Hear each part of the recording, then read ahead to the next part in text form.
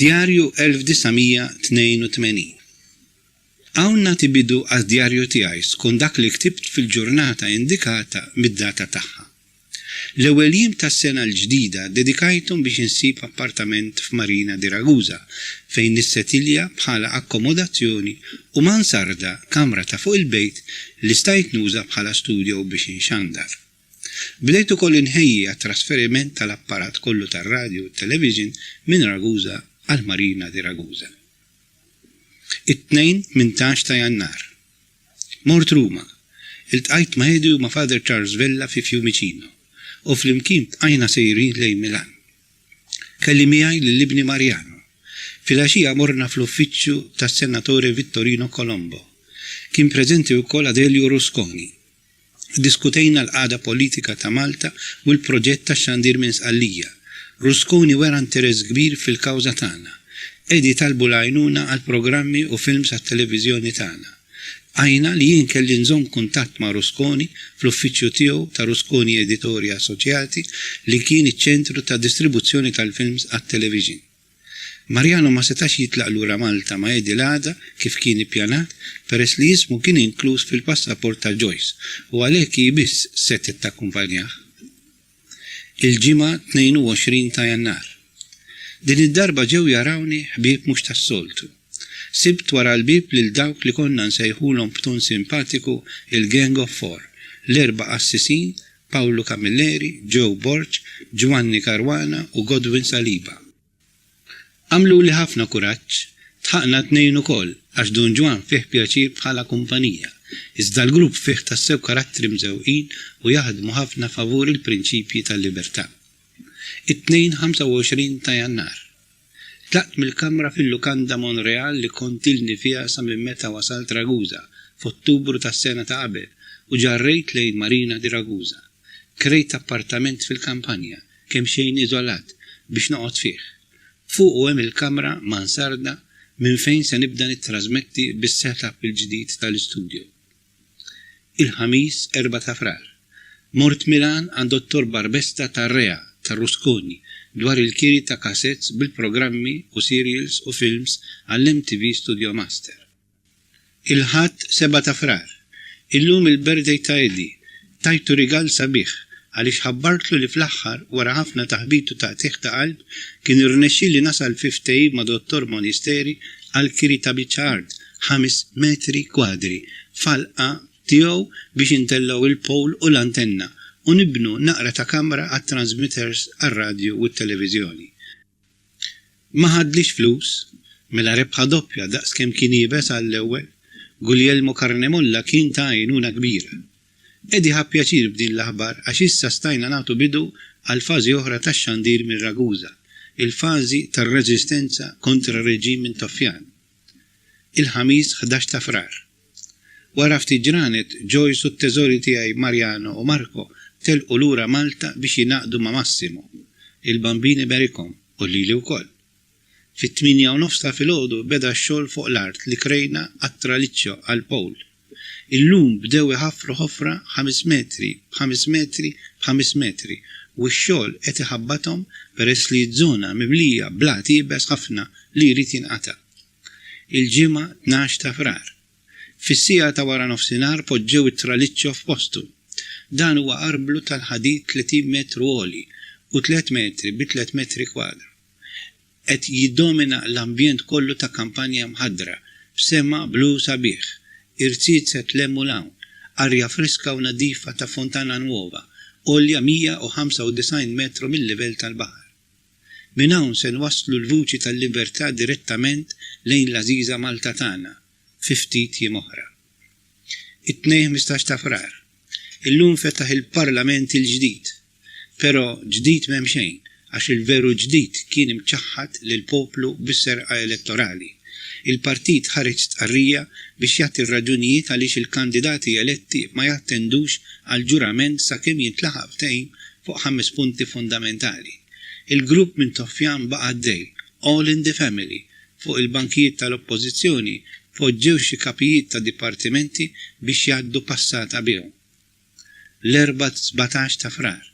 George Bonello Dupuy wasal Ragusa. Għalli li fil-weekend ġej il-kap ma' ċensu ta' Bone. Is-sibt 20 ta' frar. Ediju ċensu waslu Katania minn Ruma u wassaltom Marina di Ragusa. Kelli rakkont dettaljat ta' xġara u x'se jiġri fil-jiem li ġejjin.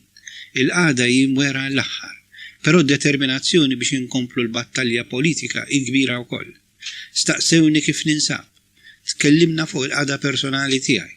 M'għandix għalfejn naħseb li nirritorna lissa, ir-riskju hu kbir. Dawwartom il-postijiet fejn kont noqgħod, minn fejn kont nittrażmetti, laqajthom ma' dawk kollha li kienu viċin tiegħi f'din il-ħidma. Anki dawn jieħdu pjaċir li l-kap tagħna isir jafhom u jurihom gratitudni.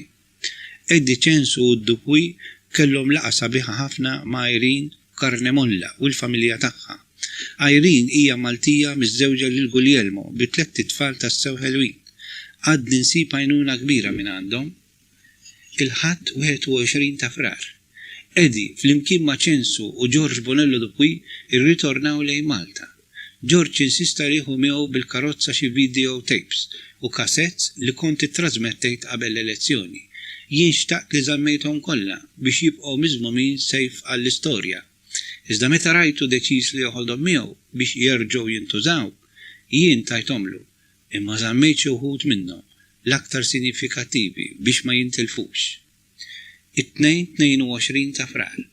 ċempilli la rikallejja u qalli li t-tapes kollha li kellu George Bonello Dupwi fil-karozza ħaduhomlu ta' dwana, konfiskati. Mela tlifnihom, għatlu b'diżappunt kbir, ibnalla baqali xi ftit minnhom, iżda dawn ma jitilqux lejn Malta se nżommhom hawn żgur. Il-ħadd 28 ta' frar. Illum waħħanna l-pannelli mal-arblu tat-television, ma kull wieħed minnhom tellajt il-bandiera tal-partit bħala simbolu tal-vuċi tal-libertà, għax dan ix-xandiru speċjali, mhux sempliċi stazzjon bħall-oħrajn. Għalija kienet okkażjoni ta' tifsira kbira u wara l-operazzjoni tal-pannelli ktibt il-ħsieb tiegħi fuq il-bandiera. Il-ħsieb huwa dan hu l-partit li għamel minn kollox biex isemma leħnu u jwassal il-messaġġ tiegħu lil Maltin. Iffirmajna jien u l-ħbieb li kienu jgħinuni, jiġifieri Cintolo, Guglielmo, Pippo, Salvuccio u Paolo. Il-ħadd 7 ta' Marzu. L-aspett tekniku u organizzattiv tax-xandir bit-television jinsab issa mħejji. Jonqos biss xi dettalji rigward id-direzzjoni u l-alignment tal-antenna sabiex jiġu irranġati. Inqalaw xi komplikazzjonijiet minħabba l-maltemp li ma permettix li xi ħadd jixxabbat mal-powl u li 35 metru. Iċċekkjajt reception f'diversi postijiet tal-Gżejjer Maltin u sibt li s-sinjal beda jidħol ċar, iżda f'xi żoni għadu batut. It-3 16 ta' Marzu. Tlaqt lejn Ruma wara li ċempilli Edi. Lan kien li nsolvu l-problema tal-finanzi. Kelli nkun ippreparat li nistenna sigħat, ġranet, kemm kien hemm bżonn, basta nsolvija. Ovvjament ma kienx jiddependi minni li din tiġi solvuta, iżda jien kont disposta għal kull bżonn. Fil-għaxija mis-segreterija ta' Pjazza del Ġesu ittamawni għall-għada filgħodu. Kont ma' Edi fil-laqat li kellu ma' Piccoli, Pistilli, Bernassola, Bettamio, Angelini u Selva. Laqgħuni wkoll ma' ċertu Fanfoni li kien jagħmel produzzjoni u servizzi televiżivi. Irrakkomandaw bħala producer ta' min wieħed jorbot fuqu. L-erba' 17 ta' Marzu. Illum it-tama li kelli dwar il-finanzi sfaxxat fix-xejn. Derċar li se tkun diffiċli. Kelli nkellem personalitajiet politiċi tad-Demokrazija Kristjana. Iżda biex taqgħod, il-Kamera u s-Senat kienu f'seduta komuni għal 3 ijiem sħaħ biex jittrattaw il-każ Lockerbie ta' Andreotti Rumoru ta' Nassi. Għandhom hekk sal-ġimgħa, iżda ma qtajtx qalbi u bqajt nistenna u nittama. Sibt kollaborazzjoni sħiħa minn ħabib kbir tagħna Angelo Bernassola li għamel kemm seta biex jgħin. A propositu, Bernassola mal-Irani b'dirajh miftuħin il-jum ta' qabel fl-uffiċċju tiegħu qalli: Tu sei un gradito esole nel nostro territorio. Din id-dikjarazzjoni bħal imlietni bil-kuraġġ għaliex rajt personalment li fl-ambjenti politiċi Italjani ta' Demokrazija Kristjana kienu għadhom jagħtuni appoġġ bħal qabel l-elezzjoni.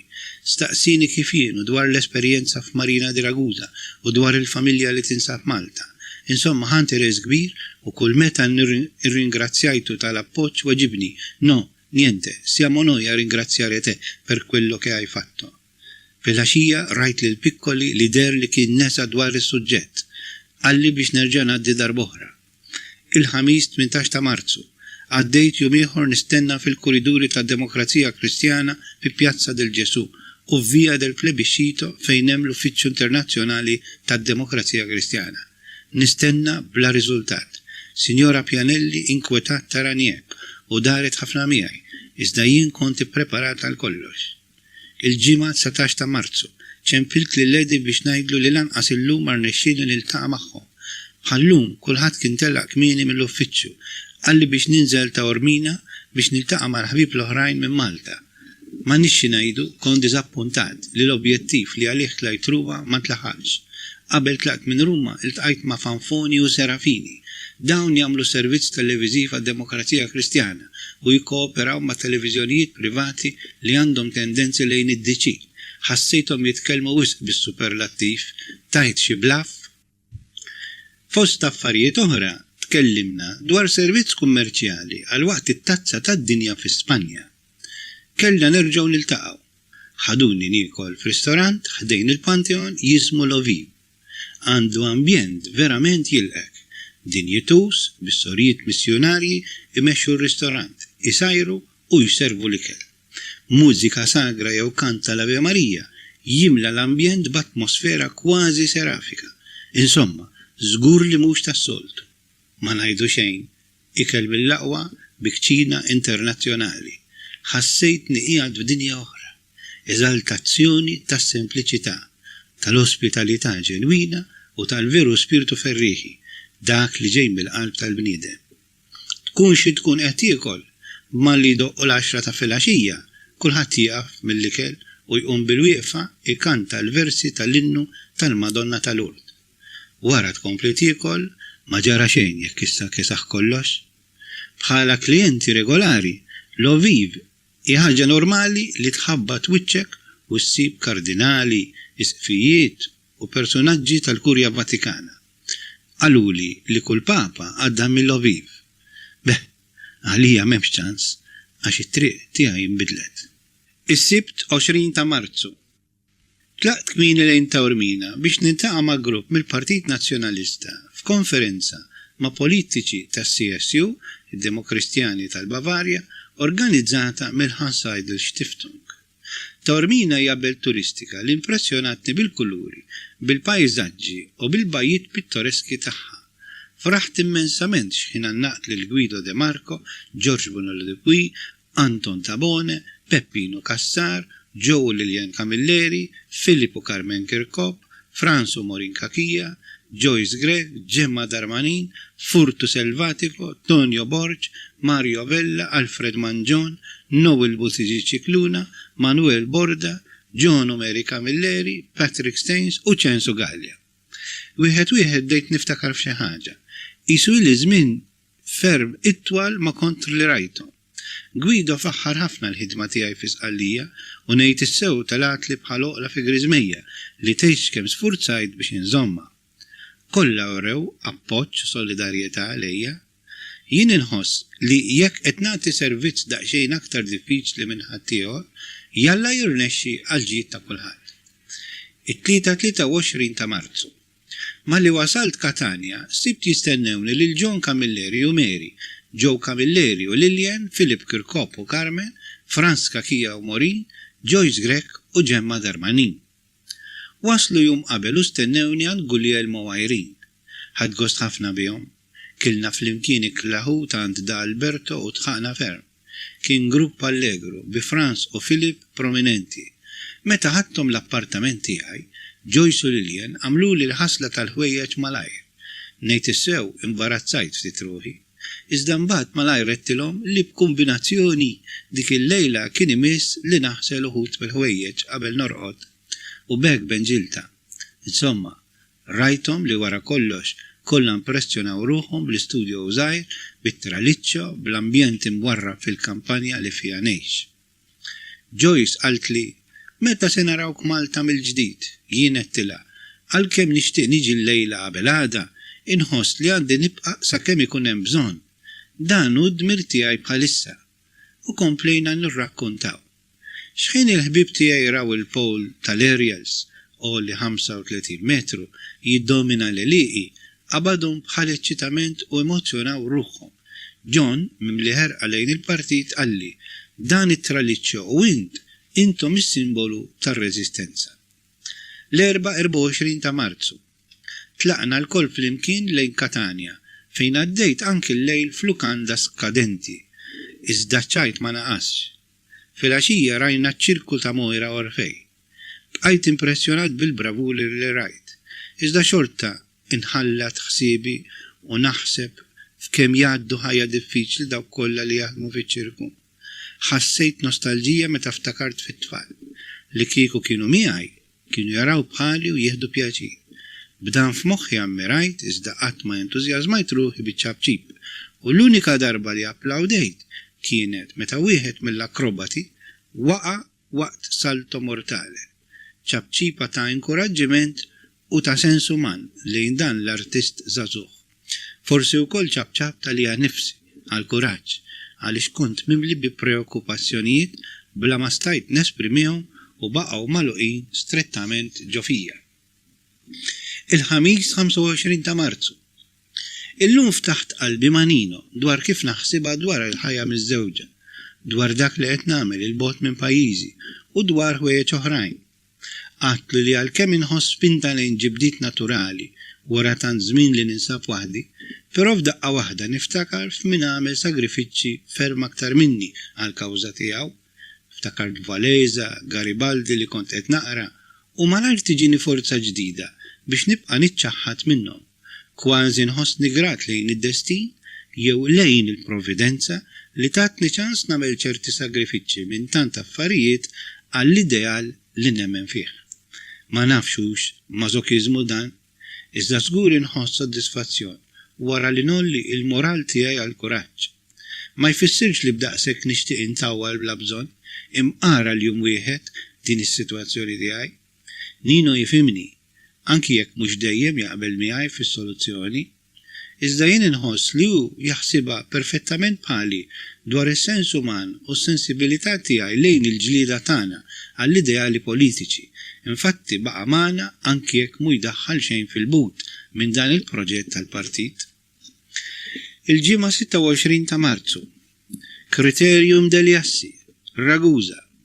Din hija manifestazzjoni sportiva bl-aqwa ċiklisti professjonisti Taljani bħal Saronni li rebaħ l-ewwel post, Moser li ġittini u Kuppari minn Ragusa stess li spiċċa tielet. Ragusa kienet maħnuqa bin-nies, organizzazzjoni mill-aqwa. Mommi Kartija prominenti bil-pubbliċità bħala sponsor ewlieni u Nino Criscione jiddomina bir-radju Studiorama u li ta' kommentarju direttu kontinu ta' kull pass tat-tiġrija. Din il-manifestazzjoni ġabithom prominenti lil Nino u Momi iżda mhux qrib xulxin bħala ħbib tal-qalb kif kienu sa qabel ma kisruha. Xidnub kienet tkun l-aqwa ġurnata tagħhom flimkien. Jiena għend fir-radju billi ġibt lil Gianni Motta bħala mistieden speċjali u komplejt miegħu. Għamilt intervisti u rakkonti oħrajn mill-istudju. Is-sibt 27 ta' Marzu. Illum ittrażmettejt programm li ħloqt jiena stess dwar il-korsa ċiklistika tal-jum ta' qabel. Il-programm ikkonsista f'film tat-tiġrija, f'kummentarju u diskussjoni dwar l-avveniment sportiv. Kellna fl-istudju lil Tur Judice, Antonio Ngallina u Gianni Motta u jien kont il-moderatur. Irnexxiet tajjeb u n-nies qalu li kien servizz aħjar minn ta' televiżjonijiet oħrajn lokali. Prosit lil Fabrizio, Salvuccio u Paolo ta' dan is-suċċess minkejja li ma kellniex biex naħdmu sew. Iżda ħadna soddisfazzjon għax b'dak li kellna ħdimna u rrealizzajna xi ħaġa utli. Malta rawh ukoll. ċempilt lil Joyce kurjuż biex nara Ratux u propju tatni sorpriża sabiħa għax dak il-ħin kienu d-dar dawk il-ħbieb li ġew jarawni nhar it-tlieta ġo Marina. John Camilleri sħabu kollha biex iwasslula l-aħħar aħbarijiet dwari u jirrakkuntaw l-impressjonijiet tagħhom. Il-ħadd 28 ta' Marzu. Għamilna prova biex nistabbilixxu darba l-dejjem dwar dik il-misħud ta' interferenza li qed tħassar ir-reception tagħna f'Malta.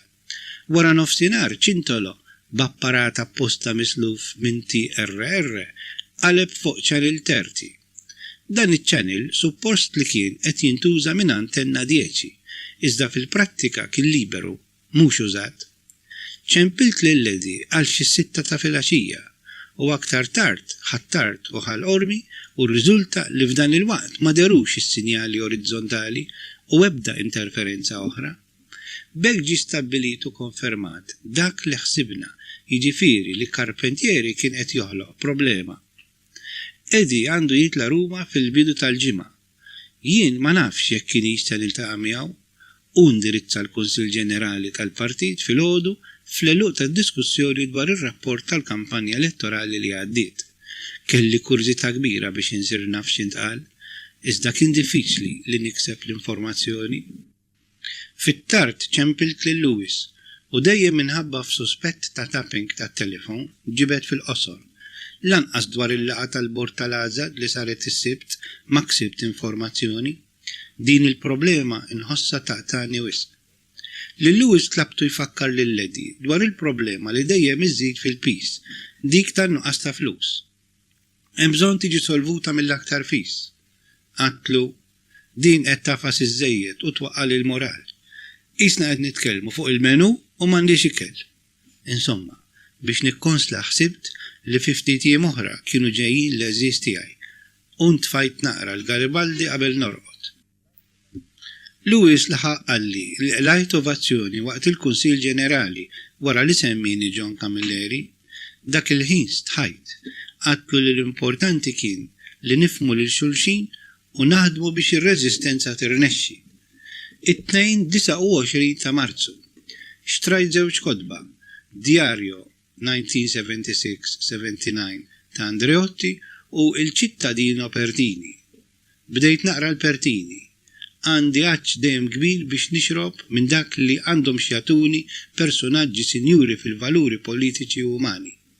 Naqra mhux biex nsir nafhom aktar, iżda wkoll biex nikseb formazzjoni intellettwali minn dak li jolqotni. It-33 ta' Marzu. Illum erġajt inkwetajt dwar l-Għażad. Sirt naf xi ħaġa dwar il-laqgħa tal-Bord tas-Sibt mingħand waħda mis-segretarji. Tkellmu dwar il-finanzi tal-festa tal-ħbiberija li għaddiet u ma konkludewx. Ma nafx tkellmux dwar affarijiet oħrajn. Jien jidher li għandi nkun informat, iżda sfortunatament, anki jekk b'intenzjoni tajba, il-President qed jittakilja din l-affari b'guffaġni, bla tattika, b'nuqqas ta' konoxxenza tal-materja u wkoll b'ċertu żelu żejjed. Dan l-atteġġament insistenti jinnervja lis-segretarja u jonqos ħafna lili bħala l-bniedem responsabbli għal kull deċiżjoni amministrattiva li ħadd, inkluża l-problema in kwestjoni, tant li ma nistax naċċetta din li qed insejħilha investigazzjoni bla proporzjon u li jekk xejn għandha tiġi diskussa miegħi. Jiena tranquilli għandi kollox sewwa, iżda lest li naċċetta awditur kompetenti biex jara xogħli, imma mhux minn ma jifhimx saħta. X'waħda din, imma li xkultant nieqsa t-tattika u l-maniera tajba ta' kif għandhom isiru l-affarijiet fil-partit tagħna. Però jien intenzjonat u determinat li wara li għaddi dan il-perjodu mċajpar u diffiċli minn fuqi insolvi b'mod ċar l-organizzazzjoni tal-Għażad u r-responsabiltajiet konnessi mal-kariga tiegħi. Min nista' ngħid li jekk ma jirnexxilix nikkonvinċi lil bord b'dak li nħoss raġonevolment li hu dritt tiegħi nagħti r-riżenja u jmexxu huma. Iżda mhux fi ħsiebi li naċċetta kompromessi jew illużjonijiet jew pilloli tal-irqat. Issa għadda żmienhom dawn, fejn hu abjad abjad u fejn hu iswed iswed. Bħalissa Paolo tefa' fuq l-awdjo tat-television El Concierto di Aranjuez li tajtu dalodu u verament din il-mużika qed tinżilli għasel, speċjalment fil-mument kemm xejn sensibbli u emotiv li għaddej minnu. Eddie jinsab Ruma għal żjara qasira. Nitlob li jirnexxielu jsolvi l-problema eterna tal-finanzi tal-proġett tat-television u r-radju. Eddie bħalma jaf jagħmel forsi u biss, serraħ li rasi dwar il-każ bużżieqa tal-finanzi tal-festa tal-ħbiberija. Għalli wkoll dwar il-Kunsill Ġenerali tal-Ħadd. Irringrazzjajtu u issa ninsab aħjar. Ċempilt li Lewis biex ukoll nurih li ninsab aħjar peress li kważi dejjem lilu nfittex meta nkun fl-inkwiet. Iżda l-ħbiberija għalhekk hi imprezzabbli għaliex taħder, tapprezza u tnessi. Għalkemm xorta nsostni li s-soluzzjoni teknika u prattika hi kif qed jien għax dak hu xogħli u nafx qed ngħid, però naċċetta klimedi jekk mhux għal ħaġa oħra għall-onestà u l-lealtà tiegħu u wkoll għax hu f'ċirkustanzi tan diffiċli f'Malta dejjem u f'kollox jipprova jsib soluzzjoni mingħajr skossi. Għalih biss inħoss li issa mhux il-waqt li nagħmel każ, anzi għandi nipprova nieħu paċenzja ftit ieħor. L-31 ta' Marzu. Illum ġurnata stramba, mhix l-unika. Bdiet kollha promessi is-soluzzjoni tal-finanzi għal proġett u spiċċat masura bħallumija bla suċċess. Delużjoni oħra. Il-lejl ta' qabel qedi ċempilli biex nitla' niltaqa' miegħu Ruma. Bil-kemm irqad bil-ħsieb u bl-ansjetà li kelli. F'xi l-erba' l-estejt fuq karta il-punti ta' diskursata li xtaqt nagħmel miegħu. Ma rnexxa xejn, la ħaġa u lanqas oħra. Qalli biex nibqa' nistenna l-uffiċċju ta' Bernassola u ma rajniex lil xulxin aktar għaliex kellu jitlaq lejn Malta immedjatament. Qalbi għamlet tikk. Din diġà t-tieni esperjenza tiegħi għal xejn. Il-punti ktibthom fittra biex nibatilu amministrazzjoni tal-Aġad, festa tal-ħbiberija li għaddiet, il-Karpentieri, Massimo, trasmissjonijiet, etc. Dwar Karpentieri. Illum nirċivu nota mill-Pretura ta' Ragusa dwar il-proċeduri legali ta' dal-imbirek liħor kontra tagħna. Ma nafx effett kellhom l-interventi politiċi minn Ruma. Sperjamo. Qed lil Joyce bit-telefon li kont diżappuntat u ritta tajt lil Lewis. Dan hu ħabib li ili ma naqsam miegħu ftit tal-Gawdius. Nistenna l-għada ħalli jiġu leżiż nett. Irrid nara lil mama. X'se tagħmel malli tarani? Apparti kollox, kieku mhux għax il-bambinjejn u forsi jogħġbu jislifni xi kwalitajiet tajbin, qed ikolli ma xi inħabbata, magari inġinokkjo ma sempre avanti. Xtaqt innaddaf sew l-appartament bl-għajnuna ta' Irene, iżda ma rnexxilix nilqa' lil Joyce u l-tfal u l-mama kif xtaqt. L-elezzjoni f'El Salvador tat risposta favur id-demokrazija. Kienu elezzjonijiet liberi u rnexxew aktar milli wieħed ħaseb. Is-soluzzjoni politika għad jonqosha biex tiċċara. Fraħt li Duarte kiseb l-akbar appoġġ. Dawn huma punti minn ittra tiegħi lil kap. Aziz Edi. Dawn in-noti qed niktibhom waqt waiting time f'Ruma. Dan peress li tant xtaqt inkellmek fuq diversi affarijiet u ma rnexxilix. U kif tafint. Mhux sentawwal anki jekk uħud mill-punti jinħtiġu kjarifika forsi aktar dettaljata, jew imqaru kol bibdil fl-idejat biex nispjega ruħi sewwa. Iżda se nagħmel ħilti biex intelligenti pawka. Naqleb ftit it-ton. Kemm nixtieqek tagħtini l-go ahead dwar it-trasmissjonijiet? X'qed nitilfu bil-programm illum il-ġurnali? U x-xogħol ieħor?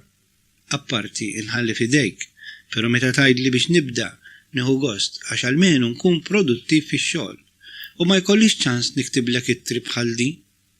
Bħalissa qed naqra kemm niflaħ lil Pertini, lil Garibaldi, lil Vaweza u lil tant oħrajn, inkluż San Franġisk bħala rivoluzzjonarju u radikali numru 1. Tant inħossom jikkalmawni, jimlewni b'kuraġġ u jikxfu l-limiti tiegħi għax gwaj li naħseb li min jaf. Niftakar fl-erojka ta' Beethoven li tant inħobb u nispera li noqgħod attent li ma jiġrilix bħala.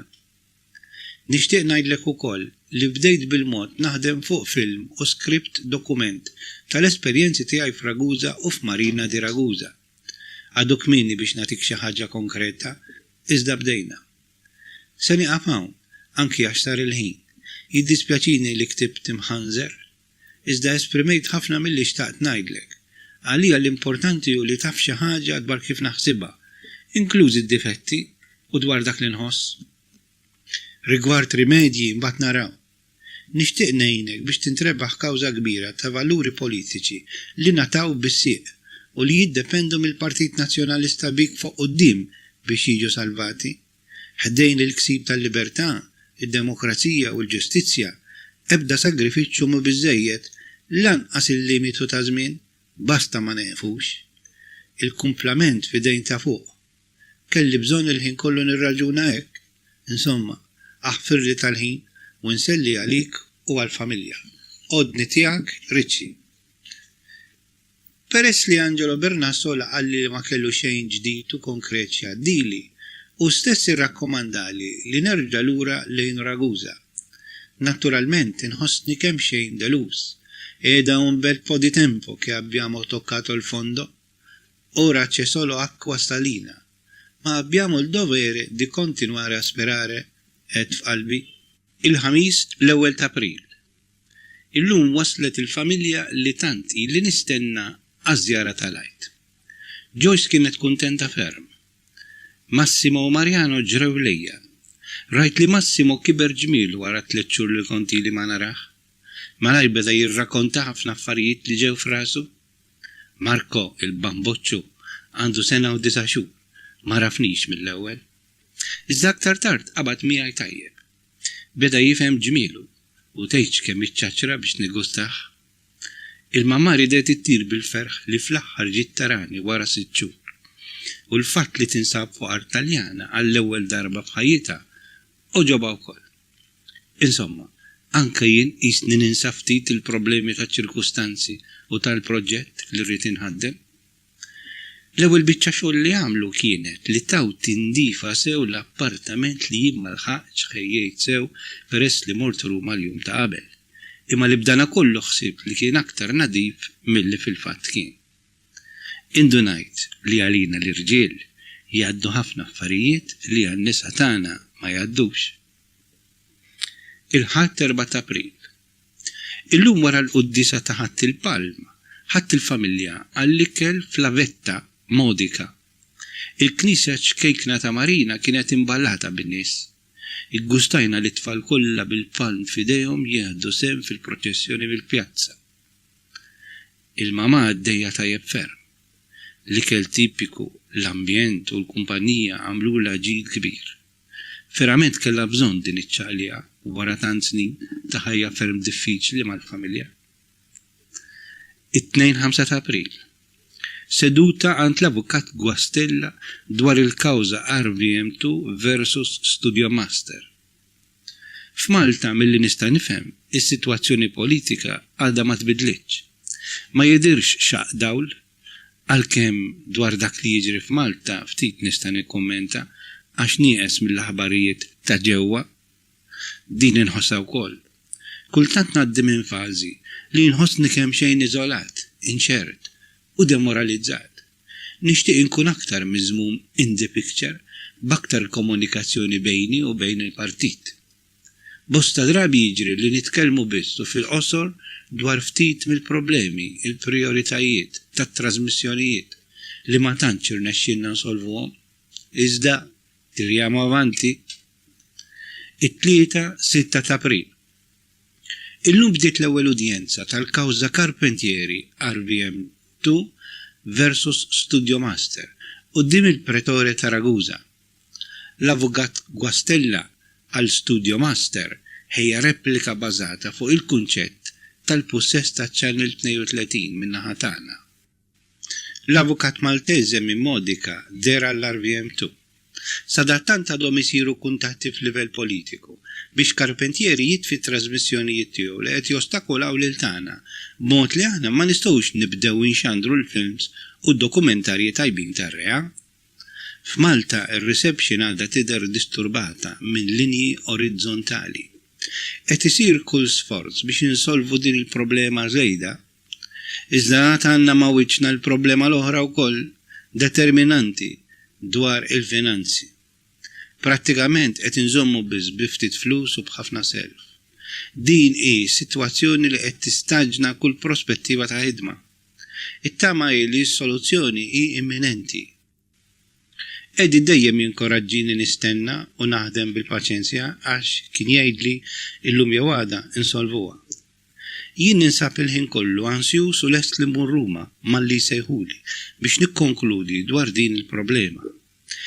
Edi staqsini dwar il-familja.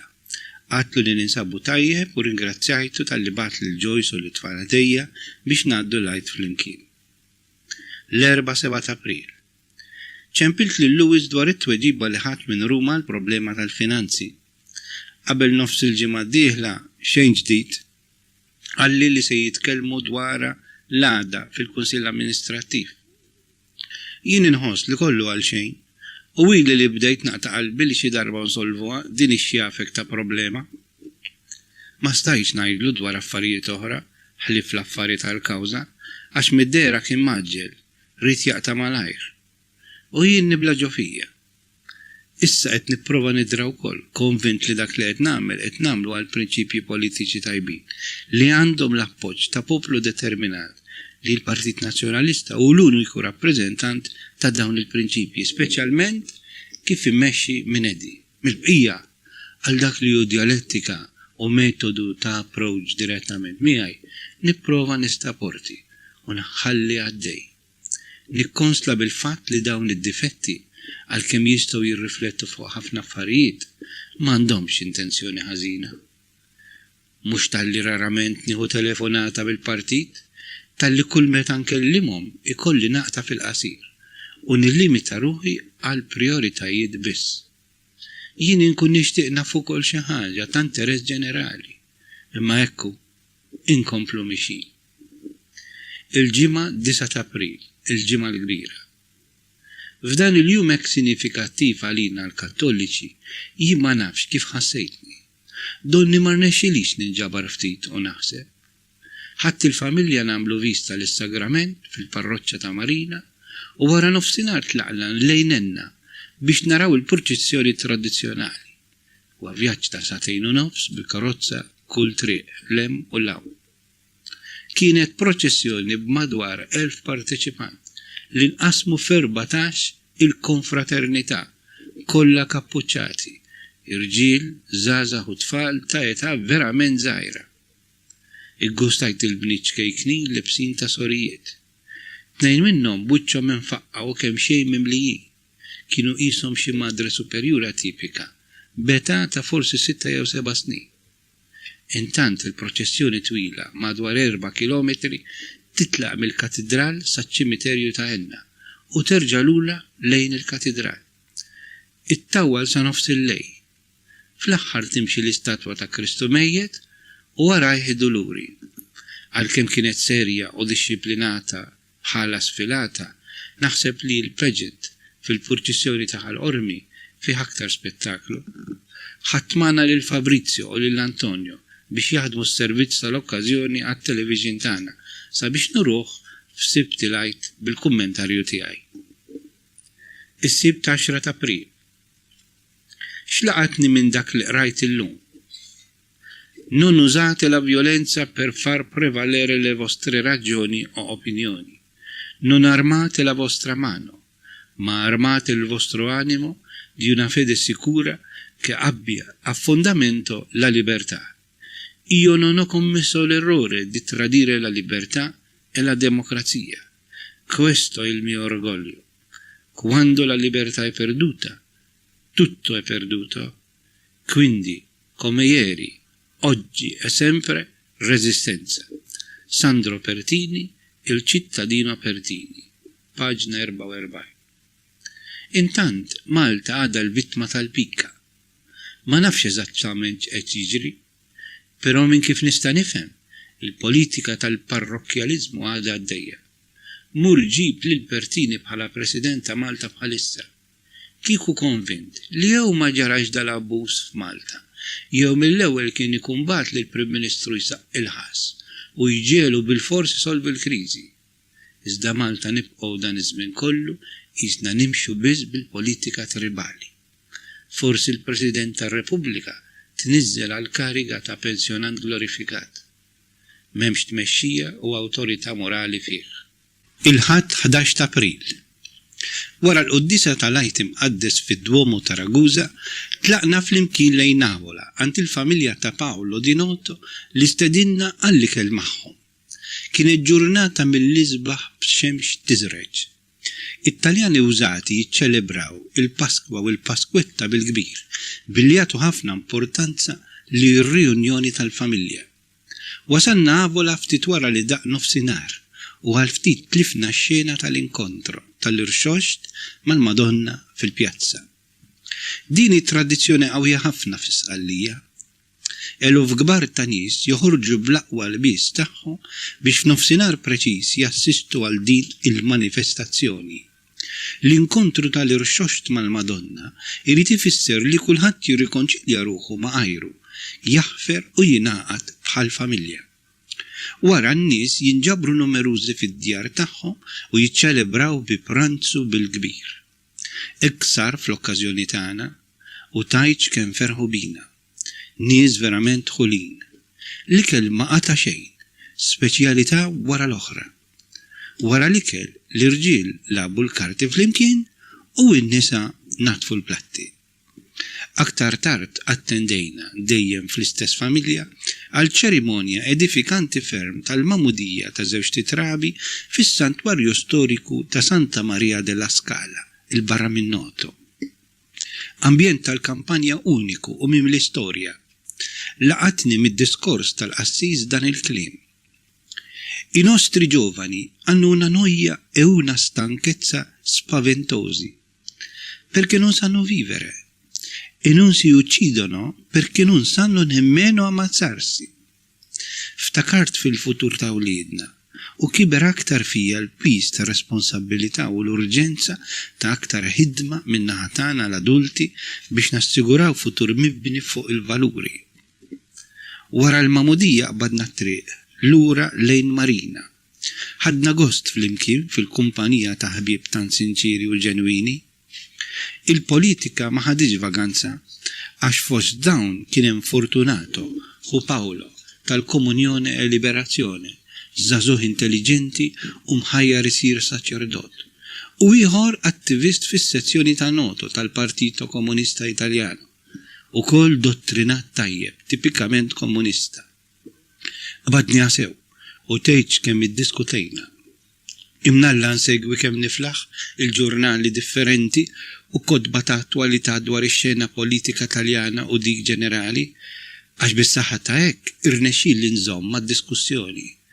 Ħassejtu eżerċizzju ġmielu u rajt kemm hemm bżonn inżid dejjem fil-qari għax l-informazzjoni hi l-aqwa rikkezza tal-individu. It-tnejn 12 ta' April, Paskwetta. Din it-Taljani jiċċelebrawha billi kulħadd jitlaq lejn il-muntanji, lejn il-baħar jew lejn il-kampanja. Marina kienet mimlija nies, aħna kilna fl-askoljera. Kien pranzu mill-bidu sal-aħħar fuq il-ħut. Ġifieri bebbux u qarnit bħala antipast, spaghetti għal succo di seppja jew għal succo di gamberi u misto arrosto jikkonsisti fi trilje, sargu, bopi, pixxi spata, ragosta u gamberi li niżlu ferm tajjeb u blankwiet ma' alta villa bianco secco naqra mbid verament tajjeb. Insomma, illum konna infettati bl-ambjent festiv tar-Ragusani. Kont fis-seba' sema, imdawwar Joyce u t-tfal u l-mama.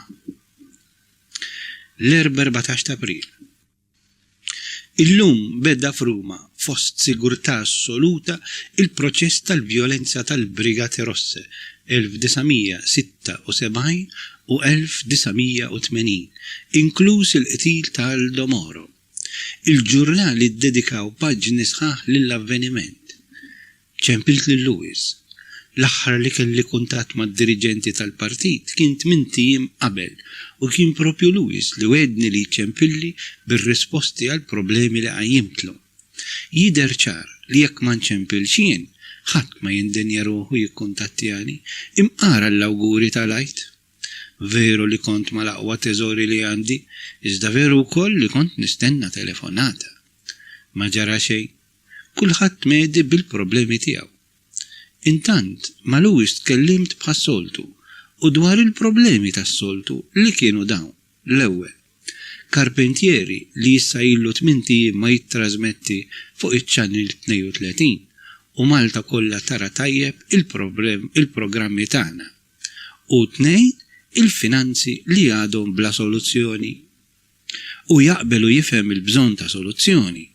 Iżda nħoss li l-partit jinsab wisq imgiżwer ġustament fil-problema kbira tas-26 ta' April. Jiena napprezza, iżda da ma jfissirx li l-problemi tiegħi għandhom jitwarbu fil-ġemp. Kultant inħoss li ninsabu l-bot minn xulxin aktar mit-53 mil li hemm jifirduna. Jiena sa fejn jiddependi minni nieħu r-responsabilità u l-inizjattiva minn qaddisi dan. Iżda xi jfisser jekk insolvi ta' karpentieri? Minn fejn il-flus biex inħallas? Min se jgħaddi lit-test tal-aħbarijiet? X'inhi l-pożizzjoni dwar ir-reklamar? U tant problemi oħrajn li bil-forsi rrid skambju u ftehim ċar ukoll mal-partit.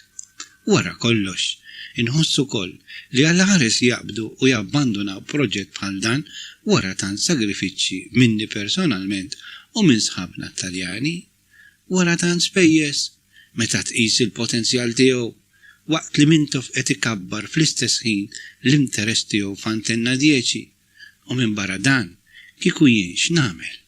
Ma jiddispjaċinix li ħallast in prima persona għal dan ix-xogħol, iżda aħjar ma nistenniex xi gratitudni, aħjar li nibqa' naħdem biss għall-ideali li nħaddan u mhux biex ninħab ma' xi ħadd. Bekk nibqa' saqajja fl-art, ma nerfax rasi, u mbagħad wara ħalli jiġri li jrid. Ħadd gost li ċemplu li Gino Borg u missieru Joe, Lorigat u Mario Vassallo, mela jisa namlu kuraġġ. Bdejt il-ġurnata naħseb f'Moro u tajjeb nagħlaq bih ukoll. Setet jew ma setetx id-Demokrazija Kristjana salvaħ. Sal-lum ma nafux. Moro fl-ittri mill-priġunerija il-menta li setgħu ma ħallewx waħdu. Iddeċitajt li tapprezza dal-ilment akkuża ta' Moro, iżda sostni li għamlet dak li kien umanament u politikament possibbli. U Moro li nqatel għadu ħaj u jibqa' simbolu ta' kuraġġ, ta' dinjità u ta' fidi kbira. Il-ġimgħa 16 ta' April. Iltqajna mal-kappillan ta' Marina u ftemna dwar l-ewwel tqarbina ta' Marjano. Din għandha tiġi ċelebrata fil-festa ta' Corpus fit-13 ta' Ġunju. Il-kappillan għandu bżonn biss ta' dikjarazzjoni minant il-ħedd ta' Stella Maris li Marjano u preparat sew għal din l-okkażjoni. Hawnhekk il-preċett jagħmluh ta' 9 jew 10 snin u għalhekk Marjano se jkun l-iżgħar tifel fost dawk li se jagħmluh. Illum iċċelebrajna il-birthday ta' Massimo flimkien u bejnietna. Ma kellux il-ħbieb għal parti, dak kien parti sempliċi bi ftit atmosfera. Massimo ma jħobbx ikun is-center of attraction. Il-jum veru tal-birthday u l-21 ta' April, iżda għalmenu hekk għamilna xi ħaġa flimkien. Xtrajtlu calculator li jogħġbu ħafna għax u jgħidli il-kuġin Kristjan ukoll għandu calculator, hekk qalli sodisfatt. Is-Sibt 17 ta' April. ċempilt lill-leddi dwar il-problema tal-finanzi, il-fattore L. Rea Films, il-karozza li m'għandix biex inħallas, u Nino li miskin jinsab diffikultà u għandu bżonn ferm il-flus li ħareġ għalija biex ninqdew. Kelli jiżjed ngħidlu, iżda ma kienx possibbli niddiskuti kollox. Ħallejt barra l-Azzad u l-Konrad Adenauer Foundation, Fime, Fanfoni u Serafini, u r-relazzjoni bejn Antenna 10 u Mintof. Bqajna li mit-tnejn li ġej, anki hu kien se jipprezza għal soluzzjoni, iżda kellna bżonn ukoll niċċaraw darba l dejjem il-każ Karpentieri. Lobello diffiċli ferm li nsibu bit-telefon. Fil-għaxija kilna Villa Fortunio fejn iċċelebrajna l-anniversarju u l-aħħar ikla qabel il-familja titlaq lura lejn Malta. Il-mama switilha ta' ġid din iż-żjara għax serħet ħafna moħħha. Il-ħadd 18 ta' April. Illum jaħbad il-11 l-anniversarju tat-tieġ tagħna U propju llum Joyce sejra lura bit-tfal flimkien mal-mama lejn Malta. Qedtilha li dan l-anniversarju hu speċjali u li nibqgħu niftakruh żgur għax fih flok niċċelebraw flimkien se ninfirdu minn xulxin. Jew qed jifirduna dawk li għamew fil-pikka miġnuna tal-poter. Forse għaddaqs illum ma ħadd gost niftakar fis-snin li għexna flimkien. Għax verament bid-dedikazzjoni sħiħa tal-maħbuba tiegħi lejn il-familja u bis-sens ta' komprensjoni li għandha lejn il-ħidma, il-femiet u ċ-ċirkustanzi tiegħi, jien irnexxieli dejjem inwettaq dak kollu li kont inħossni msejjaħ għalih. Anki jekk dan is-sem tiegħi fil-politika joħloq sitwazzjonijiet diffiċli għalina l-koll.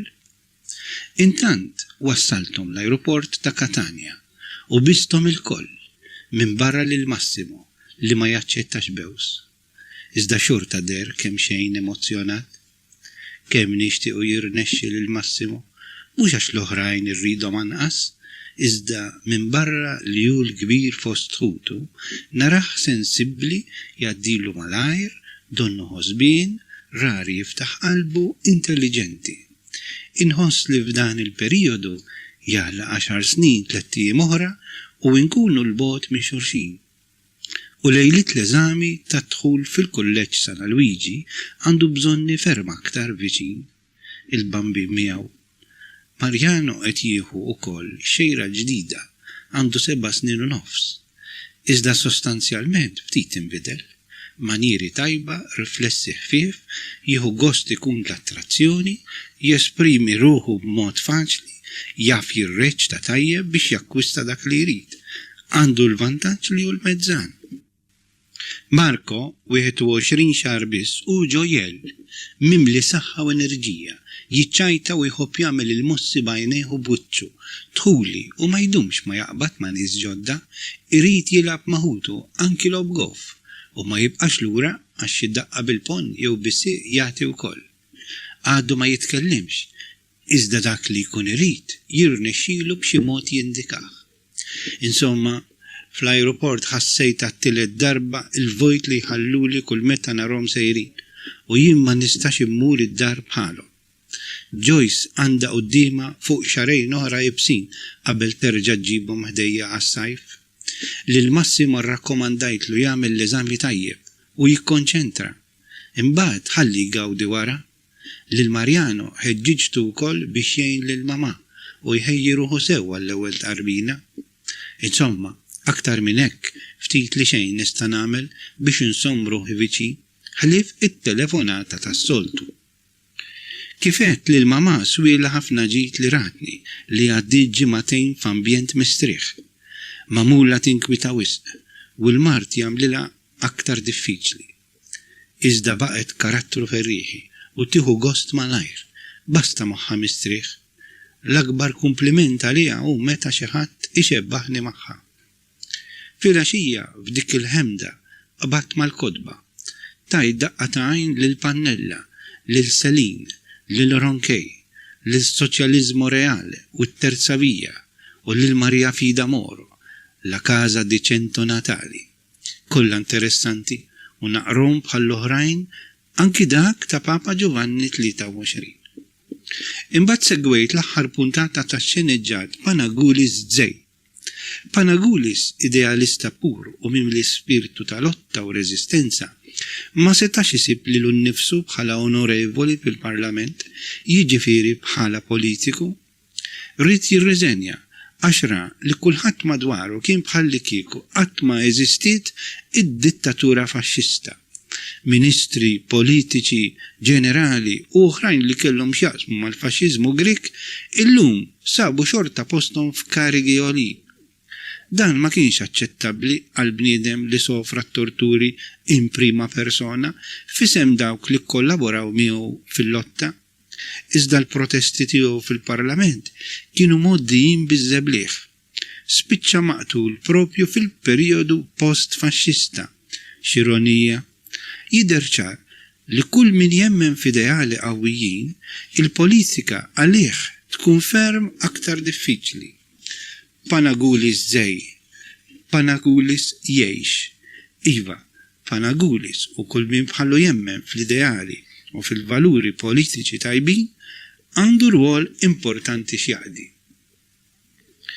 It-19 ta' April bdejna l-ġimgħa mingħajr indikazzjoni ta' soluzzjoni tal-problemi dwar il-finanzi u dwar Carpentieri.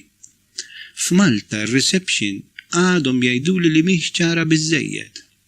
RVM u kultant Rajdue Messina għadhom itelfu.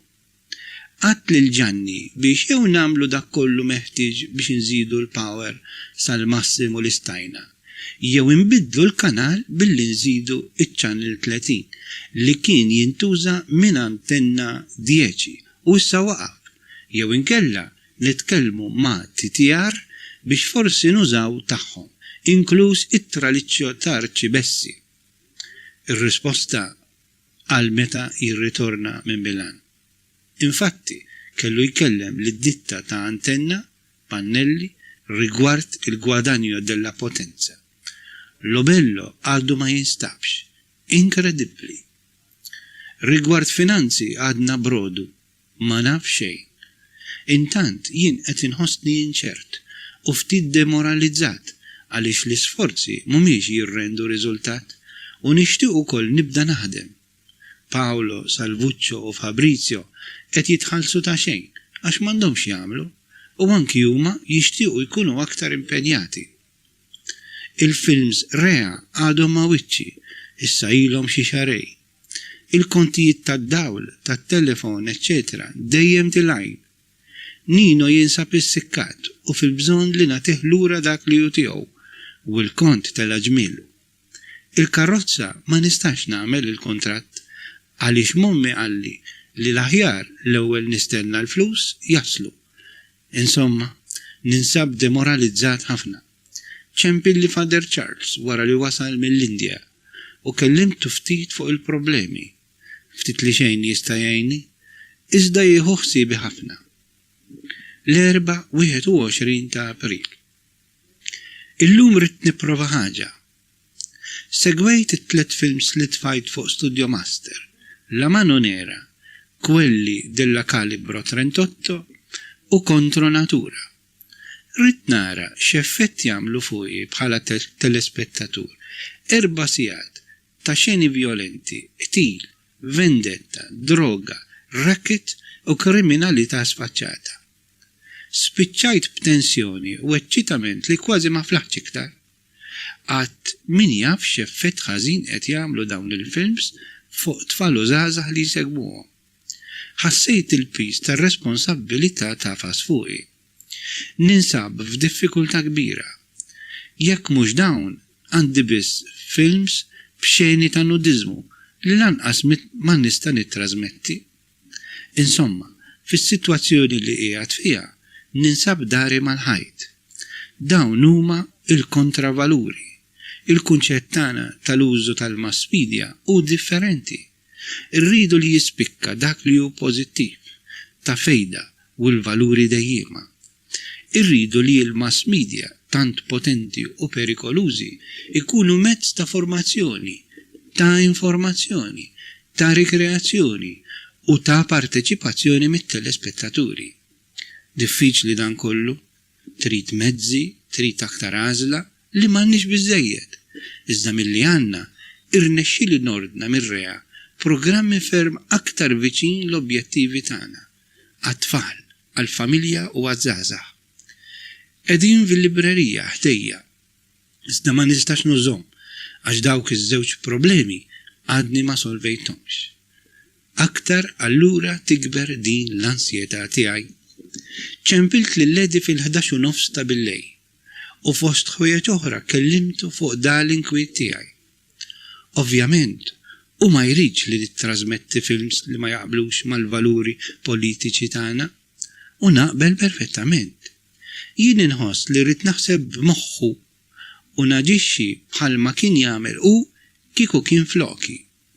Irrid verament nirrappreżentah mhux biss bħala persuna serja ta' integrità, iżda wkoll bħala l-mexxej ta' partit li għandu x'jiddefendi u x'joffri lill-poplu u wkoll bħala xhieda ħajja ta' koerenza.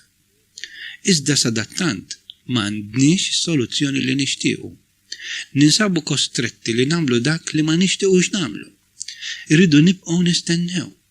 Personalment inħoss li l-fattur tal-vjolenza u l-eżaltazzjoni tal-vendetta huma għar mix-xeni xi ftit spinti. Nasal biex naċċetta li nittrażmetti xi xeni ta' nudizmu li wara kollox u impossibbli nevithom peress li f'kollox idefsuhom. Iżda rrid inkun ukoll realistiku.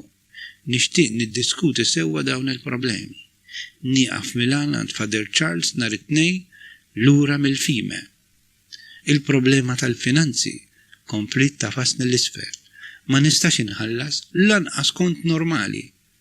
Id-dejn manino ikompli jikber u jinsab ukoll f'diffikultà. Mill-partit ebda reazzjoni. Uff, xi dwejjaq. Il-ġimgħa 23 ta' April. Wara li kellimt lil-Ledi u qalli li aħjar nattendi il-program conference tal-fime u tlaqt lejn Otzenhausen fil-Ġermanja. Kont imħasseb ferm u dak il-ħin iddeċidejt li wara l-fime nieqaf Milan u ma nirritornax f'posti qabel tiġi solvuta l-problema tal-finanzi li qed inħossa twerwirni. Lil Nino għandna natuh 42 miljun liri Taljani u barra l-pagi għandna wkoll diversi kontijiet pendenti. Biex ma nsemmix ukoll il-ħlas tal-films rea li ilhom mawwiċċi mis-16 ta' frar bla kuntratt u xejn. Jien stess qed ngħix bil-flus li ħallit li Joyce dan l-aħħar. Ma jistax ikun li nibqa' mperper fl-arja briskju daqse kbir u mhux ġust lanqas li Nino jibqa' jistenna settlement fil-waqt li jinsab bil-problemi hu stess. Nino u għalija l-uniku rifuġju. U tant jirrispettani ta' ħabib intimu tiegħu li jgħidli li qed jagħmel dan kollu propju minħabba fija, anki jekk iżżewweġ il-kawża tagħna u għandu fiduċja fedi u flus. Insomma, wara vjaġġ eżaġeratament twil wasalt f'nofs il-lejl u attendejt u ħadd sehem fil-konferenza.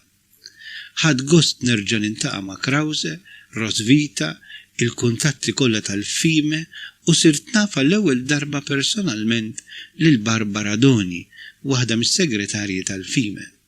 Persuna ġentili, kalma, effiċjenti u ħelwa anke fiżikament. Indirizzajt il-konferenza l-ħadd filgħodu u tajt rapport dwar is-sitwazzjoni politika f'Malta u dik tal-Għażad u tiegħi personalment fi Sqallija. Kulħadd interessa ruħu, staqsewni ħafna domandi u rew solidarjetà miegħi. Krause, iċ-chairman, ippropona li l-fime għalkemm ma tistax tidħol fi kwestjoni politika turi solidarjetà sħiħa ma' Richard Muscat, mal-Għażad u mal-prinċipji tal-libertà u d-demokrazija. Il-fime lesta wkoll tuża l-influenza tagħha u l-kuntatti f'kull livell biex twassal din il-qagħda ta' Malta fl-ambjenti Ewropej. Il-ħadd fil-għaxija waqaft Milan. Rajt lil Ġero u lil Anna Urso, ħabib tal-qalb ukoll. Wara ltqajt ma' Father Charles. Kien profondament imħasseb dwar il-futur ta' Malta. Ma qabilx li l-Partit Nazzjonalista ibbojkottja l-Parlament, għalli dan kien riskju kbir wisq għaċ-ċirkostanzi ta' Malta. Nispera li m'għandux raġun għalkemm nirrispetta l-apprensjoni u l-ġudizzju tiegħu.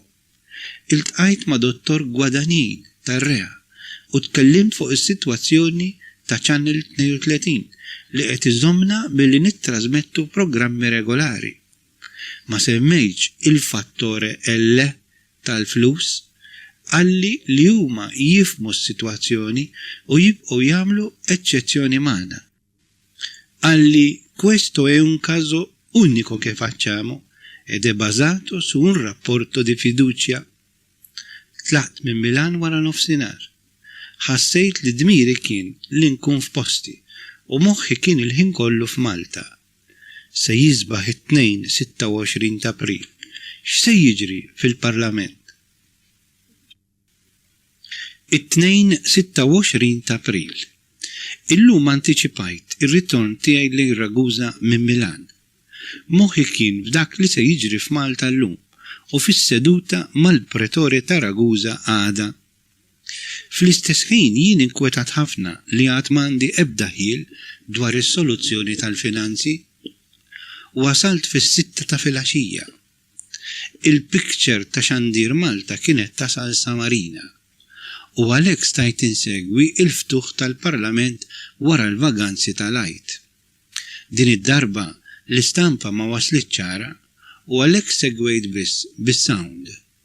Kienu eżattament is-7:10 ta' filgħaxija meta l-Speaker Daniel Mikallef għamel id-dikjarazzjoni li ma xtaqx nisma', jiġifieri li s-sedja hekk imsejħa sedja iddeċidiet li r-rappreżentanti nazzjonalisti huma millum definittivament dekaduti u li għandhom jinbdew proċeduri immedjati biex is-siġġijiet vojta tagħhom jimtlew f'kandidati oħrajn. Irrefera wkoll għall-ittra bla maqra li rċieva fis-6 ta' filgħaxija mingħand ir-rappreżentanti nazzjonalisti kollha li fija qalu li għalkemm sar progress fit-taħdidiet għad mhux biżżejjed biex jibidlu d-deċiżjoni tagħhom u talbu l-intervent tal-Speaker biex jgħin ħalli tinstab soluzzjoni. Iżda l-Speaker li nħass eċċitat u nervuż ħafna kien xott u laqlaq ħafna fir-reazzjoni tiegħu għall-ittra. Dawk li ta' parsi ċabċbu jew ħabtu bidejhom biex japprovaw id-deċiżjoni li kienet qed tittieħed huma kontributuri diretti, irresponsabbli u żebilhom il-ġdid lill-poplu Malti li wera r-rieda tiegħu bil-vot. Dan hu delitt premeditat kontra s-sistema demokratika parlamentari tar-Repubblika ta' Malta. Qalbi aktar sewda minn qabel. Ma nafx kif jinsab u kif jaħsibha il-partit minn is-Salem. Ma kellix kuntatti. Tkellimt biss ma' Joyce u qsamna wkoll il-problemi mal-familja u ma' Father Charles li kien qalbu verament sewda. Aktar tard Guglielmo li kien jaf kemm ninsab inkwetat ċempilli u qal li sar jaf li l-grupp parlamentari tal-partit jinsab f'seduta twila fil-kwartieri tal-partit u forsi għalhekk ma ċemplulix.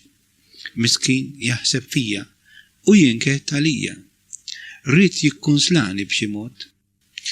Imma dan hu l-point of no return jew il-bidu ta' tmiem tar-reġim minn Tofjan. M'għandix tweġiba u wara kollox min għandu. Miskina Malta fiex ġabuha. Iva possibbli li m'hemmx politiċi fih dan ir-reġim minn Tofjan li jippossjedu mqarnitfa ta' lealtà u ta' kuxjenza verament demokratika. Mis-7 tal-lejla verament the future beckons. Saru l-11:05 ċempilli Lewis għalli li l-moral għadu għoli fl-ambjent tal-partit. Salħat ta' wara l-meeting il-medjaturi kienu għadhom jiltaqgħu. L-Speaker għamilha aktar diffiċli s-sitwazzjoni meta ddikjara li l-kandidati nazzjonalisti dekaduti u ordna li jimbdew proċeduri biex postom jittieħed minn kandidati oħrajn. Tkellimna dwar il-problemi li issa saru aktar komplikati. Inkomplu għada, Lewis deċiż li jisolvu il-fattore L tal-finanzi. Jien għalaqt il-ġurnata biftit aktar ottimizmu. Telefonata twila. Il-misħun diġà nixif li darbtej fuq in-nar. Ħalli nerġa' nagħmel ieħor. It-tlieta 27 ta' April. Bdiet tinstema' l-kawża Radio Video Mediterraneo versus Studio Master bix-xhieda quddiem il-Pretore Borrometi ta' Ragusa. Xedu Cintolo, Carpentieri u l-avukati Guastella u Maltese. Għalina ix-xhieda l-oħrajn huma Salvuccio, Nino, Guglielmo u jien, jekk isejħuli. Din is-seduta spiċċat wara madwar satejn, ħadet mill-10 ta' filgħodu sa nofsinhar. Huma dderu nervużi. Jidher li mixi tajjeb favur tagħna x-xogħol. Naraw sew nhar il-ġimgħa meta ssir is-seduta deċiżiva. Ġew jarawni Tonio Ganado, Ivan Falzon u Natalino Callus. Kienu miegħi waqt is-seduta fil-pretura. Tonio tgħid kemm xtaq nimmur miegħu Taormina. Kienu wkoll ibbukjali kamra fil-Hotel San Domenico. Iżda insertajt li verament ma stajtx u kemm irnexxinna nieklu flimkien. Ħadthom jieklu fir-ristorant La Chance Fragusa Ibla. Tonio u ħabib ieħor ġenwinu tar-rispett. Inħobb imur Ragusa Ibla għax għadha stilu ambjent suġġestiv barokk li jpaxxik. Il-problema fattore L, finanzi, għadha ma ġietx solvuta, iżda mit-telefonata lil Lewis jidher li qed isir xi ċaqliq. Lewis assigurani li kien qed jagħmel ħiltu kollha u dwar dan m'għandix dubju. Naraw għada. F'telefonata li għamilt id-dar, Joyce qaltli li kellha battikata minn dawk il-kbar għaliex Mariano ma rridx imur skola. Xenata kbira, tant li ħadd ma rnexxielu jitfgħu f'karozza biex iwasslu, lanqas il-ġirien. Issib li beża mill-eżami u skartaħ. Lill-ommu qalilha, issa nagħmlu waħdi d-dar l-eżami biex ma nitilfux. Intant kien hemm Lewis, Vincien u Sara biex jaraw lil Joyce u l-tfal. Awgurajt lil Vincien li kienet dalwaqt se trott it-tieni tarbija lil Lewis. Din id-darba kellimni aktar miftuħ, anki għax bit-telefon tad-dar wieħed forsi jista' jgħid xi ħaġa aktar u qalli li l-medjaturi Edgar Mizzi u Joe Camilleri iltaqgħu ma' Eddie fid-dar tiegħu il-ħadd qabel u wara l-mass meeting ta' Ħażebbuġ. It-tnejn qabel il-Parlament kien hemm ħiel ta' postponiment tad-dekadenza tal-kandidati eletti nazzjonalisti, iżda dan ma riżultax. U llum stess reġa' kien hemm laqgħa mal-medjaturi. S'issa waslu fuq qbil dwar skema ta' xandir u dwar emendi fil-liġi elettorali. Dwar kummissjoni elettorali xejn. Dwar elezzjoni antiċipata iva fil-prinċipju, iżda mintof ma jridx irbit u żgur li mhux qabel 3 snin oħra. Jiġifieri għalkemm sar xi progress xorta tbaqa' biex jaslu. Dettalji ma naf xejn, ovvjament, però tant kont xott mill-informazzjoni li dan it-tarif li tani Lewis niżilli jasel. U bdejt nittama ferm aktar li fl-aħħar mill-aħħar mhux kollox der mitluf. Għandi kuraġġ u moral ferm aktar għoli għax qed nara ftit daw li nemnem. Grazzi Lewis u għarruħ missierek li ma ninsieħ qatt. Ħadd gost li għal dan l-istat ta' moral għoli Lewis kien strumentali għax għalhekk iservu l-ħbieb u fosthom Lewis u l-aktar viċin. Naqblu f'ħafna idejat, anki dawk ta' natura politika u dwar il-partit. Ngħid li anki kieku kellna nfasslu ħajja barra l-politika, konna morru perfettament flimkien. Naturalment, ma jfissirx li s-sitwazzjoni tjiebet, anzi, prattikament ħżienet wara nhar it-tnejn. Iżda forsi mhux kollox mitluf. L-erba' 28 ta' April. Ċempilli Eddie. Ħassejt ftit ansjuż, kważi preokkupat. Fost ħwejjeġ oħrajn staqsini dwar iċ-Channel 30. Staqsini jekk għandniex kollox preparat biex nużawh. Qedlu li naqbel li nużawh la darba u liberu mingħajr ma nkellmu lill-antenna 10. Qalli, "Okay, go ahead." Kien urġenti, il-lejla ħjar minn għada. Eddie kien intenzjonat jgħidli biex nibda t-trasmissjonijiet bil-Malti. Fil-għaxija ċintolo lesta kollox u bdejna naħdmu fuq iċ-Channel 30 bil-1000 watts u fiċ-Channel 32 bil-5 watts. Matul il-lejl xi ħadd seraq furketta tal-antenna tar-radju. L-att vandalu ma jidirx li kien sabotaġġ, iżda serqa komuni. Bil-kemm kelli ċans naħseb dwar is-serqa għax kont impenjat ma' Fanfoni u Serafini li waslu minn Malta. Ġabu films tal-mass meeting u intervisti u kellna naħdmu fuq il-muntaġġo u l-ispikeraġġo biex wara nittrażmettuh. Tkellimna dwar diversi inizjattivi ta' ħidma magħhom bħal Mundjal tal-Futbol tal-1982, il-Konsorzjum tal-54 emittenti privati, il-Kungress tad-Demokrazija Kristjana u ħwejjeġ oħra.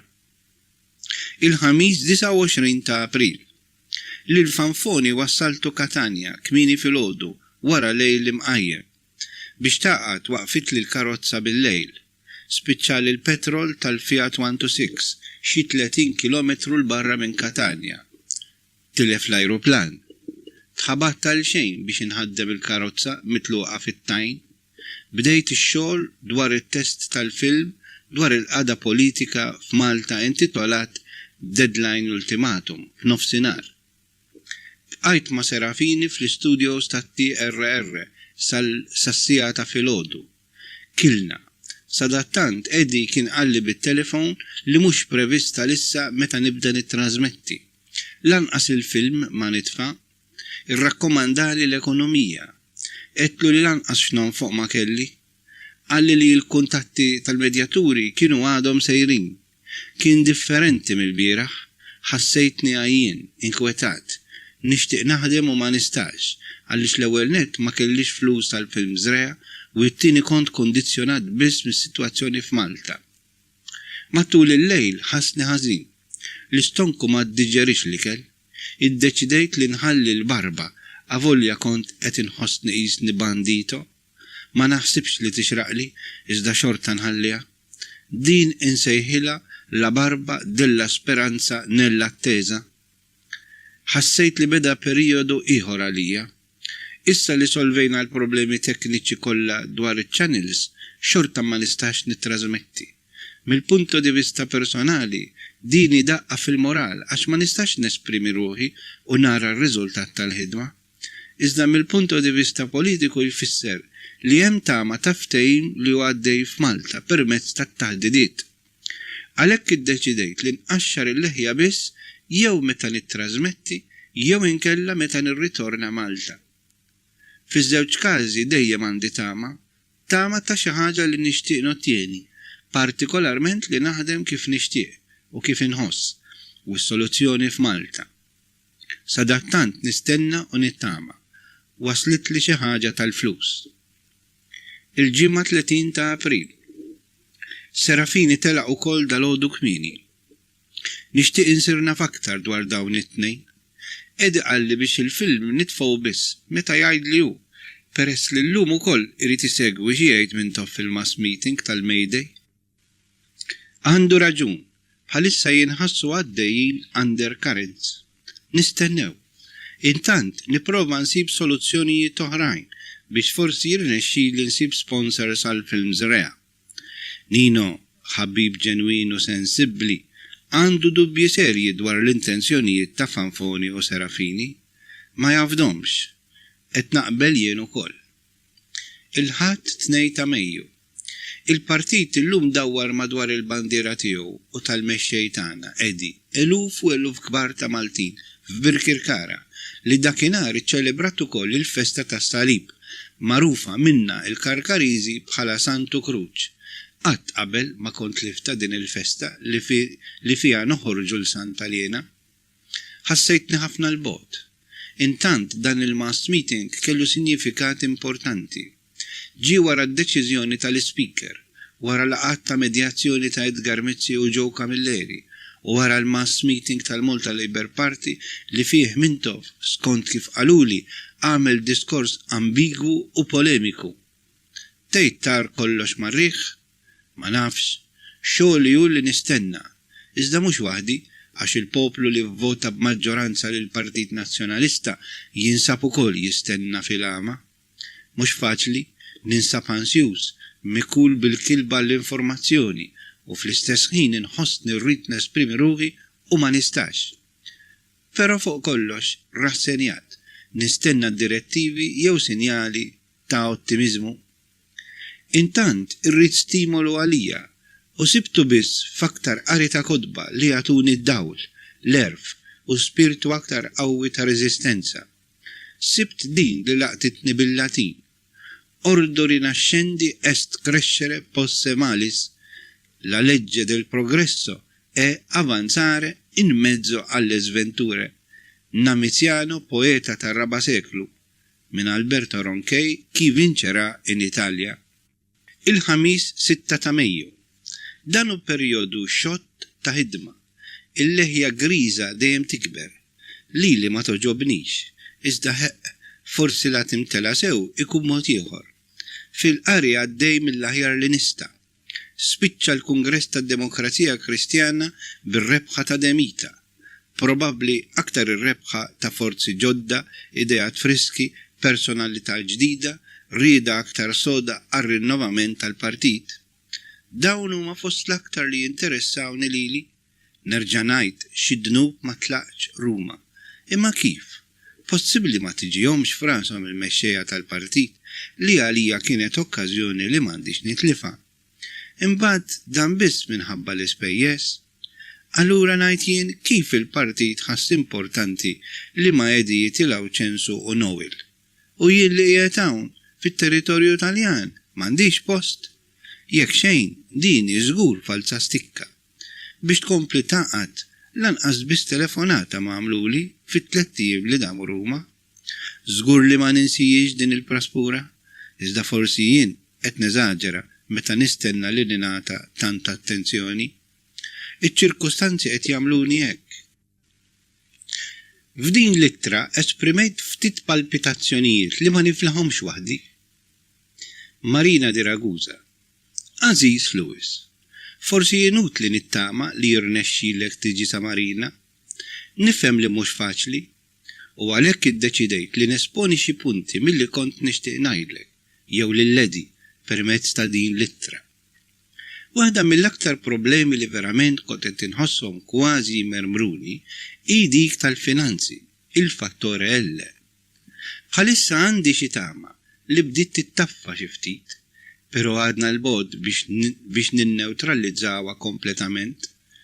Ara n-nota ta' taħt. Għadba għadejna antik manino li kompla żdied tul l-ewwel xhur tas-sena.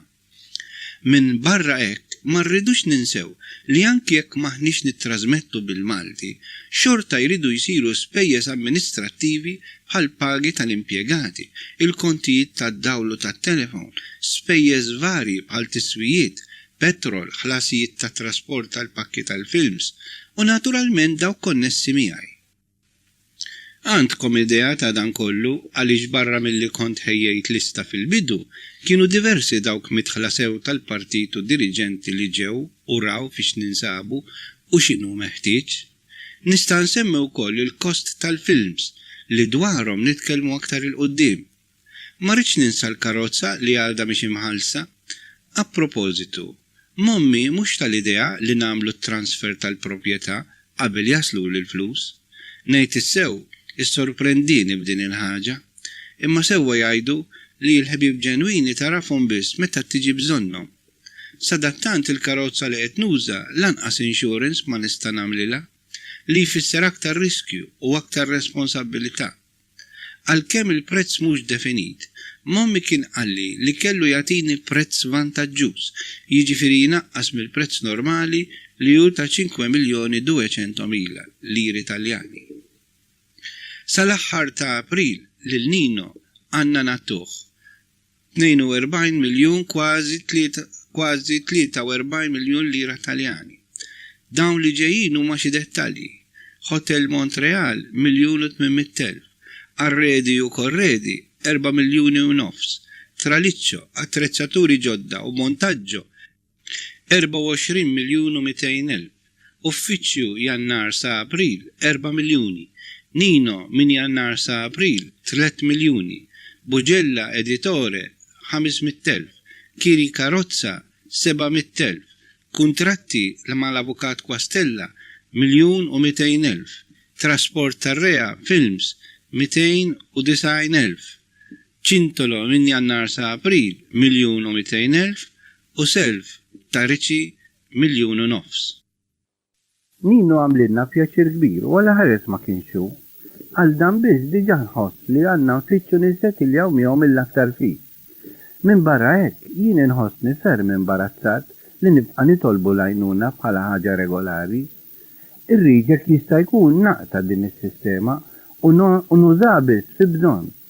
Jekk mhux għal raġuni oħra u għal kull effett, l-aħjar li l-ħlasijiet isiru minn għandi biss.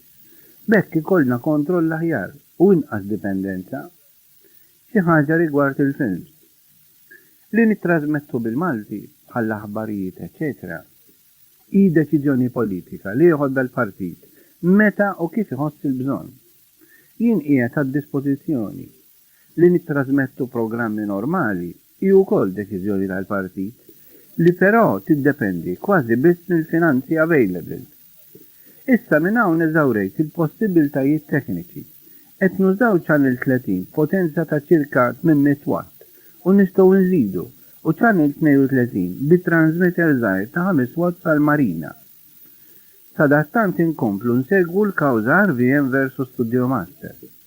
Qed nesploraw xi possibilità ta' soluzzjoni teknika bila li niftehmu, iżda sal-lum m'għandix proposta konkreta f'idejja. Intant bit-30 mixin. Allura naħseb li wasal iż-żmien li naraw u nittakiljaw il-problema tal-programmi. Ili 3 xhur nittrażmetti set ta' films xi 20, 3 kuljum. Tista' taħseb kif dejjaqna lit telespettaturi li segwewna u telespettaturi għall-inqas għallin naf żgur li kellna u mhux ftit. Apparti l-fatt li dawn il-films qishom fabbrika tal-qtil, kriminalità, droga, vendetta, korruzzjoni u x'naf jien. Dwar dan is-suġġett, jiġifieri l-għażla tal-films, jien inħossni ferm sensibbli għar-responsabbilità li għandna. Kont kellimt fuq lil-ledi bit-telefon. Għandi xi ngħid u x'niċċara aktar, konxi wkoll mill-kunċett ta' media li hu konformi mal-policy tal-partit. Soluzzjoni, anki jekk din soluzzjoni limitata u skont il-mezzi finanzjari għandna wkoll. Però jibqa' l-fatt li kif aħna ma nistgħux żgur nespandu fuq dan is-suġġett. Bil-films tar-rea kapaċi nħejji pal-insesto interessanti ħafna. 4 sigħat kuljum rea jiswew madwar 400,000 liri Taljani. Possibbli ma jirnexxinniex inkellmu lil Rusconi biex jgħinna. Għandi proposta oħra minn aġent ieħor, Roberto Asciolla, li miegħu ħdimna qabel l-elezzjoni, li l-package deal tiegħu u li 4 sigħat trasmissjoni jiswew madwar 200,000 liri Taljani. Però l-għażla hija aktar limitata. Ikkalkulajt programm mix, jiġifieri rea u Asciolla.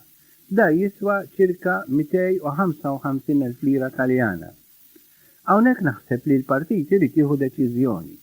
Fis-sens li jara jrid iżomm dan il-proġett ħaj, jew għal skop politiku għallum jew forsi aktar il-qoddim. Jekk jaqbel li għandu jinżamm ħaj għal raġuni politika, allura jista' jagħti anqas importanza lil kwalità tal-films, nifhem b'dawk aktar moderni u kulturalment validi, jiġifieri ir-rea films, u jaħdem fuq il-proposta għax-xolla. Jekk il-partit iqis dan il-proġett biss tal-skop kummerċjali, ngħid li impossibbli jirnexxi għax kemm il-lat ta' attrezzatura kif ukoll miż-żona fejn insabu hemm x'nirrevedu mill-ġdid. Iżda dejjem u f'kull każ trid tittieħed deċiżjoni.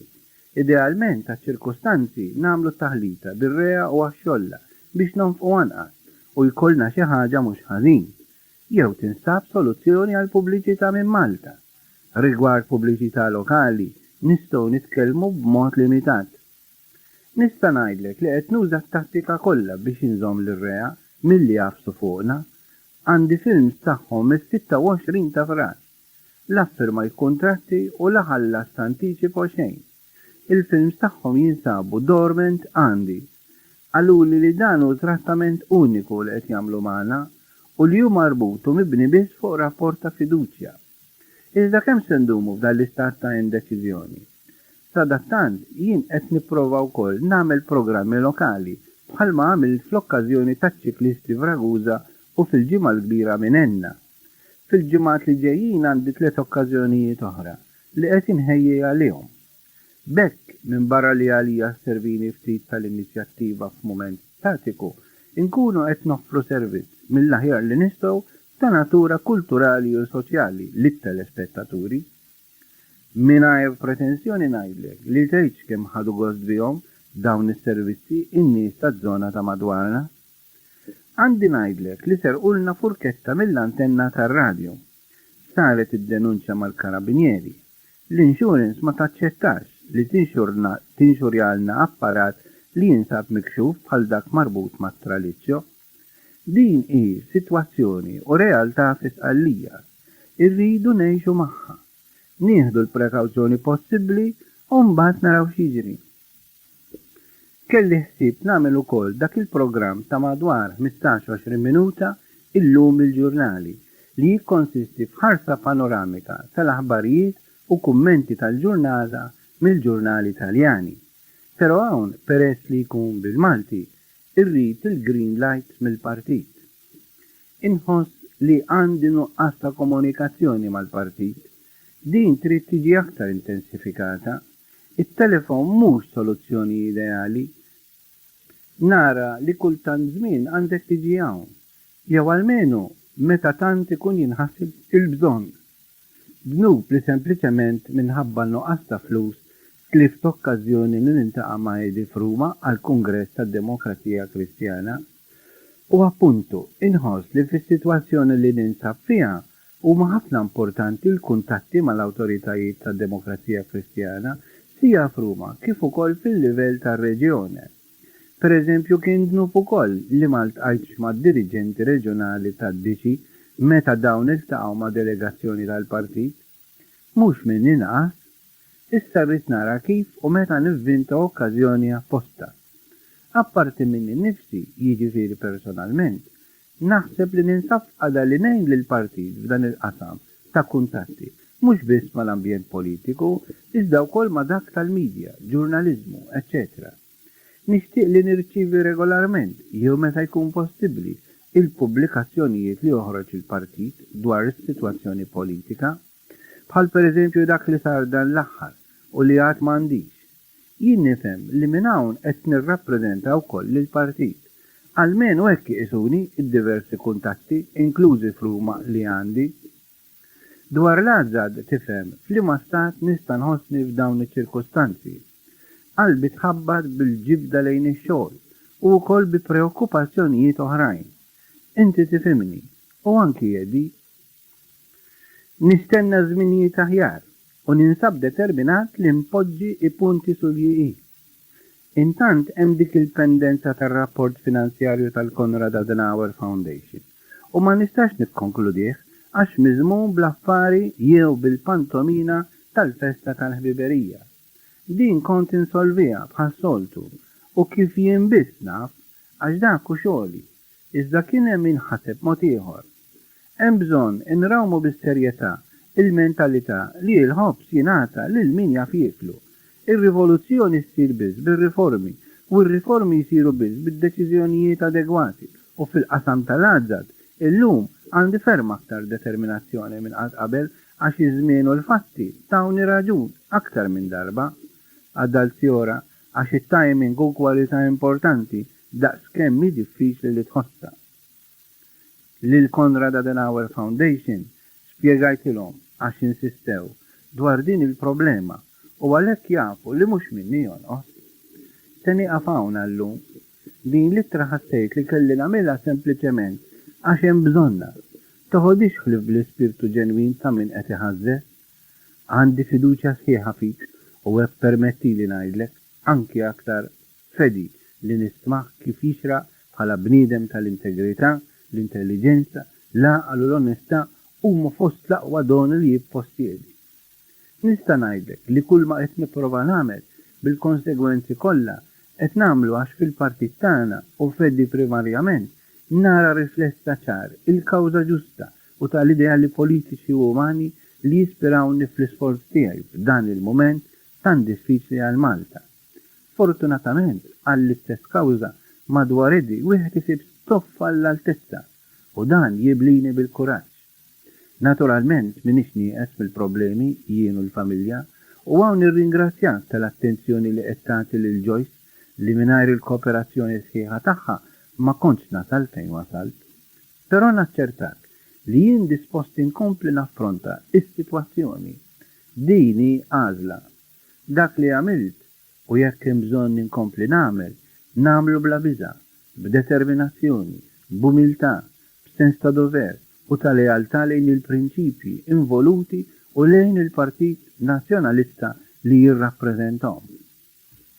Dan hu pis li ma naraħx iwaħħaxni, ma nħossux jirritani għalkemm diffiċli u jibes, pis li fih il-ħlewwa għax motivat tajjeb u b'mod ġenwin. Ma nagħmilx termini inti tafni sakemm ikun hemm bżonn. Jekk ħaddieħor jixlili jew jeddidni li ma jagħmellix differenza, lanqas ma rrid klemenza, dmiri qed naqdih bidritt. Nirringrazzja lil bambin li jogħġbu jagħtini ċans ngħaddi mill-libes tal-ħajja fil-kors tat-trobbija u tal-formazzjoni tiegħi u li għalhekk bid-difetti b'kollox insib riżorsi wkoll. Qed naqra kemm niflaħ.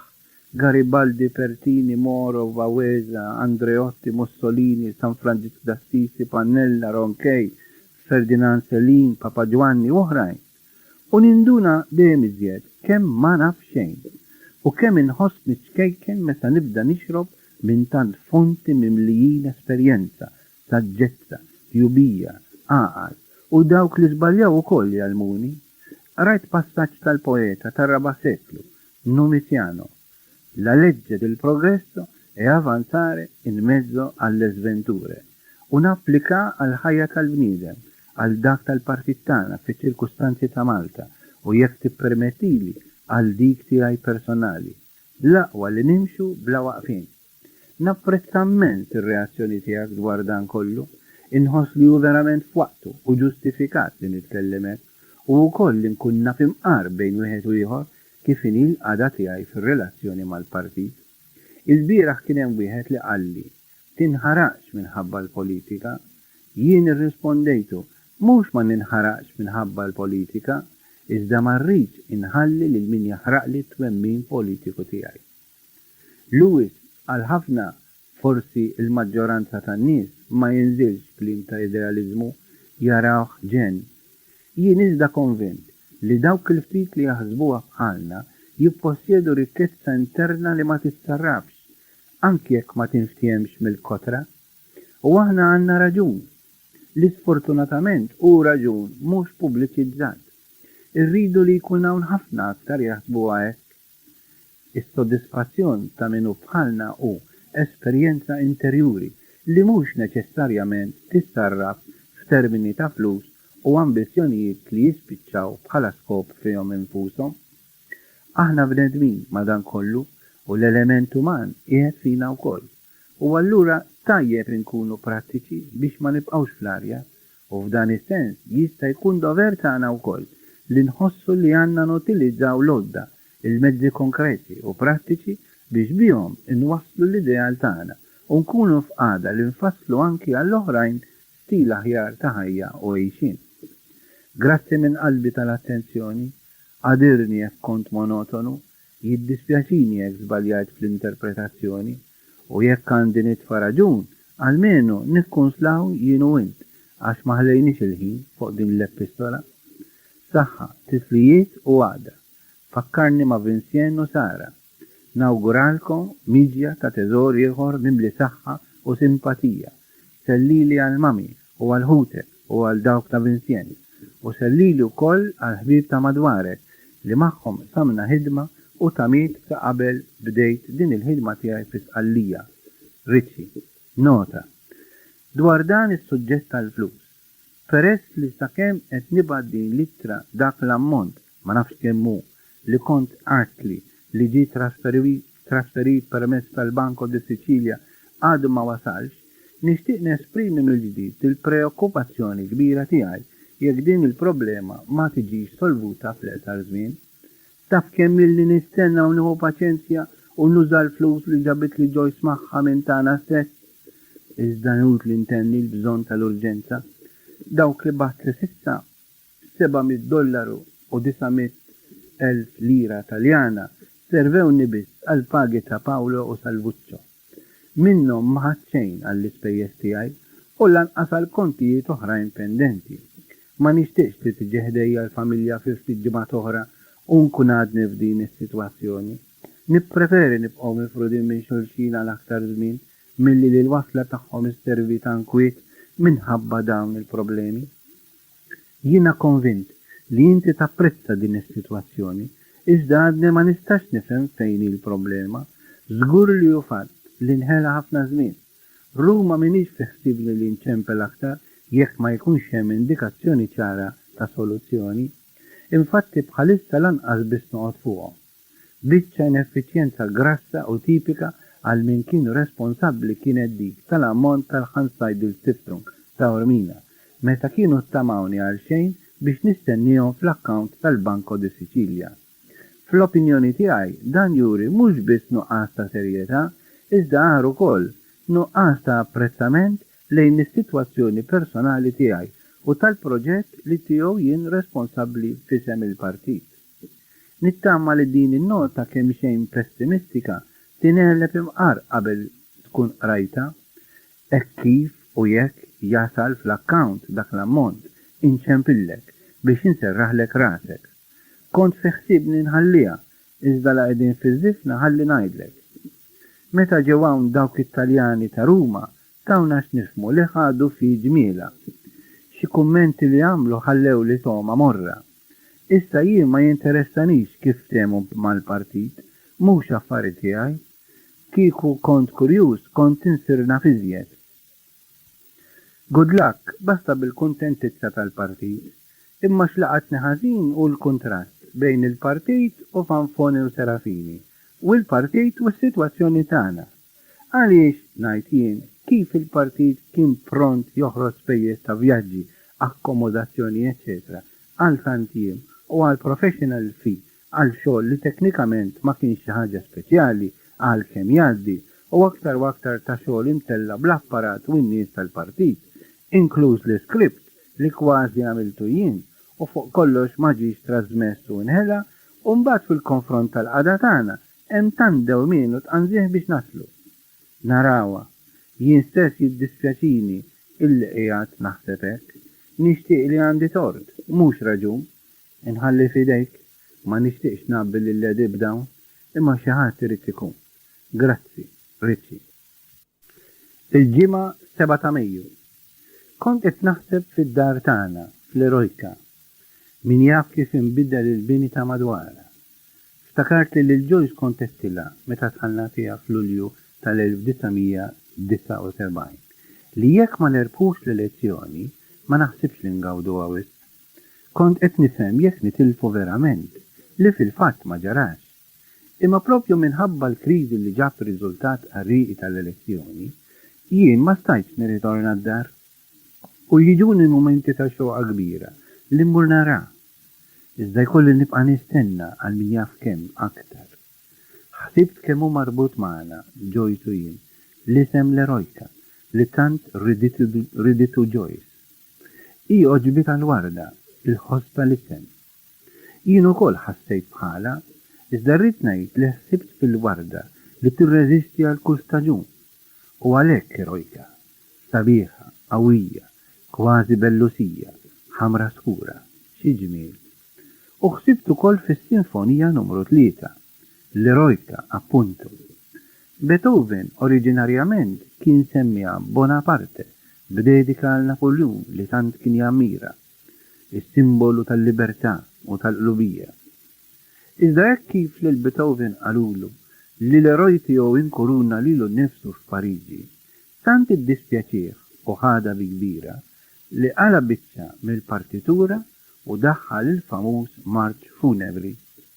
Kien spiċċa s-simbolu għalih. L-inkoronazzjoni saret superbja, qatlet lajta ġenwina. U llum erġajt smajta din is-sinfonija bil-kasett. Il-Marċ Funebri tantu solenni u jolqot is-sentimenti li jġelek timmaġina d-delużjoni u l-afsa ta' qalb ta' Beethoven. Forsi tajjeb li nieħu xi talima jien ukoll mill-Erojka, kos kollox jott biex titgħallem anki mill-iżbalji ta' ħaddieħor. U nitlob li ma jiġrilix bħalma ġralu Napoleon fis-sens li l-Erojka tfakkarni kif għandha tfakkar lil kull min jista' jolli rasu talli jkun kiseb xi forma ta' suċċess personali. Is-Sibt 8 ta' Mejju. Ġie Joe Borch tal-Mellieħa. Miegħu ġab xi ħaġa tal-flus u sorpriża oħra. Ġabli il-film tal-mass meeting ta' Birkirkana ta' 2 ta' Mejju biex nittrażmettih darbtejn illum u darbtejn oħra l-ħadd. Fimt li allura għadna l-bot mis-soluzzjoni, iżda min-naħa l-oħra xelitni mill-ġdid id-deċiżjoni li nibda nittrażmetti.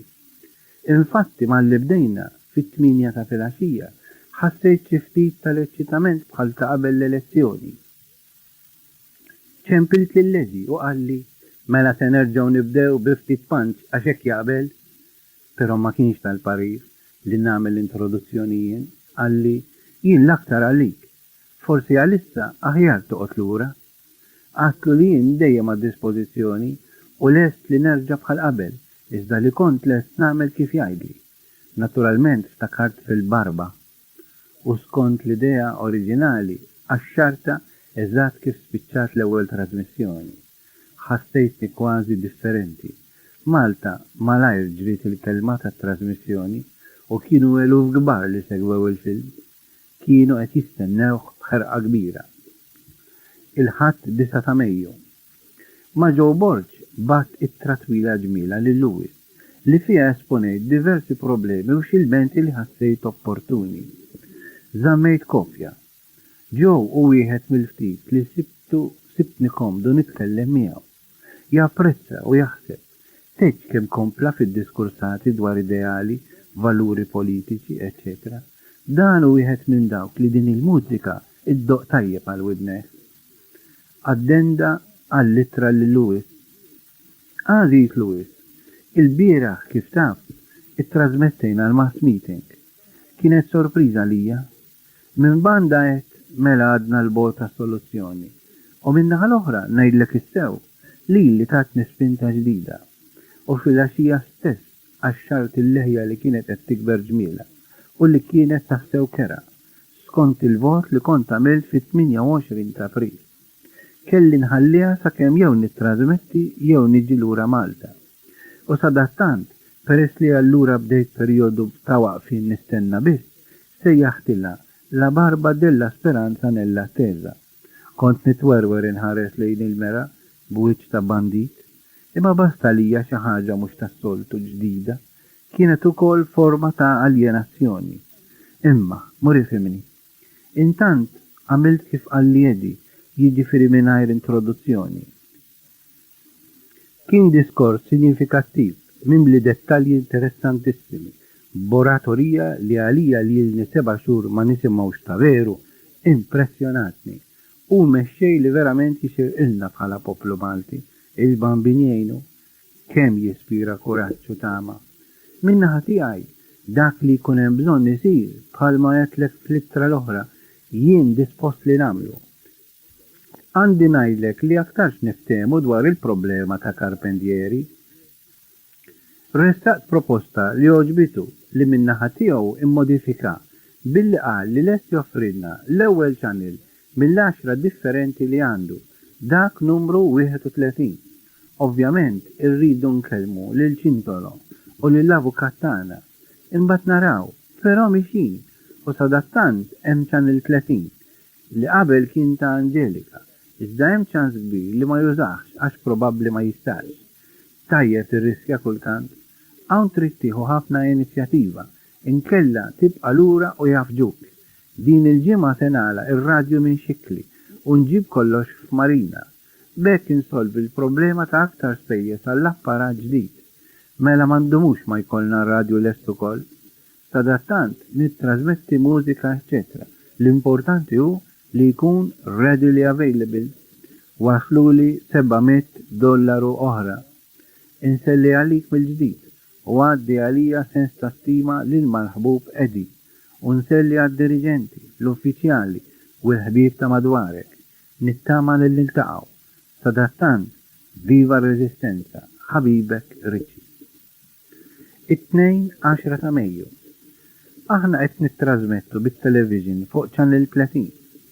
Dan iċ-channel propjament u indikat biex jużaw ta' antenna 10 meta jibdew jitrażmettu. Illum irċevejt telegram minant Pippo Angelika li talabni nwaqqaf it-trasmissjoni immedjatament għax qal li Channel 30 u tiegħu. ċempel u ħalli li messaġġ li fil-fatt mhux se jagħmel ebda proċedura legali iżda kellu jieħu din il-miżura għax insistew ħafna minn Malta. Infatti ċemplulu mid-Dipartiment tal-Informazzjoni f'Kastilja biex jiġeluh iwaqqafna immedjatament u qal li ta' parsi sema minnhom. Iżda aħna xorta għandna nieqfu għalissa ħadd il-parir ta' Edi. Jien irraġunajt li nkomplu nittrażmettu almenu sakemm jibda juża ċ-channel Angelika. Dejjem mirbuħa kull sija li nittrażmettu, meta jibdaw nieqfu aħna. Edi qabel ma dan ir-raġunament għax hawnhekk titgħallem taqdef ar-rasek. Qisna f'ġungla imdawrin b'liljuni lesti għal xulxin fejn jidħol l-użu ta' channels. L-4 ta' Mejju. Hekk illum beda jittrażmetti Antenna 10 għax sfurzat mill-Mintoffjani ta' Kastilja. Mela aħna nieqfu sakemm insolvu l-kwestjoni ta' ċanil tagħna ma' RVM ta' Karpentieri li jrid jaħtafulna. Insomma, xej irbaħna 3 ijiem trasmissjonijiet. Il-ħamis 13 ta' Mejju. Waslu xi flus minn Malta ma' Tony Brinkat. Il-ħaqna ftehim ma' Karpentieri wara li ċempilt li l-konċetto Lobello biex jintervjeni xi jemilu. Lobello ta' Demokrazija Kristjana li nafuh bħala il-Prinċipe degli Arbitri kellu influenza fuq Karpentieri. Dan Karpentieri, negozjant tal-mobli f'Modica, kien fiċ-ċirku politiku ta' Lobello. Għalhekk bis-saħħa tal-ftehim, Studio Master issa qed jittrażmetti fuq Channel 32. Iżda l-ferħa ma damitx peress li Karpentieri reġa' bdielu u żied il-power tat-trasmitter tiegħu fuq iċ-Channel 32 b'mod li ddisturba s-sinjal tagħna. Il-ġimgħa 14 ta' Mejju. Millum wasal tal-kompromess ieħor ma' Karpentieri. Qbilna li nħallulu ċ-Channel 32 u nieħdu għalina iċ-Channel 31. Ma teżistix liġi li tirregola ċ-channels u għalhekk kulħadd jaħtaf u jfendi għal rasu. Affarijiet li ma jitwemnux. Is-sibt 15 ta' Mejju. Fis-7:12 minuta fil-għaxija bdejt it-trasmissjoni ta' Studio Master fuq Channel 31. Il-picture tasal ċar ma' Malta kollha. Issa nittama li hawn ma jinqala xejn aktar. L-4 ta' Mejju. Fid-9 ta' filgħodu ċemplet Joyce.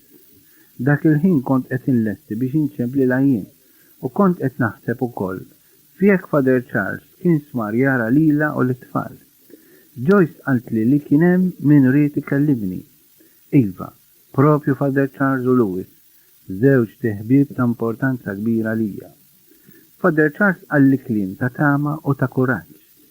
Lewis bit-Times fidu ikkwotali liġi moddija fis-seduta tal-Parlament tal-jum ta' qabel, it-18 tax-xahar. Din il-liġi kienet maħsuba biex tagħlaq l-għażad u twaqqaf ix-xandir tagħna.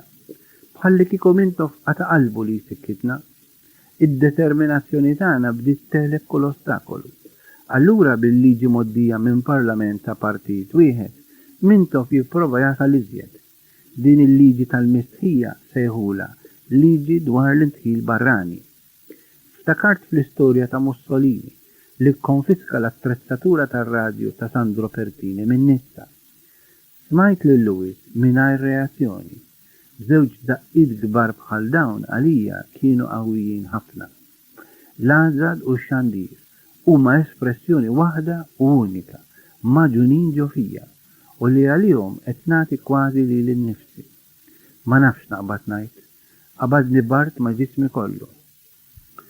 Rasi ħassejt ta' pawra waħda u tqila. Għadni ma nistax naħseb. Lewis qalli li għandu jitla xi ħadd biex ikellimni sewwa. Sadattant il-partit se jgħidli biex nibda nagħmel winding up tal-proġett tax-xandir. Il-konsegwenzi u l-effetti huma komplikati. Il-prospetti huma mdalma l-aħħar. Jalla niċċara ftit ħsibijieti għax bħalissa nħossni staġnat u mbellaħ. Joyce u t-tfal qegħdin f'moħħi. Ma jistax ikun li nċedu għal dan il-faxxiżmu. Wara nofsinhar waslet Rose Schranz mal-papa tagħha. Kien pjaċir għalija li ltqajna wara tanxu. Tkellimna dwar l-għażad naturalment u ġabit li wkoll it-Times li kont nistenna. Hi ma kienet taf b'xejn.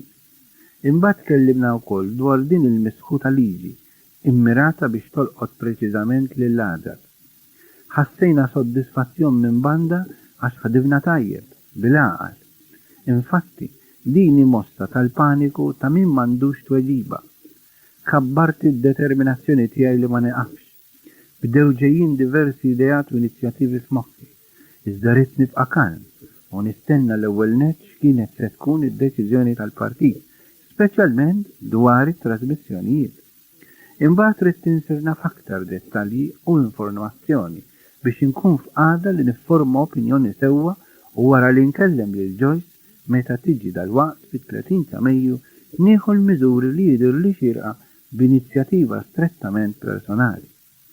Dan inħoss li rrid nagħmlu għax wara kollox jiena personalment kelli sem determinanti fis-żewġ oqsma, l-għażla u x-xandir, u ma nistax naċċetta li noqgħod biss fid-dell fl-aktar mument li jitlob sens ta' stmerrija u kuraġġ ta' reazzjoni.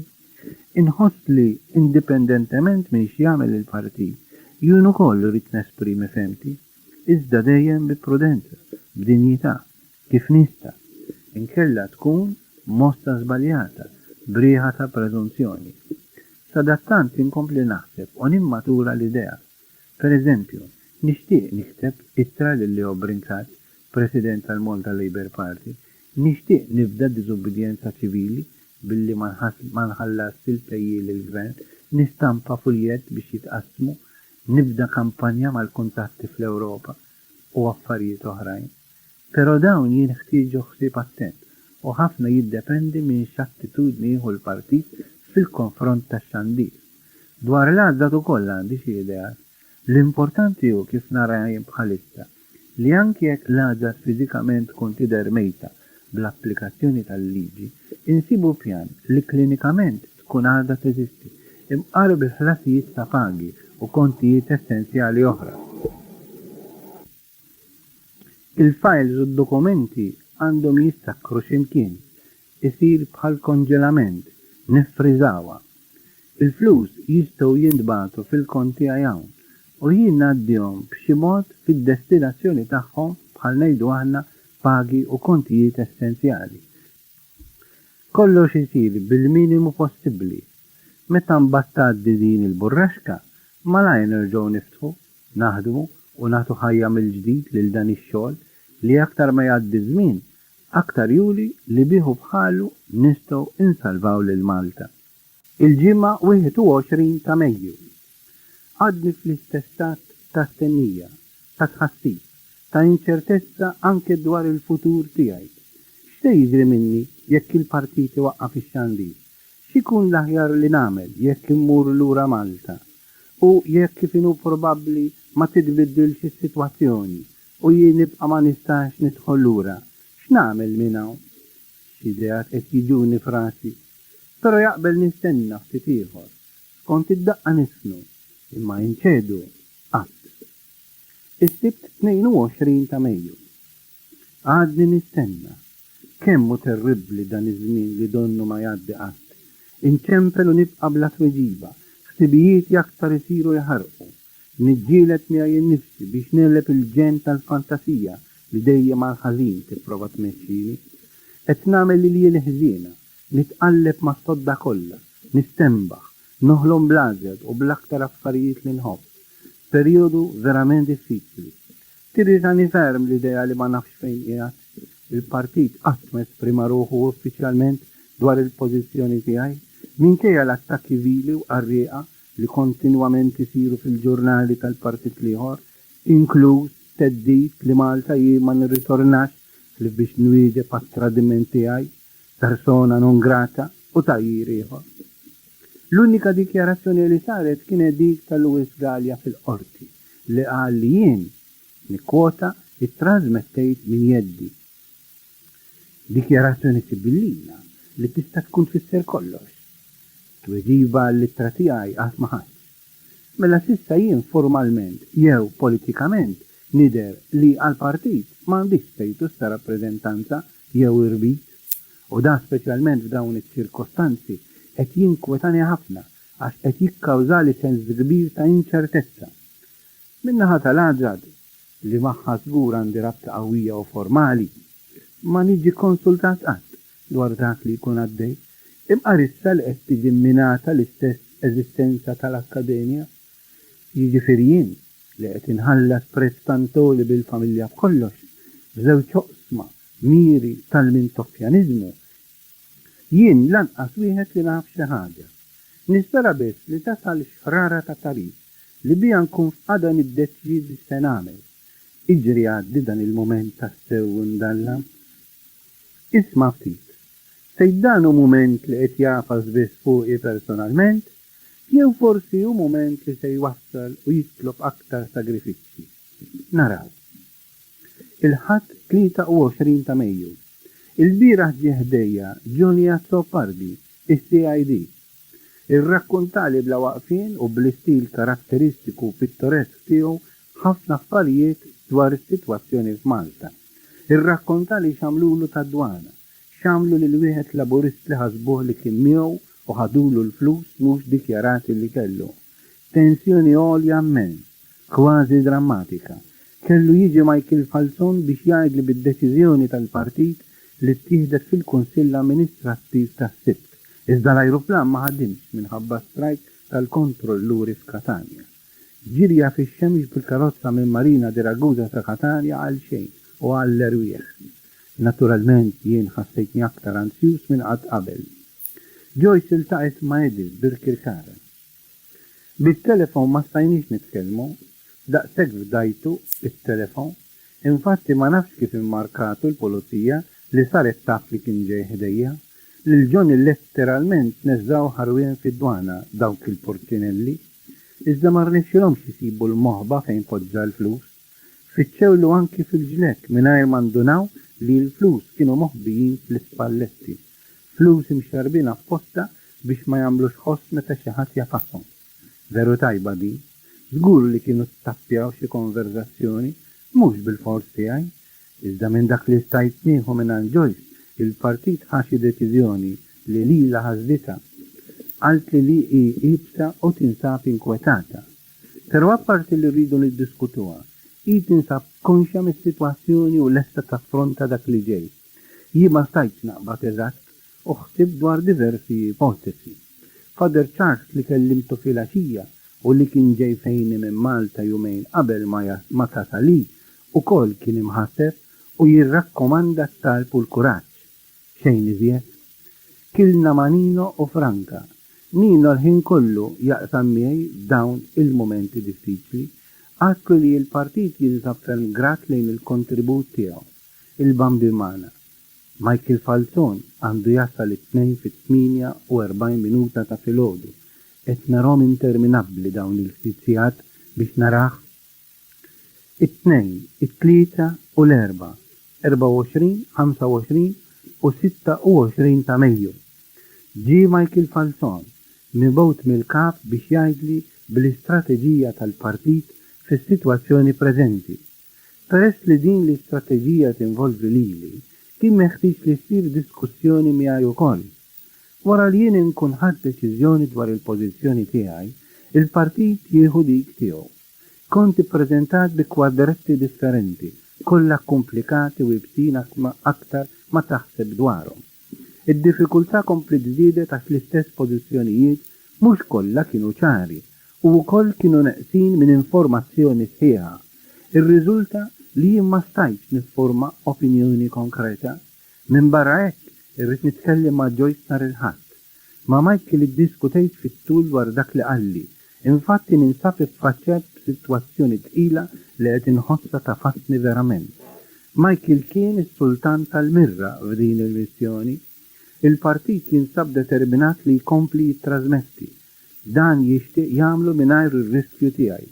Il-partit ma jixtieqx ikompli bis-servizzi tiegħi mix-xandir propju fl-interess tiegħi għax kif qalli Michael jien diġà tajt kontribut aktar milli kien mistenni u issa l-partit ma jridx jarani nikser liġi magħmula apposta bil-konsegwenzi kollha li dan iġib miegħu.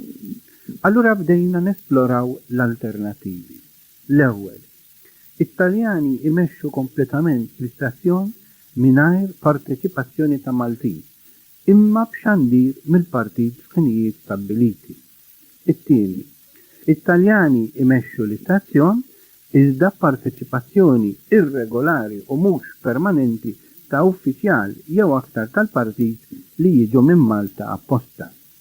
It-tielet, jien immur lura Malta fl-Għażad, f'dan hemm il-problema li kważi ċertament inkun arrestat.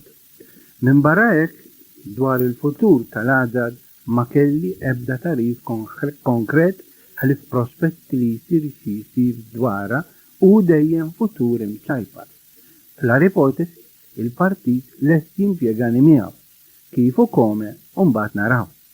Ir-raba' jinstabli post Ruma mal-Unjoni Ewropea tad-Demokrazija Kristjana. F'dan il-każ, il-kap li kien qatt m'għandu xejn konkret dwaru kellu jitla Ruma biex jesplora il-possibiltajiet. Dawn huma l-għażliet li wassal li Michael. Għamilt eżerċizzju ta' ħsibijiet mill-aħjar li stajt u Michael kien very open u realistiku meta tkellimna. Iżda assolutament għadni non-starter u ma nistax naqbad tard. Diversi mistoqsijiet u interrogativi għadhom bla tweġiba.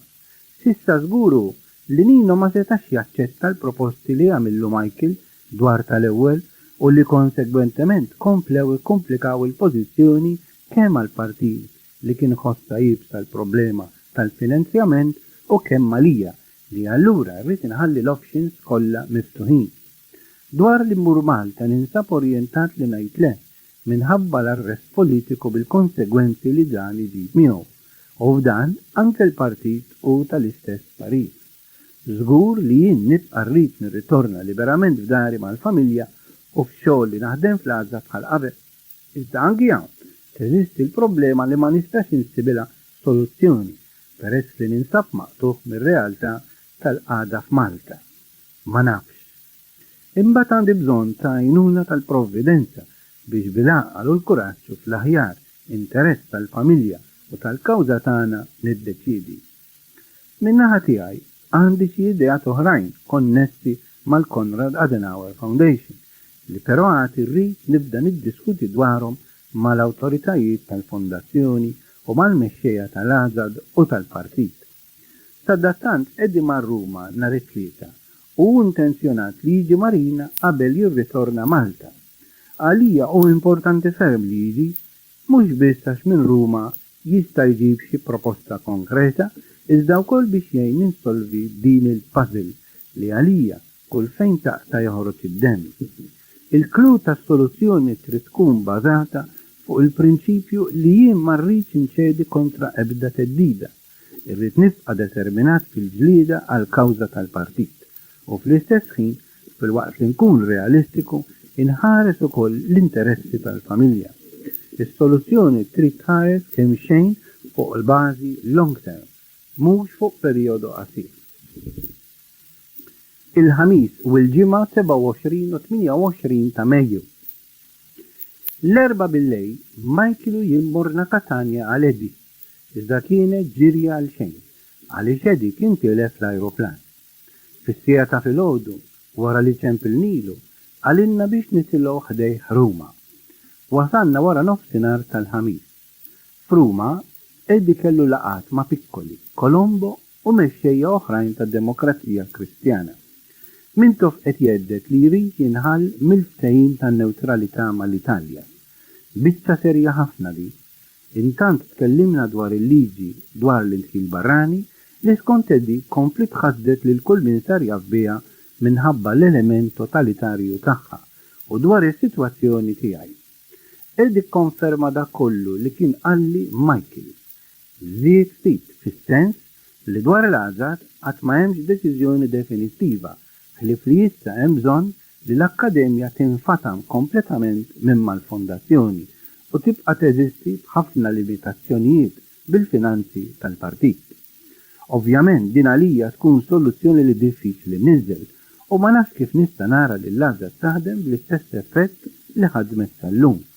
Iżda l-fatt li ili 8 xhur nieqes minn Malta u bliġi bħal di ftit għandi ċans noqrob lejn xi soluzzjoni differenti. Din tal-Azad hi pillola li verament ma nistax nibla. Għadni ma nistax nemmen li daqstan xogħol siwi u kostruttiv jiġi likwitat hekk.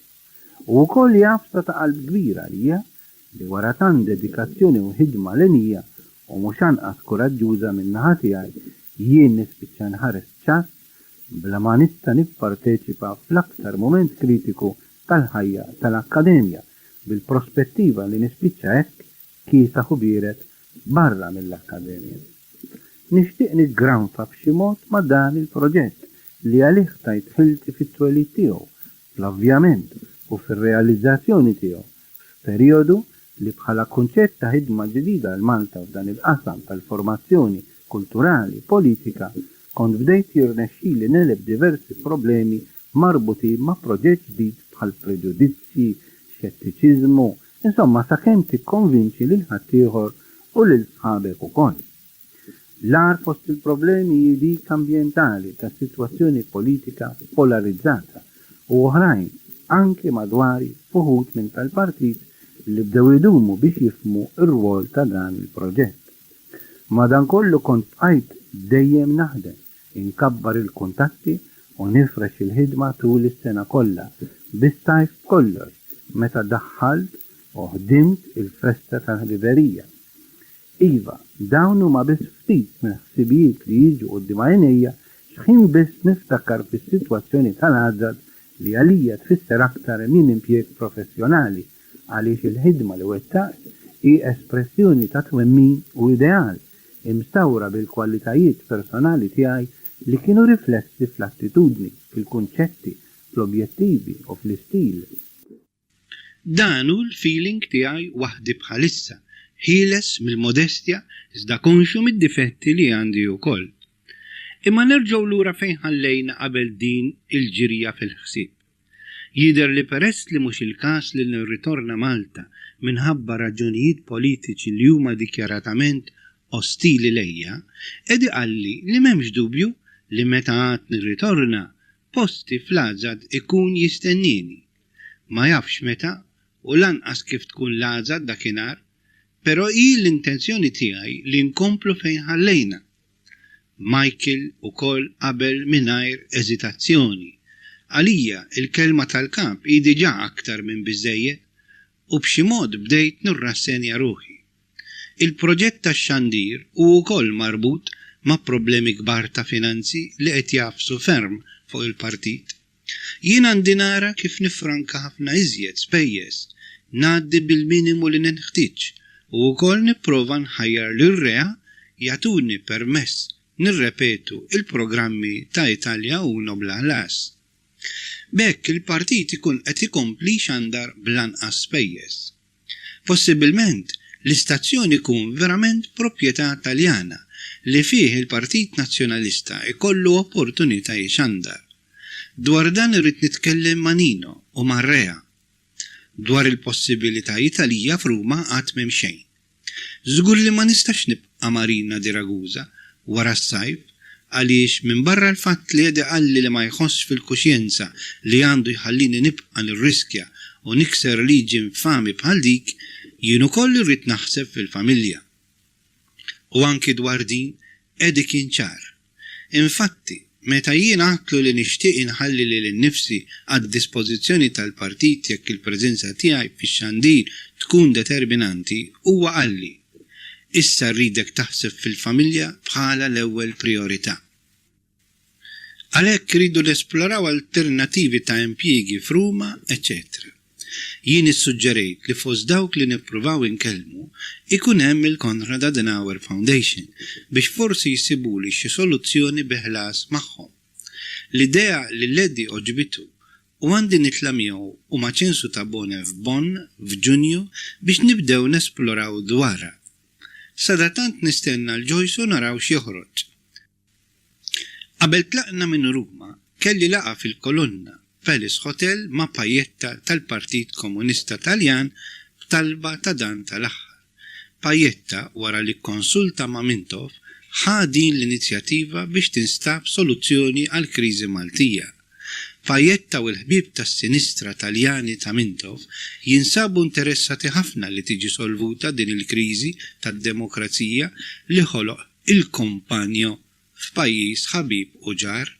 Xironija, iva propju dan għandu jintermedja. Imma għalkemm ma tantx għandi tamid dwar is-suċċess ngħid li Alla tirnexxi. Ikun il-każ li nikkonfermaw li ħadd ma jifhem it-toroq li għażel lil Mulej.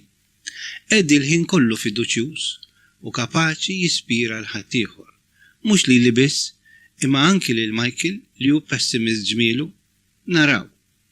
Illum it-28 ta' Mejju jaħbad ukoll is-7 anniversarju mill-mewt ta' oħti Mary. Ftakart ħafna fiha u fin-neputi Edward. L-4 ta' Ġunju wasal il-kasett bil-film tal-mass meeting u d-dimostrazzjoni ta' nhar il-Ħadd. Ittrażmettejtu fit-8 u fl-10 ta' filgħaxija. Angelika avviċina lil Nino biex jagħmilha ta' medjatura lija. Nino kien jaf li jien ma naċċettax per prinċipju. Il-Sibt 5 ta' Ġunju. Illum Malta labet mal-Iżlanda il-partita kompetittiva internazzjonali. Il-logħba saret fi Stadio Celeste ta' Messina. Xandir Malta ddeċidew li ma jxandruwix. Jien tkellimt ma' Viktor Camilleri u ftemna li namlu proġett flimkien bej Studio Master u l-ġurnali tagħna. Jien ksibt id-drittijiet televiżivi minn George Abela, President tal-Malta Football Association, li inkoraġġini ħafna. Lil George li nafu miż-żmien tat-Technical Institute u bqajna nitkellmu. Awgurali anki dwar il-problema tiegħi. Ħallasna 400 lira għar-rights. Jien flimkien ma' Fabrizio u l-cameraman u Antonio Ingallina, kummentatur, iffilmjajt il-partita. Kienet l-ewwel rebħa ta' Malta barra mill-pajjiż f'logħba kompetittiva. Wara l-partita intervistajt lil coach Viktor Xeltri u lil players. Kienet okkażjoni sportiva memorabbli. Hekk kif spiċċa kollox ħrabt lejn Ragusa. 2 u nofs vjaġġ lanqas naf kif għamiltu biex nasal malajr fl-istudju tagħna u nittrażmetti l-film tal-partita fl-10 u nofs ta' filgħaxija eżattament 3 sigħat wara. Filwaqt li kont Messina, ġew xi uffiċjali tad-Dipartiment tal-Posta flimkien ma' Marixxall tal-Karabinieri ifittxuni fl-appartament. Sabu lil Joyce u ksewa bid-domandi. Fejn hu Riċi Muscat? Min hu? X'qed jagħmel hawn? Fejn hu l-istudju tat-television? Min imexxih? Eċetera, eċetera. U dik miskina wieġbet kollox, kull ma taf. U dawk propju hekk riedu. Għamlu verbal sħiħ b'dak li semgħu. Naturalment, għaddew l-informazzjoni kollha lil Mintofjani ta' Kastilja. It-2 7 ta' Ġunju. Il-film tal-partita kien suċċess kbir. Il-gażin tagħna tal-Furjana ħareġ poster tipiku. Malta 2, Iżlanda 1, Studio Master 100. Ta' Antenna 10 istigati minn sħabhom ta' Malta ma għamlux. Ħadu film tal-partita bil-moħbi u it-trażmettew illum. Kien jidher meħud mill-bogħod bil-plejers bil-kemm jinarfu. B'talba ta' ħafna Maltin li ċemplu l-istamperija, erġajt it-trażmettejt il-film tal-partita tagħna fl-istess ħin ta' Antenna 10 u erġajna rbaħna anki llum. It-3 8 ta' Ġunju. It-trażmettejt Pajjiż fi kriżi bejn it-8 u nofs u d-9 u nofs ta' filgħaxija. Dan il-film ma tantx daqli, fih wisq sarkażmu fit-ton tal-vuċi u wkoll f'ħafna espressjonijiet tat-test minn barra li kellu karikaturi dwar Mintoff tasteless u ma jmorrux fuq it-TV biex ma ngħidx ukoll li teknikament kellu wkoll diversi difetti. Ċempilt lil Lewis dwar dan kollu, just for the record, għax li kieku kelli sej dwar l-editing ma kontx naċċettaħ kif sibtu. L-4 9 ta' Ġunju. Kasett li wasal llum flimkien ma' flus permezz tal-Vandomu bit-titlu Is-Sija ta' Malta, pajjiżek isejjaħlek, tfajtu fit-8 u nofs u fl-10 ta' filgħaxija. Il-kasett intitolat Pajjiż fi kriżi ħareġ fid-9 kwart ta' filgħaxija. Il-ħamis 10 ta' Ġunju. It-trażmettejt kasett jismu Is-Sija ta' Malta, pajjiżek isejjaħlek, fit-8 u fl-10 ta' filgħaxija. Matul il-ħin ta' trasmissjoni, xandart ukoll żewġ avviżi ta' pubbliċità dwar l-attività tal-Fosos. Editjajthom jien stess mill-istudju ta' Marina. Ritna tisemi minn hawn biex inqanqal il-folol lejn il-Furjana. Wieħed kien iġib il-folla t'avanza waqt il-marċ ta' protesta tal-Mosta bil-klim tal-manifestazzjoni tal-partit mamul bit-titolatriċe u bħala audio jinstema l-kant ta' We Shall Not Be Moved ta' Joe Glazer.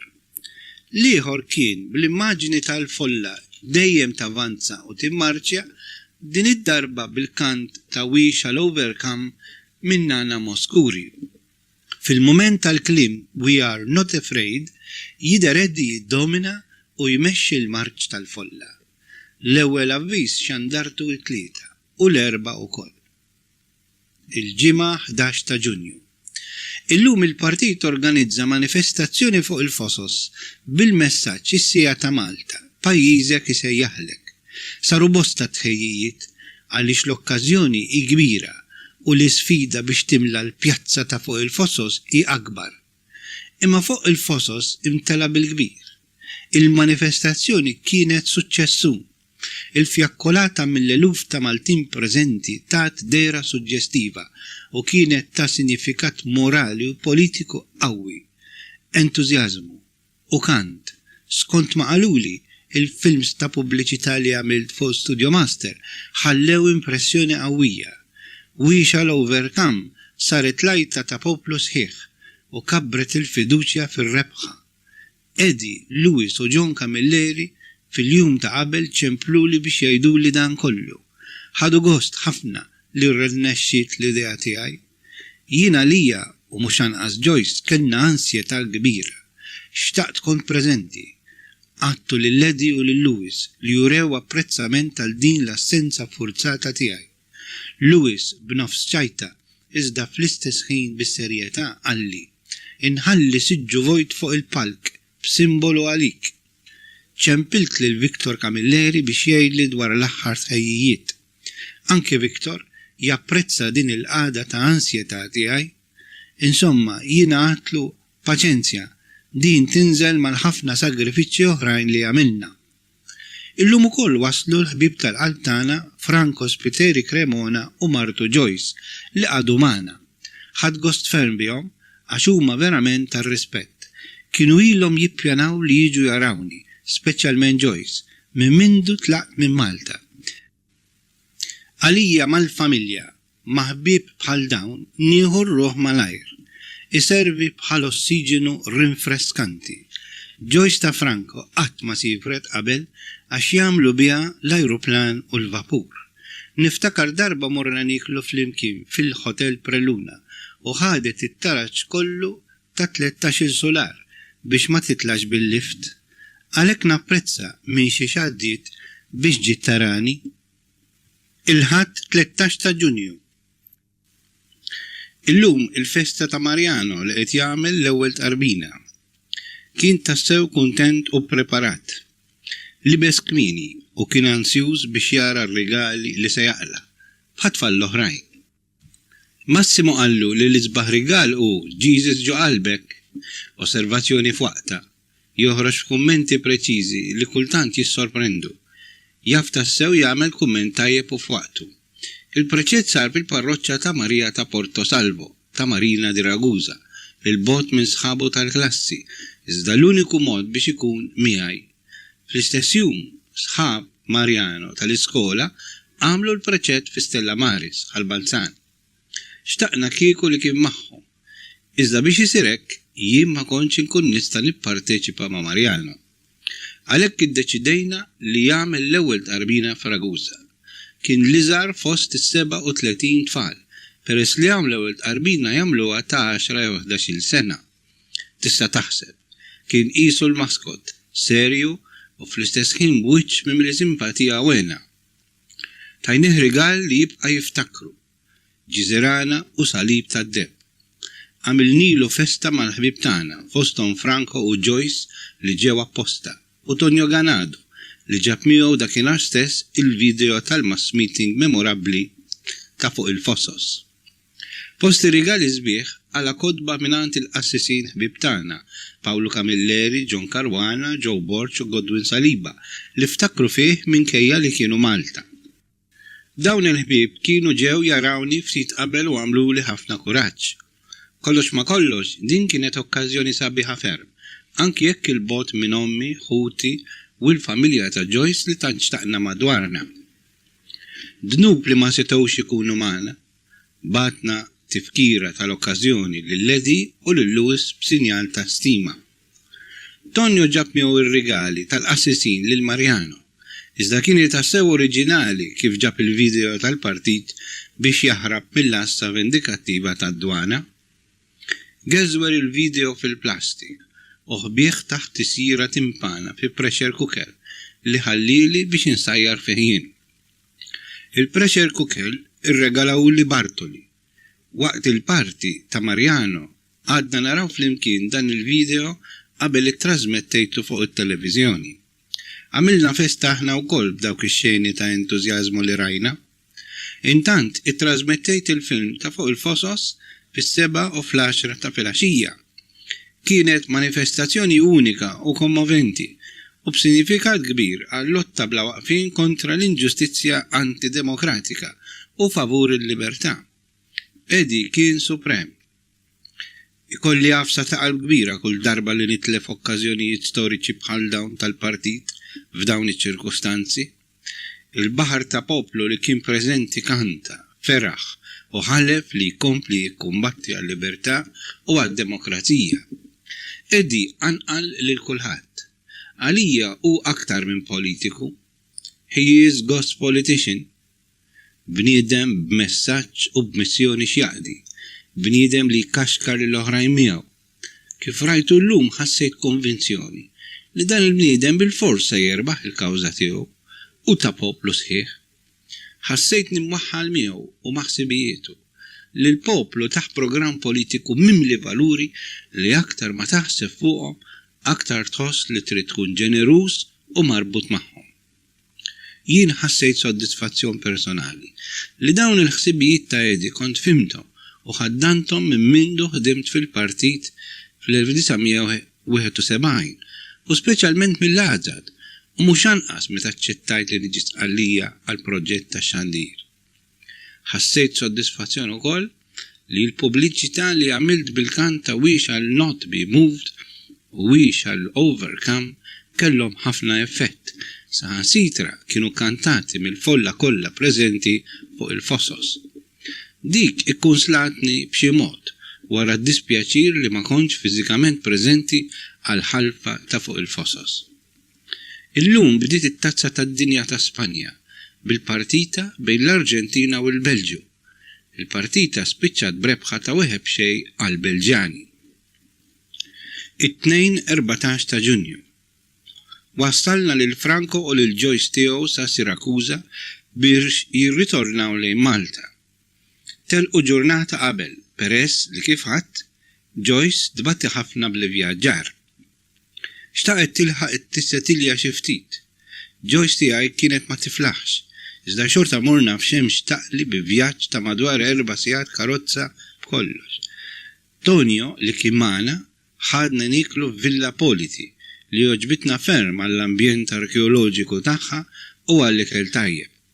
Iddispjaċina li telqu dawn il-ħbieb tal-qalb, nibqa' nafulhom dan il-ġestek simpatiku ta' attakkament bejn il-ħbieb.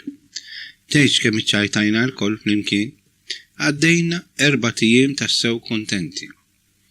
Illum ittrażmettejt il-mass meeting ta' fuq il-Fosos fis-7:15 ta' filgħaxija u fil-11:nofs ta' billejl biex ma naħbtux mal-ħin tal-partiti tat-tazza tad-dinja. L-Italja bdiet l-avventura fi Spanja kontra l-Polonja bidro ta' xejn b'xejn. Debut promettenti wara tant pessimizmu mill-ġurnalisti Taljani. Filgħodu ċempilt lil-Ledi biex nifraħlu għal manifestazzjoni ta' fuq il-Fosos u mhux anqas għad-diskors patriottiku li jagħmel. Donni ma stajtx insib kliem xi ngħidlu. Xtaqt nurih kemm qed inħossni viċin tiegħu b'dak li qal u li anke jien bħalu u bħal tant oħrajn irrid inkompli nagħti semi. It-tlieta 15 ta' Ġunju. Illum kellna magħna lil Tonio Ganado. Ħaħsibna sewx ħinra li Joyce ma tiflaħx. Tonio magħmul jaħseb u jinkett tal-ħbieb tiegħu qalbu tajba u jagħmel kollox biex jaqdi lil ħaddieħor. Irrid nitalem ħafna minn dawn l-eżempji biex nagħmilhom tiegħi wkoll. Inħoss nix-xortjat jinsib ħbieb ġenwini bħal Tonio jew mhux anqas minnu bħal Franco u Joyce. Anki dawn verament isegwuna u jħobbuna. Jien nistmhom ishom ħuti. U hemm oħrajn bħal Lewis pereżempju li nħossu jisni tewmi miegħu bil-ħbiberija li anki jekk mhux dejjem tidher hekk Mamul Lewis ma tiddajjef qatt. Ħabib ieħor huwa Nino. Dan sibtu kemm utli u indispensabbli daqskemm hu stess iħossu jinġibed u jiġi xkanat lejja bħal kalamita. Donnu jistrieħ bil-kumpanija tiegħi kif hu stess iħobb jgħidli ta' spiss. U wkoll qalbu tajba u sensibbli ferm. Hemm ħbieb oħrajn bħal dawn. Ix-xorti tiegħi li nemmen bisħieħ fil-ħbiberija għaliex il-ħbiberija tfisser solidarjetà, parteċipazzjoni, sens uman fl-aqwa tiegħu. Hi esperjenza umana, investiment ta' valuri umani meta tkun ġenwina u taħbib li għandhom riżorsi morali u umani x'jaqsmu ma' xulxin. Illum ittrasmettejt il-mass meeting ta' fuq il-Fossos fis-7:15 ta' filgħaxija. L-erba' 16 ta' Ġunju. Lewis ċempel bl-aħbar li l-lejl ta' qabel Vincent kellha t-tieni baby girl. Kollox kien sewwa. Tarbija ta' 8 libri, ma ħallax bħalna, iżda dejjem okkażjoni ta' ferħ. L-aħbar ħaddita Joyce f'xi l-10 ta' filgħodu. Peress li mort Katania fejn domt sa wara nofs il-lejl. Mort inwassal lil Tonio Ganado ma' Nino. Ma' Tonio tkellim dwar is-sitwazzjoni tagħna li deċiżjoni konkreta dwarha għadha ma ħadniex. Iżda li din żgur trid tkun meħuda b'kuxjenza li ma rridx inċedi jew inwarrab mill-ħidma għal kawża tal-partit. Anzi rrid nibqa' nagħti l-kontribut tiegħi għaliha u fl-istess ħin naraw wkoll l-interessi tal-familja. Klimedi fuq il-Fossos għadu jidwi fuq dinejja. Għatlu wkoll li nemmen bisħieħ li Edi għad irid jgħid xi ħaġa dwar il-ħidma tiegħi fi Sqallija. Din għalija importanti for the record u biex issewwi darba l dejjem il-ħafna gideb u teddid min-naħa tal-Mintoffjani.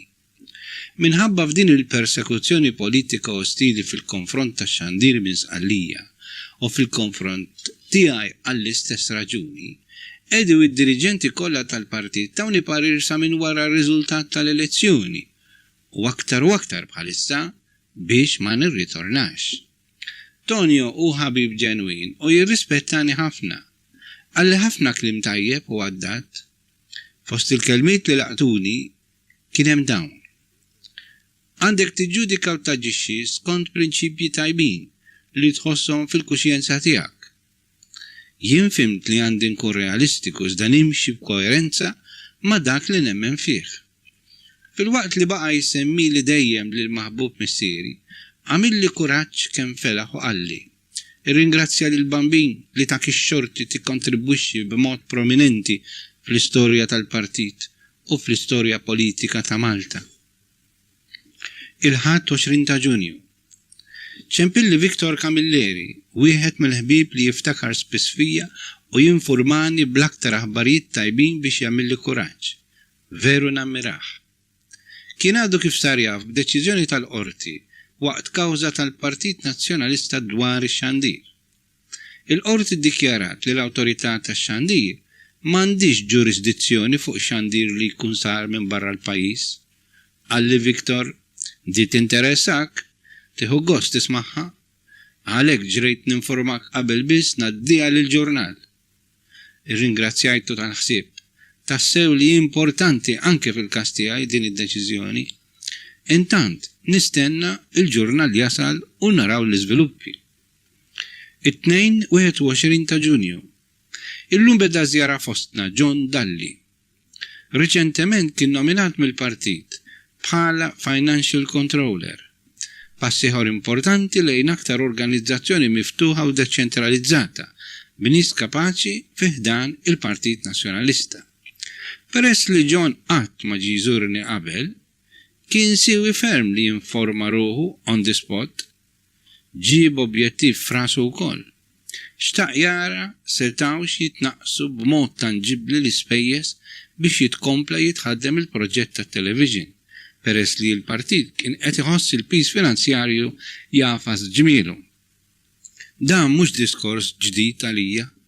Reċentement ħadd fil-fond dwar din il-problema ma' Michael Falzon u mal-kap tal-partit stess ġewwa Ruma, minn barra diversi jittri li fihom ukoll ittrattajt il-problema. Iżda għal John kienet l-ewwel darba. Allura rrepetejt kollox għalih. Jien ikolli ċertu feeling li wħud isiru qishom salvatori della patria, mhux biss fuq dan is-suġġett. U jien nosserva u mhux dejjem nuri x'qed inħoss. Għalija li tkellimt ma' Eddie kien diġà biżżejjed, iżda wara kollox John issa hu l-persuna inkarigata mill-finanzi tal-partit flimkien ma' George Bonella Dupuy u għalhekk hu ġust ukoll li nikkoopera miegħu. Intant l-eżerċizzju kien jikkonsisti f'li ridna naqtaw il-kontijiet pendenti kollha bħala l-ewwel pass. Imbagħad bdejna naraw diversi soluzzjonijiet ta' tħaddim tat-television bl-ispejjeż rispettivi tagħhom. Proposta għax-xolla, proposta Rea, proposta ta' Italja Uno, dik bla ebda film ħlief ta' politika u bil-radju jew mingħajru. John daħal biss fl-aspett finanzjarju b'idea fissa tal-ekonomija stretta. Hemm problemi oħrajn determinanti bħal dik ta' sitwazzjoni personali tiegħi u deċiżjonijiet politiċi oħrajn min-naħa tal-partit li hu ma setax ħlief jagħmel valutazzjoni tagħhom u daqshekk. Ma jistax żgur japprezza l-problemi u s-sitwazzjoni ta' madwari lokali peress li dawn jien qed ngħixhom kontinwament, bħal pereżempju relazzjoni mal-istaff Taljan tagħna. Jien nifhem li kif aħna sissa veru li nistgħu ngħaddu banqas nies, iżda kemm se ndum nistenna deċiżjoni tal-partit dwar il-futur tal-proġett. Nispera li issa tasal din id-deċiżjoni u għalkemm saru proposti ta' tibdil fl-istaff li jien in prinċipju qbilt magħhom, irrid xorta noqgħod attent li d-deċiżjoni tkun xi tkun mill-partit meta niġi biex inwettaqa ma tiswilix ta' limitazzjoni fl-azzjoni. Inħares ftit aktar il-bont minn x'inhu ma' bżonnijiet immedjati biex bekk inħalli spazju għal possibilitajiet jekk fil-futur il-partit ikun irid ibiddel dak li jiddeċiedi llum. Infatti n-nies li qed jaħdmulna issa raw intom u immotivajthom għall-kawża tagħna, anki jekk dan għalihom hu prinċipalment impjieg, iżda anki għalihom mhux sempliċi impjieg bħal oħrajn. U minn barra hekk dawn huma nies li qdew lill-partit waqt il-kampanja b'dedikazzjoni, b'effiċjenza u żgur ma nħoss li għal ftit flus il-partit jidher ingrat lehom. U hawn lil John narah amministratur finanzjarju tajjeb, iżda donu mhux dejjem jagħti importanza lill-aspett uman għalmenu f'dan is-suġġett ġdid għalih. U dan il-fatt jien biss nista' nħossu l-aktar. L-istess jgħod tal-ispejjeż li nagħmel jien mal-familja, żgur li ma nħoss li għandi nagħmel lista bl-ispejjeż għand tal-grocer, frott, ġelat, eċċetera, għax jien minix nitħallas ta' dan ix-xogħol, iżda l-partit qed joħroġ li għall-ispejjeż li nagħmel hawn, anke jekk nutilizza wkoll mill-paga tiegħi. Naf li m'hemmx intenzjoni ħażina f'din il-proposta ta' John, anzi hu qal li ċar dwar dan. Iżda jien inħoss li m'għandix noqgħod b'ċerta inkonvenjenza f'moħħi li ma nagħmilx spiża ordinarja biex nifranka la darba nħoss li hemm bżonn li ssir. Dawn huma affarijiet li normalment huma eżiġenzi aċċettabbli u korretti, iżda jien inħossni responsabbli biżżejjed u konxju fl-istess ħin mis-sitwazzjoni tal-partit meta tkun qed naġixxi f'operazzjoni bħal din mimlija problemi, ċaħdiet, eċċetera, personali u għall-familja li m'għandhomx prezz. Isiru għax kull ħin kemm jien kif ukoll Joyce inħossu sens ta' dover lejn kawża kbira u ġustifikatissima favur il-libertà u d-demokrazija ta' pajjiżna. Din il-kawża hi rappreżentata unikament mill-Partit Nazzjonalista li hu wkoll il-partit tagħna. Minn barra dan inħossu wkoll li Eddie il-kap tagħna il-ħin kollu jkaxkarna bl-eżempju tiegħu għal aktar reżistenza, determinazzjoni u spiritu ta' sagrifiċċju li qed isir bejn eluf ta' Maltin, anki dawk li jagħtu flus lill-partit mill-ftit li jippossedu u li hawnhekk nifhem li għandi dmir ukoll li nfaħħar il-ġenerożità tagħhom. U John hu sensibbli wkoll għal dan il-punt. Nammiraħu nikkoopera kemm nista' miegħu. John telaq lura l-ħamis u għandu jikkomunikali deċiżjoni mill-partit fuq li tkellimna. Il-ġimgħa 25 ta' Ġunju. Lewis ċempilli biex jgħidli li wasallu r-rigal li Joyce u jien ħad naħseb nibatu lil baby Mary Louise u li intoġob ħafna. Għatlu li nixtieq nara lil din it-tarbija u la darba ninsabu l-bot minn xulxin, aktar inħoss li għandna niftakru f'xulxin, u għalli li għassibt għandu jasal li kasett ieħor dwar il-festa tal-Imnarja li se tiftaħ il-kampanja ta' diżubidjenza ċivili mill-Partit Nazzjonalista. Ħerġin direttivi apposta lil ħaddiema, sidin u employers, studenti u ommijiet. B'din l-inizjattiva tal-Partit Nazzjonalista se jinfetaħ kapitlu ġdid fl-istorja politika ta' Malta, bedi jmexxi l-lotta ibsa, twila u riskjuża tad-diżubidjenza ċivili. Il-bambin jgħinu. Jien inħossni irrid inkun aktar u aktar impenjat f'din is-sija, iżda kif ninsab li nista' nagħmel hu biss mix-xandir li verament għandu wkoll l-importanza tiegħu. Intant ħejjejt spot televiżiv bl-istess idea ta' dak ta' fuq il-fosos li kulħadd qalli kemm kien determinanti għas-suċċess tal-mass meeting storiku. Rrid ninterpreta l-ħsieb tal-kap billi mhux biss issir sejħa sempliċi għal festa tal-Imnarja, iżda fil-waqt li l-ispot ikun emotional bil-kant spiritual, rrid nagħti motivazzjoni, skop u sinifikat politiku għal din it-tweġiba li kull ċittadin għandu jagħti lis-sejħa tal-partit. U għalhekk għażilt b'ċerta attenzjoni klimedi fuq il-fosos biex nagħti sens loġiku, sejħiet, appelli u responsabilizzazzjoni lil folla li kienet tisimgħu u tapprovaħ. Peress li din tal-Imnarja tista' tgħid bidu għall-lotta politika impenjattiva fl-interess tal-libertà u tad-demokrazija f'pajjiżna, spiċċajt l-ispot bil-kant tal-innu Malti.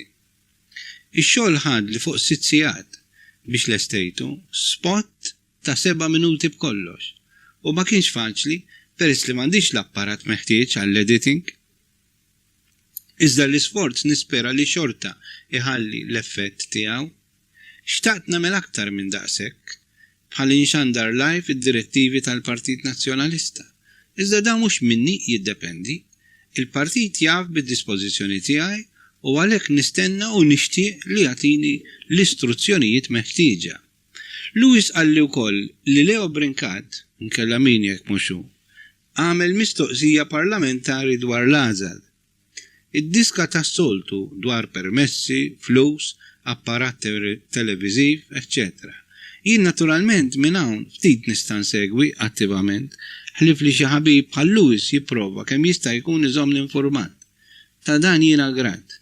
Qalli wkoll dwar it-tratt ta' xandir Malta lil Partit Nazzjonalista dwar ir-rapportaġġ tal-attivitajiet tal-partit. Intant inkomplu kif aħna. Issibt xandart l-ispot 3 darbiet u l-kasett tal-Imnarja bejn is-7:30 u l-10:30 ta' filgħaxija. Il-ħadd 27 ta' Ġunju. Illum xandart l-ispot u l-kassett dwar l-Imnarja għal 3 darbiet fis-7:30, fit-8:30 u fl-10:30 ta' filgħaxija. ċempilt lil-ledi. Qalli li l-ispot oġbu u jinsab fiduċjuż dwar nhar it-tlieta. Erġajt għatlu li jekk iħoss li għandu jgħid li nagħmel xi ħaġa oħra billi nittrażmitti live biex jottieni aktar effett, għandu jgħidli u jien lest li nkun għad-dispożizzjoni. Nassumi li ma jgħidlix għax ma jħoss li għandu jagħmel hekk. Però jien irrid ngħidlu bejn mingħajr ma nippressa żejjed qisni għax irid nidher fuq l-iskrin għal xi skop personali. U bejn li bin-naħa l-oħra irrid nagħmel dak kollu possibbli jekk dan ikun fl-aħjar interess tal-kawża tagħna. Ma rridx inħossni li qed noqgħod lura b'ebda mod, żgur mhux wara li nħares lejn il-kaptana u nisimgħu jkellimna. L-ispirtu ta' determinazzjoni u sens qawwi ta' tama inħossu jkaxkarni. It-2 28 ta' Ġunju. Illumi f'ġil importanti, mimlija ansjetà. Fil-5 wara nofsinhar ċempilli Edi. Għatlu kemm nixtieq nagħmel xi ħaġa, peress li kont nistenna istruzzjonijiet minn għandu dwar ix-xandir. Aktar impenjattiva f'din l-okkażjoni. Għalli, hawn biċċa xogħol għalik. Ridni nħejji kollox biex Guido De Marco, li kien jinsab Katania wara t-twelid tat-tieni tifel ta' Giannella, jiġi l-istudio u jagħmel xandira diretta. Kienet sorpriża sabiħa. Edi qalli li jinsab fiduċjuż dwar x'ser jiġri l-għada. Kien hemm ferment fost l-impjegati tal-gvern, meta mintom fl-ewwel li sospenda l-lif. Imbagħad għedded b'azzjoni disciplinari kontra min ifalli mix-xogħol. Bdiet kampanja ta' intimidazzjoni kif konna stennejna. Ma nafx kollox x'kien qed jiġri, iżda ħadd idea tar-reazzjoni mimlija paniku tal-gvern. Nittama li ma jkunux ħafna dawk li ċedu jew jibżaw. Min-naħa tiegħi staqsejtu jekk għandix nintroduċi lil Guido fuq it-television. Għatlu li għandu jqisni disponibbli li nieħu sem jien ukoll. Għalli li għalissa ma jarax il-bżonn u jrid jevitali riski żejda. Irringrazzjajtu tal-ħsieb, iżda għatlu li l-ħalfa li saret fuq il-fosos għamilta jien ukoll. U għandu jgħodni magħhom mal-Maltin kollha li għamluha. Għalli, Rich, m'għandix dubju. Intant wasal Guido fil-ħin li ftemna fl-ewwel żjara tiegħu f'Marina di Ragusa. Kellha tkun ukoll l-ewwel xandira diretta mill-istudju tagħna minn wara l-elezzjoni. Xandira storika u ta' importanza politika sinifikattiva ħafna fil-konfront tal-qagħda mimlija li għaddej minna l-pajjiż. Jien sejjaħtilha ora 0 sija ta' prova deċiżiva.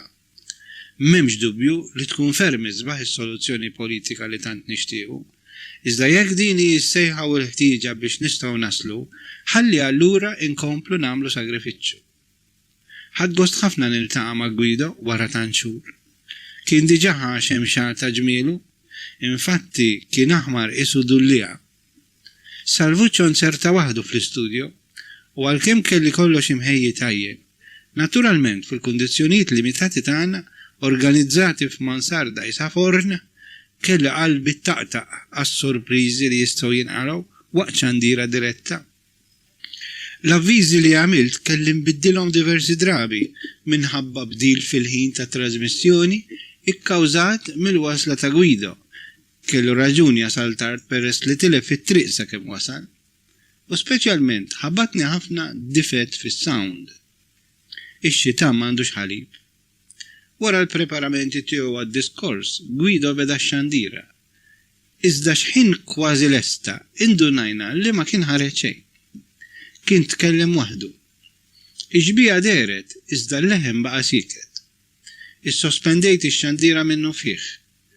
Salvuccio tħawat u ġibet tnejn bl-isqalli, għaliex miskin veru tħassartu. Iżjed marit jaqta figura tajba qudiem il-viċi kap tal-partit, aktar fixklu x-xogħol. Ta' xejn nirrakkomandajtlu l-kalma. Fl-aħħar, wara 3/4 taqtih il-qalb, ġie l-awdju.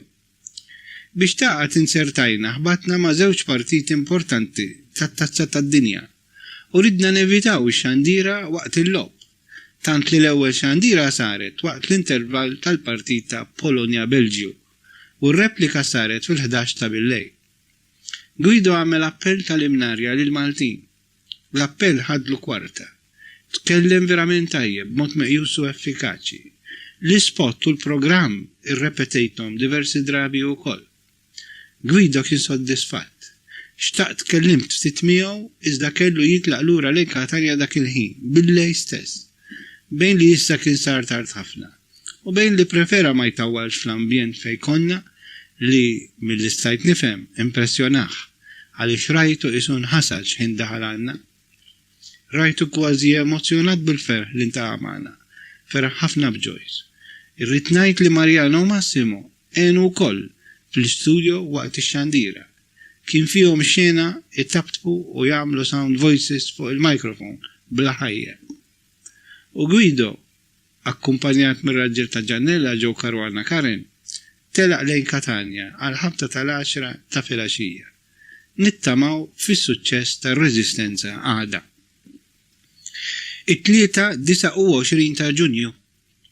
Illum jum liminarja. Iżda aktar minn hekk hu jum ir-Reżistenza. L-aktar settur li qed jolqtu d-direttivi tal-Partit Nazzjonalista hu propju dak tal-ħaddiema. U mintu fusħabu propju lil ħaddim l-aktar lillum qegħdin jgħeddu. Kif inqalbet il-folja, kif waqgħet il-maskra, min jgħix il-gidba omru qasir daqs tagħha. Lewis diġà ċempilli fid-9 ta' filgħodu biex jagħtina l-aħħar aħbarijiet. Kienu jindikaw riżultat soddisfaċenti. Għalli li t-teddit mill-gvern għadu għaddej u jien għandi nkun lest li nerġa' nittrażmetti dirett jekk meħtieġ. Tennejt id-dispożizzjoni tiegħi li jekk ikun hemm bżonn nittrażmetti anki personalment.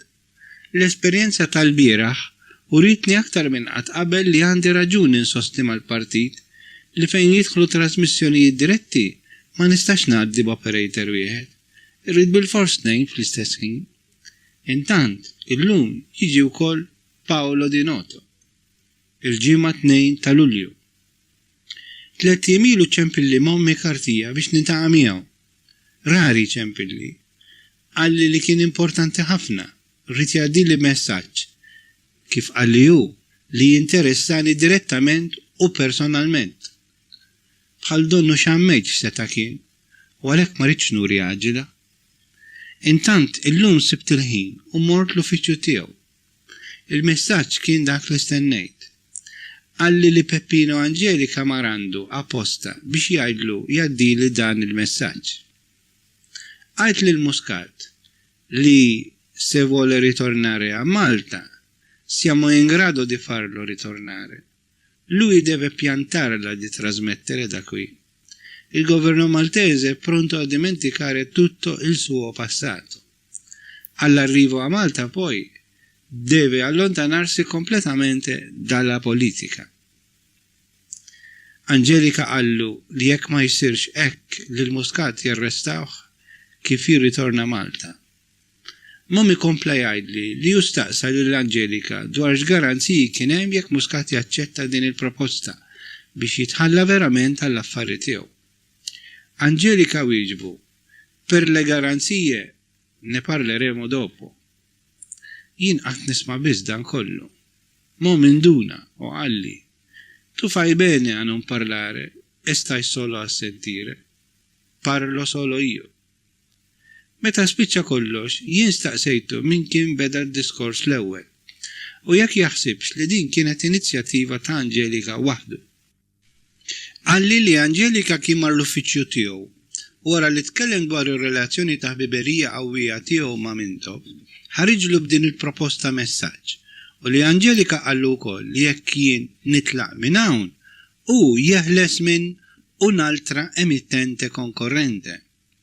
Ovvjament mhux se jammetti li seta' kien li bagħtu xi ħadd fil-għoli minn Malta. U l-konkurrenza tagħna ma' Antenna 10 żgur li mhix waħda kummerċjali. Veru li dan Angelika irid jagħmilha ta' xi ħadd importanti żejjed bli qed jagħmel b'Antenna 10, iżda hu daqsxejn stramp il-fatt li ħabbel moħħu b'dan il-mod propju għalija. Nemmen li din l-inizjattiva jew nibtet minn ambjenti viċin Mintoff permezz ta' Angelika, jew inkella dawn l-istess ambjenti ta' Mintoff kienu xorta waħda informati. Min-naħa tiegħu Angelika issa rebaħ il-ħbiberija ta' Mintoff. Imurandu fl-Arix jew Dellimara fejn Mintoff isajjar lil-ħbieb. Liebes shorts u fardal, skont kif irrakonta Angelika stess. Lil-mommi jgħatlu li dak li għamilt u li qed nagħmel hawn qed nagħmlu bil-konvinzjoni tas-sewwa u li jien bidritt u għax nemmen fil-libertà tal-espressjoni ngħid u nagħmel dak li nħoss skont kif nifhem u skont il-kuxjenza tiegħi. Minn barra hekk il-ħidma li wettaqt fis-qallija mhix proprjetà tiegħi waħdi u personali għaliex hi segwita u tirrifletti u hi marbuta ma' opinjoni pubblika ta' eluf kbar ta' Maltin li jinsabu flotta anke akkost ħobżhom favur soluzzjoni ġusta għal kriżi tad-demokrazija li teżisti mill-elezzjoni li għaddiet. Għal daqstant jien stess mhux talli personalment għadni u rrid nibqa' marbut ma' din il-lotta politika, imma talli kważi lanqas inħossni liberu li kieku għall-argument kelli nażel li nabbanduna kollox kif hu jissuġġerixxi. Għaliex dan il-messaġġ jgħaddi permezz ta' Momi u mhux permezz ta' Nino, ħabib intimu li Angelika jafu wkoll. Għandi nistaqsi. Kien f'Jannar li Angelika kien diġà ressaq xi proposta simili għalkemm mhux daqshekk formali u bla kondizzjonijiet marbutin. Permezz ta' Nino jien kont irrifjutajt imqar li niddiskuti dwarha. Intant li l-Momi jgħatlu li dwar il-messaġġ għalissa jien m'għandix xi ngħid. Irrid aktar informazzjoni dwar il-garanziji u sadattant nirrifletti ftit. Naturalment minħabba xi konsegwenzi li jistgħu jinqalgħu irrid noqgħod attent kif inwieġeb dan il-messaġġ anki jekk naf eżatt it-tweġiba tiegħi. Żgur mhux se narmi l-ħidma, s-sagrifiċċji u l-konvinzjonijiet tiegħi u l-ideali marbutin ma' din is-sitwazzjoni tiegħi personali. Però xorta rrid nipprova nkompli naħseb u nkun jekk jista' jkun possibilistiku fit-tweġiba mingħajr ma niċċaqlaq mill-prinċipji. Irrid niforma lil-ledi b'dan kollu u nara xi jgħidli hu. X'ħin irritornajt qed lil Joyce b'din il-ħaġa.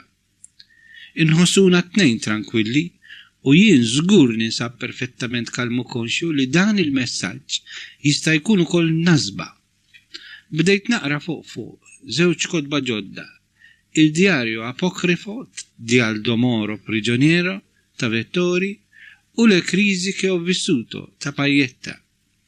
Għadni kif strajtom u ma' daqqatajn f'xi paġni li qrajt diġà laqtuni xi punti bħal non si può tornare indietro dwar il-karrijiet Russi fi Praga.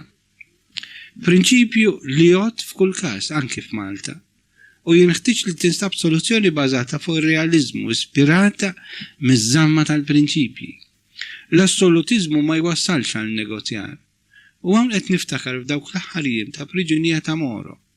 X'eżempju, x'fidi, x'nobiltà ta' karattru u sens kbir ta' umanità li kellu Aldo Moro fl-aħħar sigħat ta' ħajtu. Filgħaxija tkellimt ma' Nino dwar il-messaġġ ta' Momi. Għalli li Angelika mhux darba lilu għallu jgħidli diskors simili iżda hu peress li jirrispettani u jaf sewwa kif naħsibha dwar l-ideali u l-ħidma tiegħi. Ma kienx jgħaddili diskors inutli li jien inqisu insolenti wkoll. Fl-aħħar irrakkomandali li għandi nżomm quddiem għajnejja wkoll l-unur tal-familja ta' Olidi, ta' Edi u l-Partit u l-Maltin, kif ukoll il-ħbiberija u l-istima kbira li hu stess għandu għalija. Ovvjament dan kollu qatt ma kien se jitwarrab minn qudiemi. Kif jista' jkun? Warajja fuq il-lemin tal-iskrivanija fejn qed nikteb għandi del kbir tal-bandiera tal-Partit Nazzjonalista li tellajt ma' traliccio bi kliem iffirmat tal-okkażjoni. Din minn taħt il-għajn waqt li qed nikteb u f'kull ħin isservi ta' kenn ta' ispirazzjoni u ta' programm politiku sħiħalija. Aktar mill-bandiera simbolu dan kollu nħossu ġo fija. Anzi propju għax għandi konvenzjoni interna nassoċja miegħi simboli konkreti u viżivi. Kien hawn ħdejja wkoll il-ħabib tiegħi Tonio Farrugia ma' martu Jackie li ġew jiltaqgħu miegħi u rajna l-lobbiet tat-tazza tad-dinja flimkien. Kellimna wkoll dwar din il-praspura. Għatlu Tonio jien naf perfettament li lanqas biss niddiskuti marrit din il-proposta ridikola. Iżda l-unika ħaġa li qed nipprova nagħmel hi li jekk utli u possibbli nażel tweġiba strateġika. Noqgħod ftit attent minħabba li ma nkunx naf eżatt fejn jien ma' ċerti nies fl-inħawi ta' madwari. It-3 ta' Lulju. Kellimt lil-kap dwar il-messaġġ. Għatlu li weġibt li l-Mommi li ma rridx niddiskuti proposta sfaċċata u inaċċettabbli f'kunsens bħal din. Li dak li wettaqt kien kollu dritt tiegħi li nagħmlu u b'daqshekk ma ksir tebda liġi li kull mument li għaddi għandi f'moħħi lil dawk li tilfu ħobżhom jew issawtu fit-tarzna fl-imnarja biex jiġġieldu favur il-kawża u mottivi bħal dawn. Edi qabel ma din l-attitudni anzi qalli biex ninsisti dwar min qabdu jagħmel din il-proposta għax allura għandi dritt inkun naf. U Angelika m'għandux jagħmel diskors bħal dan min jeddu. Imbagħad tkellimna wkoll dwar is-sitwazzjoni. Ħassejtu deċiż pas-soltu. Il-partit kien għadu qed jagħmel stock taking tas-sitwazzjoni u jeżaminha fid-dettall. L-imnarja kienet suċċess fl-iskejjel, fil-banek, fil-ħwienet, fil-fabbriki u kienet suċċess ukoll fit-tarzna fejn 200 ħaddiema kienu msawtin u madwar 2000 tal-bullif qabel. Tal-gvern lanqas li ħarġu. It-teddid tal-gvern lill-impjegati tiegħu kellu effett. Minn 100 ħaddiem spiċċaw sospiżi mix-xogħol. Is-sitwazzjoni hi diffiċli, forsi xi ftit imħabbla. Kellimt ukoll bit-telefon lil ħabibi Joe Camilleri, wieħed minn dawk li ssawtu fit-tarzna u li jinsab sospiż. Irrakkonta li x'ġara. Veru skwadriżmu stil Mussolinjan. Dawn li għadna mwikkin bihom huma faxxisti. Għamiltlu koraġġ lil Joe u għedt solidarjetà miegħu ma' sħabu. Anki f'dan il-każ tiegħi tal-messaġġ niftakar b'Baweza li wara li arrestawh ordnawlu biex jinqata' minn ma solidarnox jekk ried li ħalluh liberu. Kollha pezza waħda. Kemm nixtieq nara l-Partit Nazzjonalista jaraf jaqta' t-triq tas-soluzzjoni. Għax għandi ħafna fiduċja fil-partit li mżejjen bi-storja ċentinarja glorjuża u determinanti fit-tiswir tad-destin politiku tal-poplu Malti, kif ukoll għani bil-patrimonju ta' mexxejja u personaġġi patriottiċi tal-passat, orrif, onesti u koerenti ma' twemminhom, determinati u qalbina, u mhux anqas mimlijin fidi falla ħajja u eżemplari, żgur li jipposjedu dak li moro mill-priġunija qal dwar id-demokrazija kristjana fittra lil Zaccagnini. Il pregio di indovinare come muoversi nelle situazioni più difficili. U f'dan il-perjodu tant kritiku għal Malta li kull ma jmur dejjem ibiet l-għaqda, iwebbes l-irjus u jqanqal il-pika u s-supervja f'dawk li nistgħu llum insejħulhom il-veri vittmi tal-poter li ħakimhom sa ma għamilhom skjavi u għar minn hekk għax il-poter ser ilhom il-personalità tagħhom, ir-rida li jqumu u jerġgħu jibdew triq ġdida ta' tolleranza, ta' rispett lejn l-opinjoni ta' ħaddieħor, l-ispiritu ta' lealtà u ta' onestà fil-logħba politika u dik tal-partiti. Iva, l-poter xorbilhom anki s-sens ta' limiti fl-użu tiegħu u bħala konsegwenza sparixxew mill-kuxjenza tagħhom il-mistħija, il-lealtà u s-self-control. Għalija u ferm diffiċli nagħmel valutazzjoni dwar is-sitwazzjoni f'pajjiżi. Il-fatt li nieqes issa 9 xhur mill-ambjent għalkemm qed nattwa proġett ta' xandir biex il-Partit Nazzjonalista jkun jista' jwassal il-messaġġ tiegħu lil Maltin, xorta waħda ninsab sajjem minn tarif dwar żviluppi li wara kollox jidher li m'hemmx.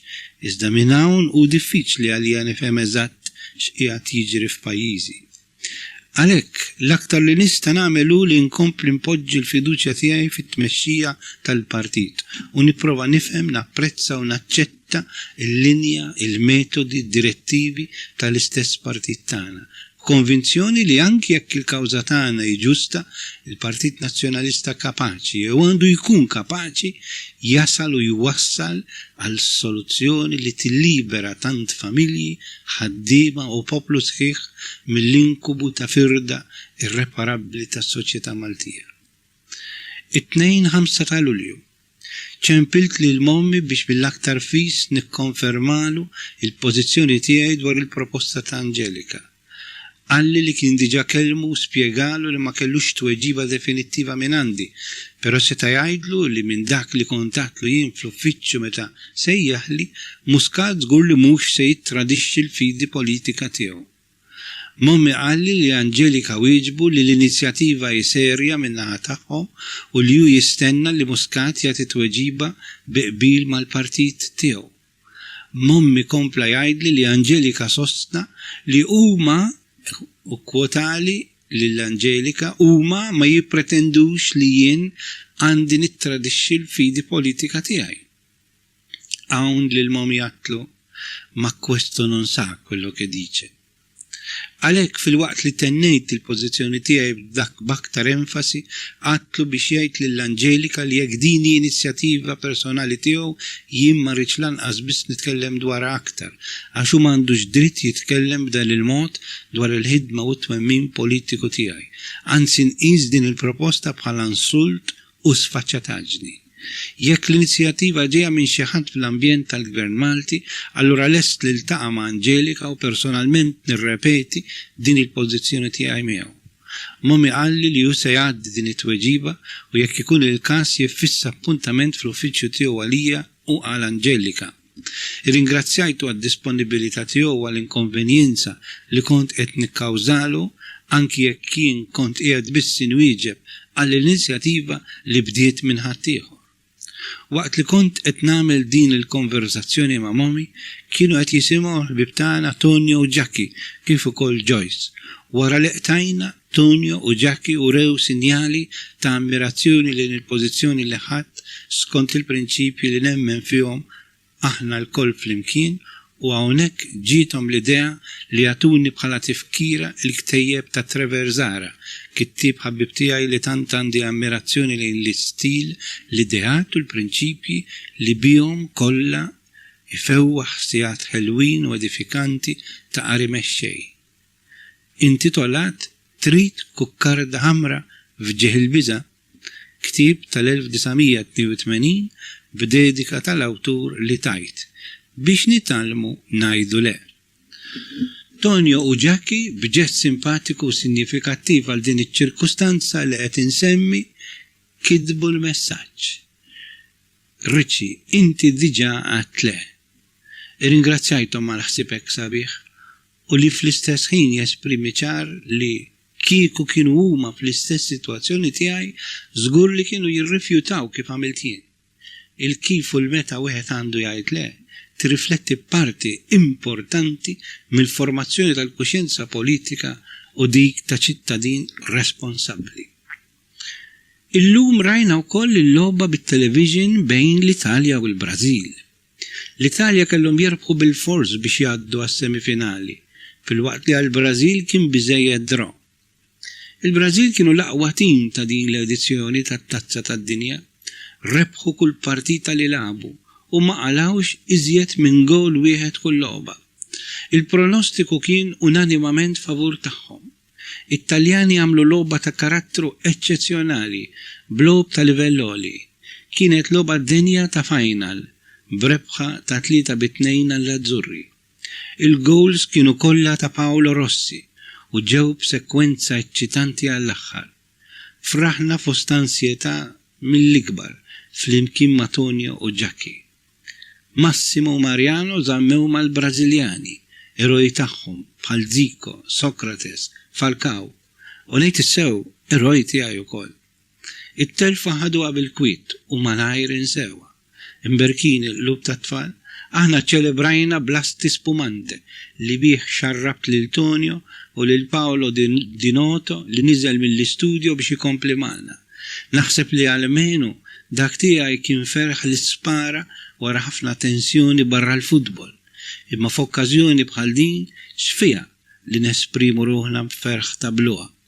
Wara l-partita nżilna l-koll lejn il-pjazza ta' Marina fejn komplejna mat-Taljani fil-festa taċ-ċelebrazzjoni tar-rebħa. L-erba' 14 ta' Lulju. Waslu ħbieb mill-Isla biex jgħaddu ftit jiem ġo Ragusa. Ġabu t-tim tal-futbol tal-kazin tal-partit tal-Isla. Irranġajtilhom partita mal-klab ta' Ragusa.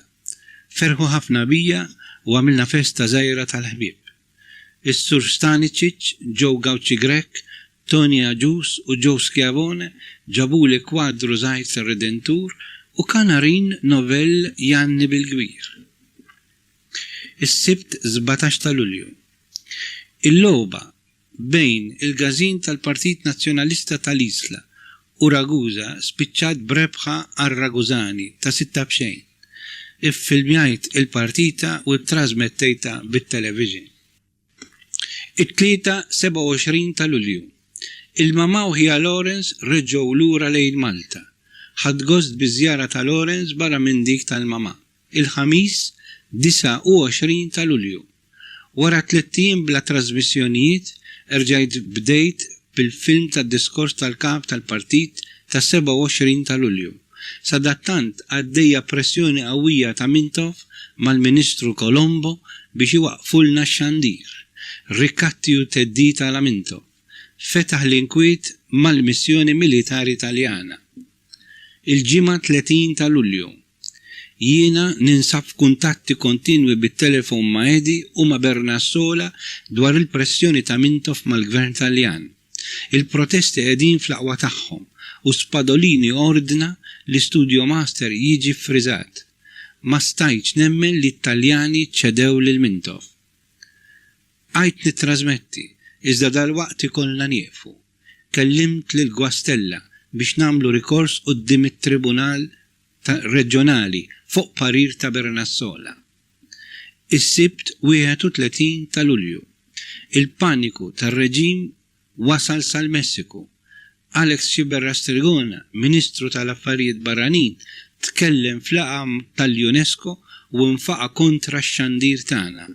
Għamel dikjarazzjoni mimlija velenu u tawwiġ ta' fatti. Sadattant bqajt nittrażmetti l-aħbarijiet u l-film ta' CMTU. It-2 ta' Awwissu.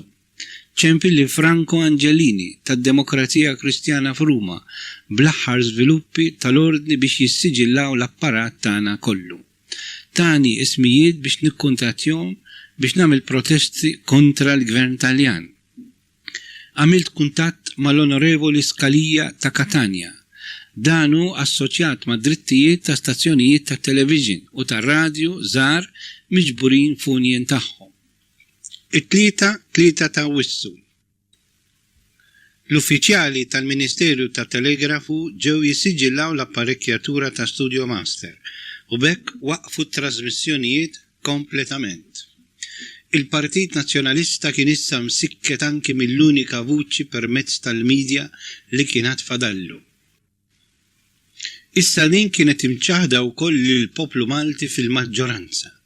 Din ta' ċensura u tal-eluq ta' dan l-istazzjon ħassejta wkoll bħalli kieku azzjoni kontra tiegħi personali.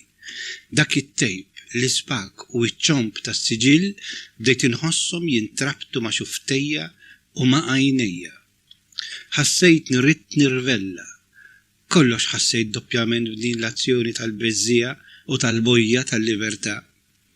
U dimajnejja ġibt biss il-kawża tal-partit tal-poplu bil-lotta diffiċli u r-reżistenza determinata kontra reġim arroganti ta' Mintoff u sħabu u wkoll kontra l-isforz tiegħi personali li semi f'din ir-reżistenza kien servizz determinanti biex twaqqaf u tmexxi kull xandir minn sqallija. Bekk id-daqqa tal-mazza ħassejta doppjament. Madankollu rrid inkompli u ma nċedix. Minn hawn sakemm nerġgħu niftħu, sa nagħmel ħilti kollha bil-mezzi legali. Ir-raġun neħduh lura żgur, iżda naf ukoll li mhux faċli u mhux malajr kemm nixtiequ. Iżda neħduh. Billi kont infurmat li f'xi ħin kienu se jiġu jagħmlu s-siġill, għadt lil Salvuccio u lil Fabrizio biex filgħodu jkunu preżenti fl-istudju. Ma' 8:30 bdejna nxandru film komiku. Anki hawn xtaqt nuri lil Mintoff u sħabu li wettqu pressjoni minn Malta biex jarawna msiktin bis-siġilli li aħna ninsabu fi spiritu tajjeb. It-tieni film ma żilt li nittrażmettih għall-isem biss, Uomini Duri, u propju kif spiċċat l-ewwel taqsima tfaċċaw il-gang taċ-ċensura. Il-Marixxall tal-Karabinieri u appuntat tiegħu fil-van tal-Karabinieri kienu l-ewwel li resqu. Skantajt kif rajthom armati full gear bl-automatic gun kollox. Għandi nifhem li ġew hekk għax normali li jilbsu l-armi wkoll. Però ma nistax ma ngħidx li fi ċirkustanzi ħallew impressjoni fuqna. Il-Marixxall kont diġà nafu, persuna li ma jiġbidni xejn. Wara l-iskorta tal-karabinieri kien hemm żewġ uffiċjali pajżana tal-Eskopost. Kellhom van mammar b'apparat u radju telefon. L-ewwel maħbat magħhom kont jiena. Iżda malajr indirizzajthom lejn l-istudju għax jien f'din iċ-ċirkustanza kelli nkun biss spettatur. Il-wiċċ u l-espressjoni ta' dawn lanqas ma oġbitni. Rajthom wiċċhom imqit, riġidi, żbrigattivi. Donhom mhux biss u sempliċement qed jeżegwixxu l-ordni li tom ħaddieħor. L-objettivi kienu konxji minnhom. Inħolqot atmosfera ta' tensjoni mill-ewwel. Xtaqt niġbed xi ritratti tal-azzjoni tas-siġill. Il-Marixxall oġġezzjona bil-mod goff tiegħu. Rajtu kretina għall-aħħar. Għatlu li jien il-wiċċ ta' ħadd ma rid niġbed. Insista. Jien kont naf li ħadd ma seta' jżommni milli nieħu ritratti. Iżda x'ħin rajt dik ir-reazzjoni tal-Marixxall u tal-uffiċjali, ippreferejt ma nżidx l-atmosfera mdaħħna li diġà kien hemm. Fl-10:42 minuta ta' filgħodu għadt lil Salvuccio biex jittrażmetti l-paġna li kont diġà ħejjejt minn qabel. Din kienet tajt: ci scusiamo con i telespettatori. Siamo costretti a sospendere le trasmissioni. Fl-10:45 minuta ta' filgħodu Studio Master kien mitfi. Minn hawn bdew jissiġillaw il-ħruġ tas-sinjala l-antenna, il-modulatur u t-transmitter. Operazzjoni skifuża meta taf minn fejn u kif oriġinat. Ikkwotaw ir-regolamenti u qalu li Studio Master qed ikun issiġillat għax qed jittrażmetti l-barra mill-ambito lokali, jiġifieri għax joħroġ minn Sqallija u jiġi Malta. Hemm id-duda bħalli kieku ma jaslux trasmissjonijiet oħrajn minn Sqallija fuq Malta. Ħadd minn dawn ma jagħti fajn ir-reġim tad-dittatura minn Tuffjana daqs Studio Master. Ir-raġun irridu neħduh. Jien minn dak il-ħin ħassejtni qalbi sewda, inkurlat, b'xewqa kbira li nirreaġixxi. Iżda rid ukoll nassorbi ħalli niċċara ħsibijieti u nara x'hemm bżonn u x'jista' jsir. Il-klikka marru jissiġillaw it-traliccio. Ma morx magħhom għax rid inkompli mal-avukat li ġie apposta. Issiġillaw anke l-impjant tar-radju meta dan ma kien qed jintuża f'ebda ħin. Ir-radju qatt ma użajnieh minn wara l-elezzjoni. Sar verbal li ffirmawh l-erba' eżekuturi taċ-ċensura u Salvuccio bħala direttur ta' Studio Master. Ċempeledi fost l-oħrajn. Qedlu x'ġara sa dak il-ħin. Ma kontx f'qagħda li ngħidlu x'azzjoni jmiss immedjatament. Konna qed niddiskutu jien u l-avukat. Iżda ma kienx jindika żgur li se jirnexxinna nneħħu is-siġill fi żmien ftit ġranet kif xtaqedi, ippressat mill-qagħda politika f'Malta. Dan anke għalija u dispjaċir għax xtaqt li nagħmlu rivinċita mill-aktar fis. Iżda rridu nifhmu wkoll li hemm proċedura li trid iż-żmien biex twassal għal xi riżultat u biex taqgħod ninsabu fl-eqqel tal-vaganzi fl-Italja li jagħmilha allura aktar diffiċli biex issib in-nies. Ċempilt l-Sqallija, deputat tad-Demokrazija Kristjana f'Katania. Dan tanni l-isem tal-Avukat Di Gravio tal-Federazzjoni tal-Istazzjonijiet Liberi Italjani ġewwa Ruma biex isegwi ir-rikors tat-Tribunal ġo Katania. Talabni fotokopja tad-dokumenti dwar il-każ. L-Avukat Guastella ntefa' bruħu b'ġismu biex iċċaqlaq l-azzjoni li ma kienitx kompetenza tiegħu peress li issa rridu nidhru quddiem it-Tribunal Reġjonali. Għamilna aktar kuntatti. Nino qabbadna mal-Avukat Porta ta' Ġenova, President tal-Union ta' Televisions Privati Italjani. Dan huwa l-avukat magħruf għal każ ta' Teleblea li fl-1976 prattikament fetaħ beraħ il-bib għall-istazzjonijiet privati fl-Italja. Is-sorprenda ruħu x'ħin semma bil-każ tagħna. Rrid ukoll aktar informazzjoni. Fil-għaxija qbadna ma' kuntatt viċin il-President tat-Tribunal Reġjonali f'Katania. Nino wkoll qed jagħmel ħiltu wara li ma wieġeb ħadd fl-uffiċċju ta' Ruma fil-għaxija ċempilli Bernassola verament qed jinteressa ruħu. Ftit li xejn jista' jagħmel aktar.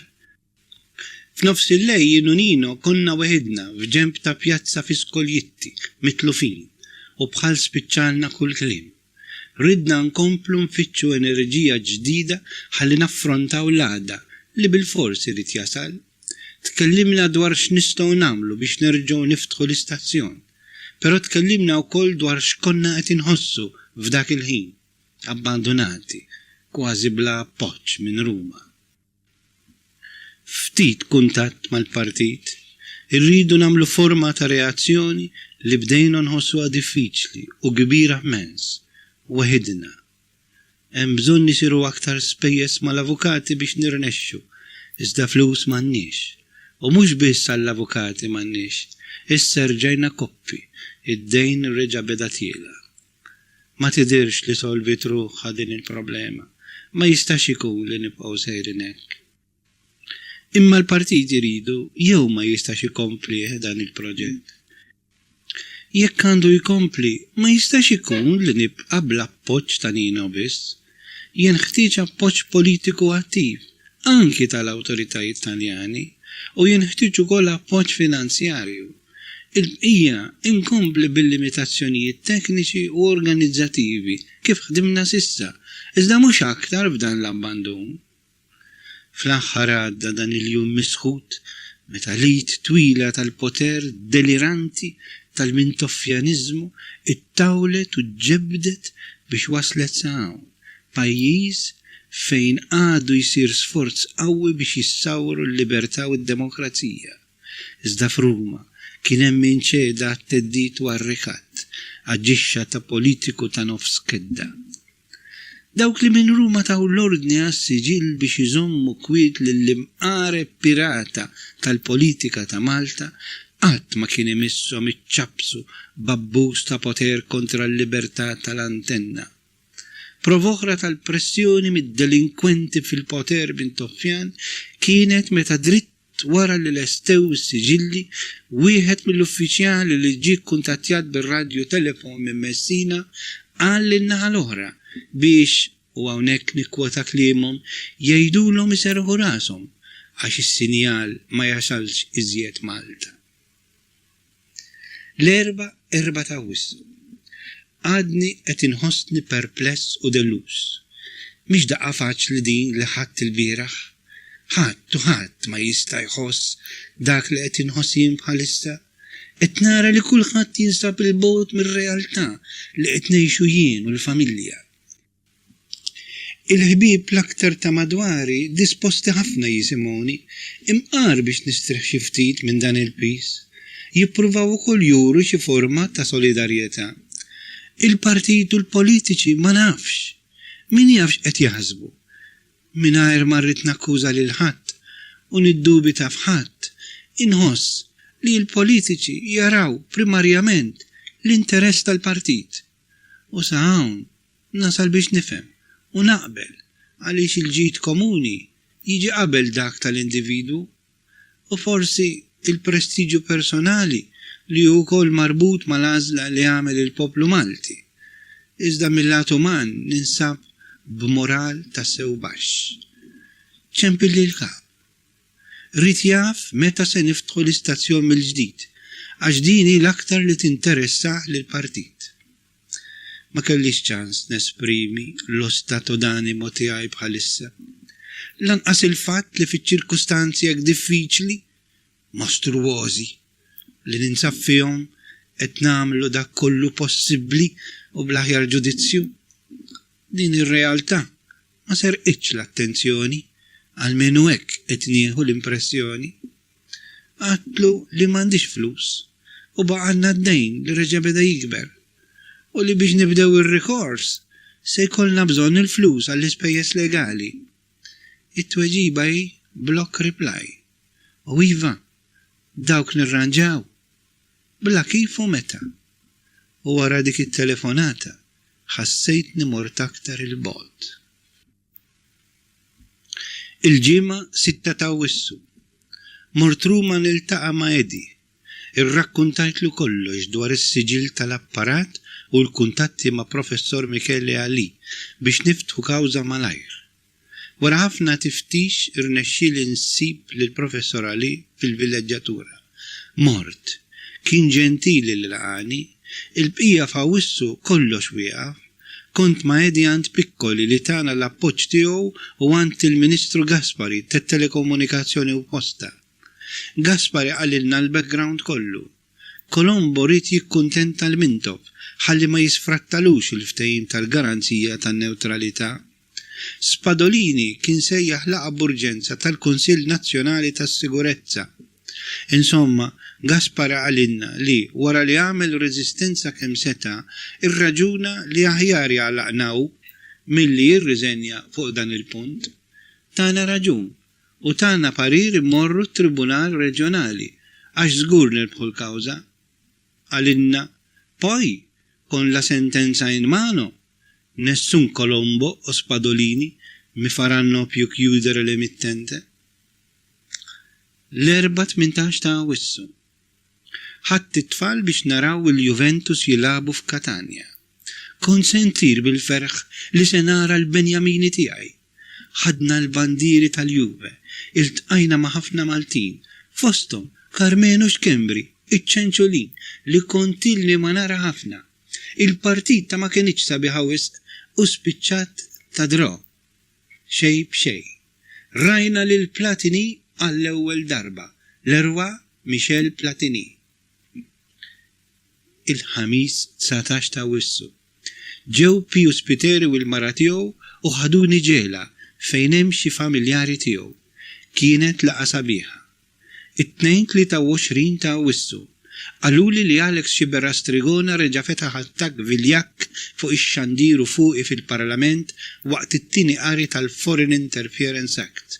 L-estate ittra biex nirrispondih, iżda ħeddi tani parir ma nibatix. Il-ħamis 26 ta' Awwissu. Dawn il-ġranet intfajt ħafna fuq il-proċeduri legali mal-Pretura ta' Ragusa u mat-Tribunal Reġjonali. It-31 ta' Awwissu għaddiet il-liġi faxxista fil-Parlament. Mintof għamel diskors ta' attus id-disprat. Il-qada f'Malta jikera u sewda. Ninsab inkwetat fuq kollox, iżda speċjalment fuq kif spiċċaw l-għażad u x-xandir b'din il-liġi tal-mistħija. Ninnota li anki fil-Polonja hemm l-istat kontra l-poplu, hemm ħafna xebħ ma' Malta. L-1 ta' Settembru.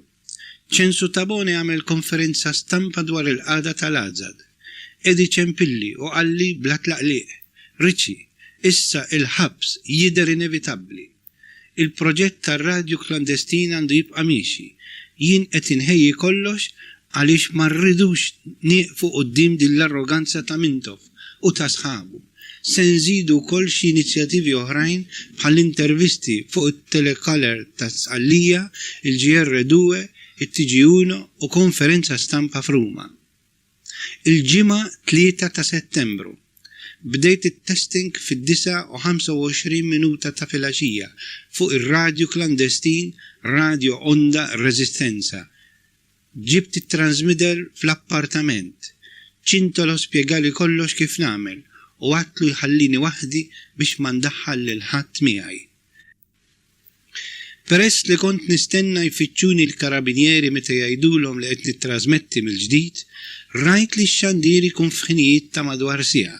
Nżarma kollox, nabbi trasmitter fil-but tal-karozza u naħbi l-karozza wara xi ħajt tal-kampanja. Bekk ma jsibuli xejn. Battikata kull darba, iżda nagħmilha għax hekk hemm bżonn issa.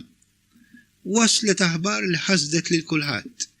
Il-mafja qatlet lil Nando Dalla Chiesa u l-mara tiegħu f'karozza f'Palermo. Xorrur u kefrija. Il-ħadd 5 ta' Settembru. Fabian Brincato Mario telqu lejn Ruma wara żjara qasira f'Ragusa. Jien ma mort Taormina u ltqajt ma' Patrick Laferla u xi ħbieb tiegħu. Dħalna fil-kamra tal-ħotel tiegħu u ġab li xi flus li kienu moħbijin f'pakkett ta' Tampax. It-2 6 ta' Settembru.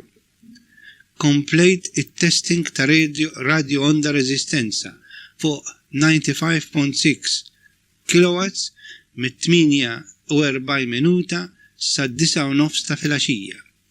Iddiskutejt ma' Nino u mal-avukat Guastella il-mandato di kattura. Dan wasalli wara t-trasmissjoni ta' radio onda rezistenza.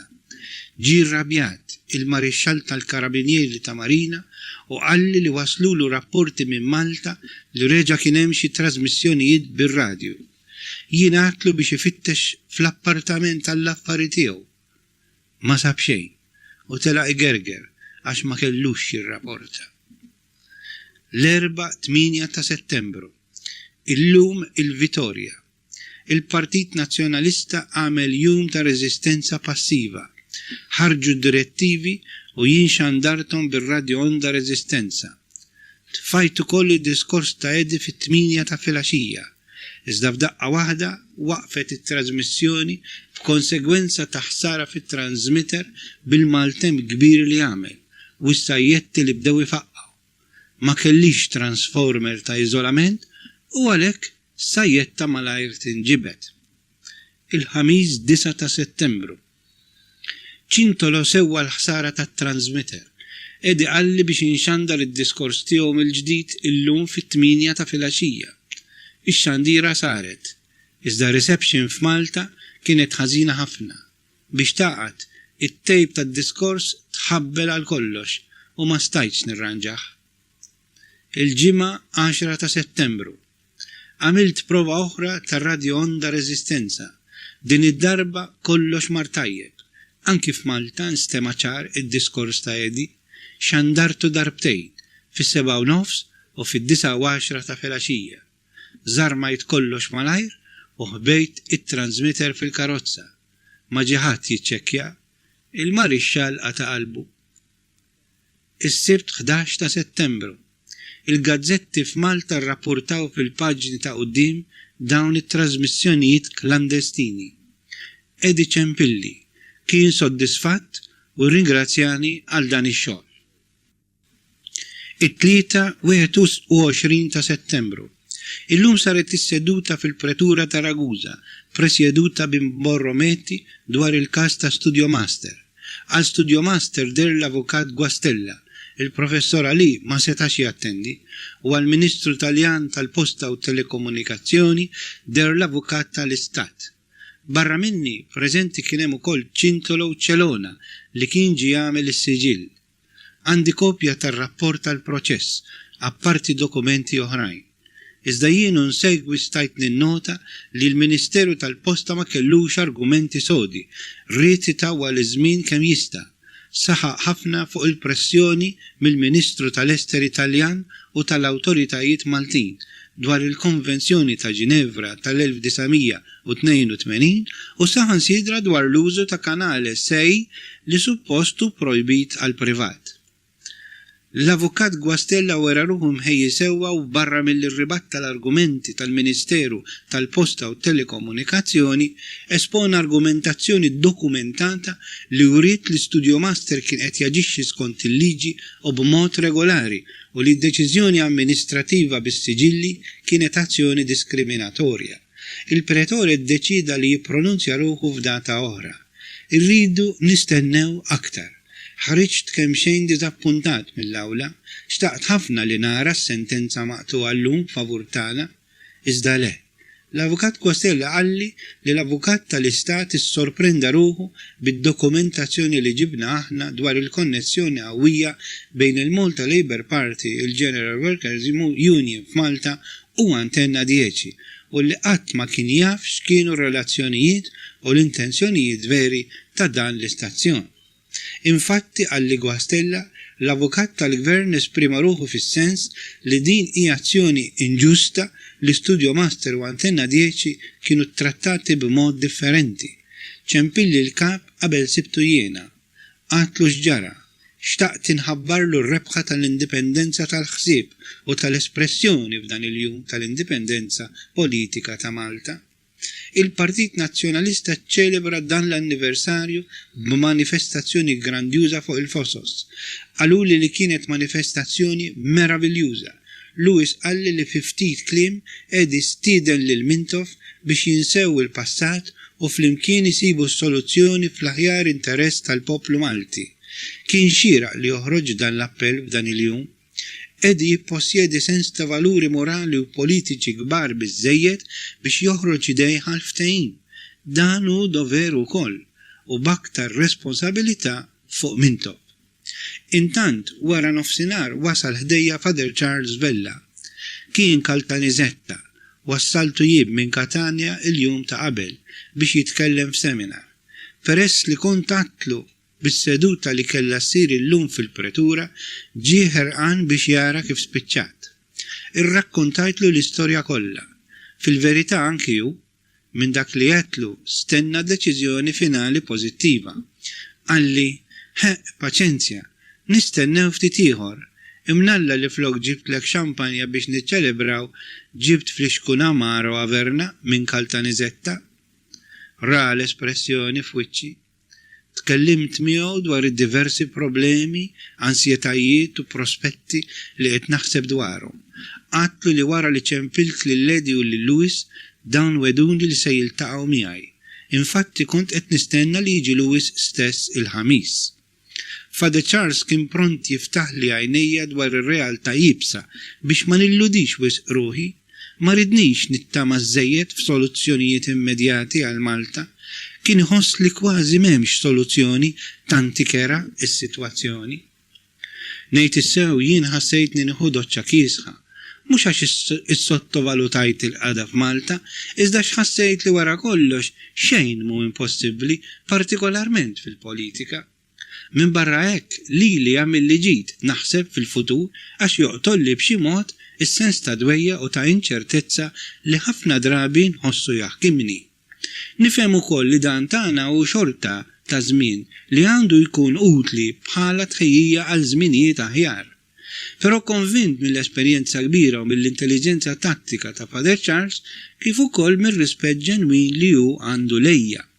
Wiżin sewwa dak kollu li qalli u ħallattu mal-lista ta' riflessjonijiet tiegħi. Il-cocktail naħseb li rnexxa. Il-pariri tiegħu żgur li jiswew u tani wkoll xi ideat li joġbuni ferm u jien deċiż li nagħmilhom. Bħal dik tal-artiklu fin-Nazzjon dwar dak li jiġri fl-Italja u kif dan jolqot lili. Noqgħod attent x'suġġetti nażel, nuża moħħi.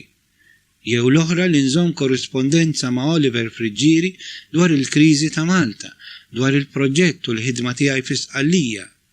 Għandu joħroġ dokumentarju interessanti. Oliver hu sieħeb ideali. Il-ħamis 23 ta' Settembru. Il-bieraħ wassalt lil Father Charles sa Katania. Sellimna u awgurajna lil xulxin. Qabel daħal il-lejl b'xi l-10, Joyce qalt li Lewis ħassar iż-żjara tiegħu tal-lum u ġej Richard Kakija Karwana li għandu jwassal lil video kassett tad-diskors ta' Eddie. Sirċitan. X'diżappunt ibes. Ħatta bi kbira x'ħassejt li l-kap u lanqas Lewis ma jridu jagħtuni ċans wieħed li jisimgħu minn għandi personalment dwar dak li qed inħoss u nieħu l-parir tagħhom. Ħassejt li din hi wkoll inġustizzja manino li tant qed ikompli miegħi f'dan il-proġett mimli problemi għalih ukoll. Ħassejt li ma żammewx kelmithom wara li lil Lewis nhar is-sibt tatlu li rrid biss nitkellem mal-kap jew miegħu u ma ħadd iżjed. Ħassejt li l-partit għadu jitfa' fl-aħħar tal-lista is-sitwazzjoni tagħna. Ħassejt iva dak il-ħin li Lewis u l-kap se jerġgħu jiżolquli. Għamilt reazzjoni kif ħassejtni hekk mdejjaq. Inkwetajt jien u nkwetat ukoll Joyce li pruvat tipperswadini li wara li kienet tkellmet dwar dan kemm mal-kap kif ukoll ma' Lewis waqt manifestazzjoni li saret fl-istess jum b'Kirkara. Għalula li m'għandix għalfejn tinkweta, iżda meta bniedem iħossu l-bogħod fiżikament, diffiċli jħossu viċin moralment u fl-ispirtu jekk ma jarax fatti konkreti. Il-bogħod minn xulxin jagħmilha diffiċli biex jiftehmu anki l-akbar ħbieb. U hekk ġra li jien. Ma rridx niltaqa' ma' Richard Kakija Caruana li wara kollox m'għandi xejn kontra tiegħu personalment. Intant wara lejl ħażin ċempil li Lewis kmieni. Anki hu kien inkwettat ħafna dwari wara li Joyce kelmitu bil-lejl. Naturalment spjegajtlu l-frame of mind tiegħi dwar din il-ħaġa. Tħabad biex jispjegali u jikkonvinċini li żjara ta' Richard Kakija Caruana b'ebda mod ma tissostitwixxi l-laqgħa tal-kap jew tiegħu miegħi. Din ġiet biss posposta b'ġimgħa, peress li skont l-esperjenza tal-passat stajt nobsor li min jum għall-ieħor f'Malta tista' tinqala xi ħaġa ġdida li żomm lil kapu lil Lewis milli ċaqalqu. Kien diffiċli ferm għalija li nċedi l-pożizzjoni tiegħi għaliex bżajt li mhux se jiġi dak iċ-ċans. Iżda min-naħa l-oħra, minħabba l-istess fiduċja u stima li għandi fil-kapu wkoll f'Lewis, ridt nagħtik rettu lill-kelma tagħhom. Spiċċajt allura biex aċċettajt ir-raġunijiet ta' Lewis u kkonvinċejt ruħi bil-kuntrarju ta' dak li kont qed inħoss. Għaldaqstant tajt il-kelma lil Lewis li anke f'ċirkustanzi li jinkonta jien fiżikament u dispjaċud b'dak li ġara aktar kmieni din il-ġimgħa, se nagħmel ħilti biex nilqa' lil Richard Kakija Caruana b'mod normali u ta' ħbieb.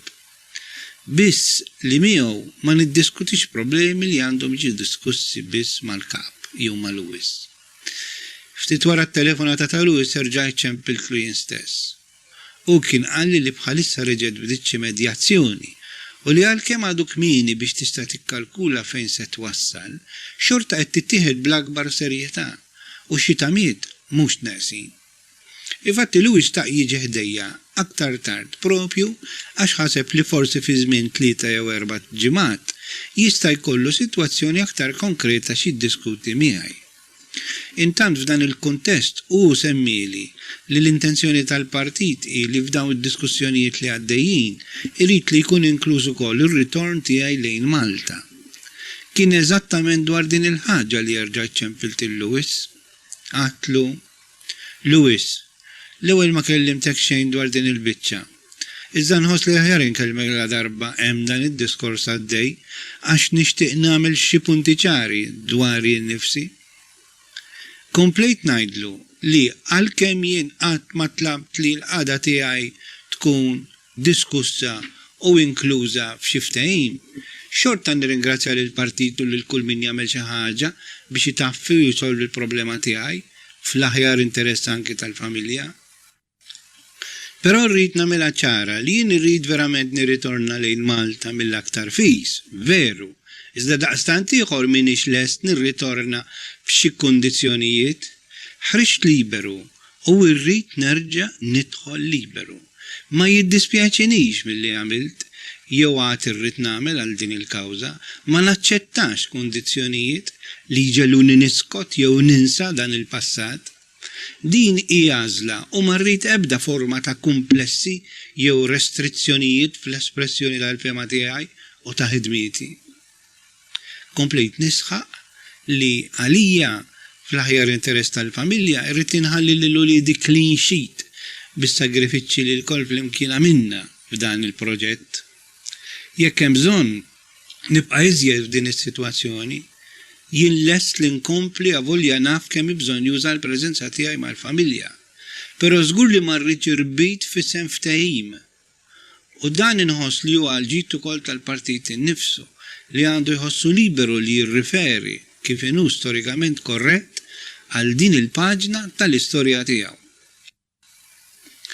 Il-Partit Nazzjonalista għatlu għandu jkollu clean sheet ukoll f'din il-ħidma li għamlitu simbolu ħaj ta' rieda qawwija favur id-dritt tal-espressjoni. Anke l-partit għandu jħares lejn il-familja tiegħu li huma t-tesserati, il-votanti, il-maġġoranza.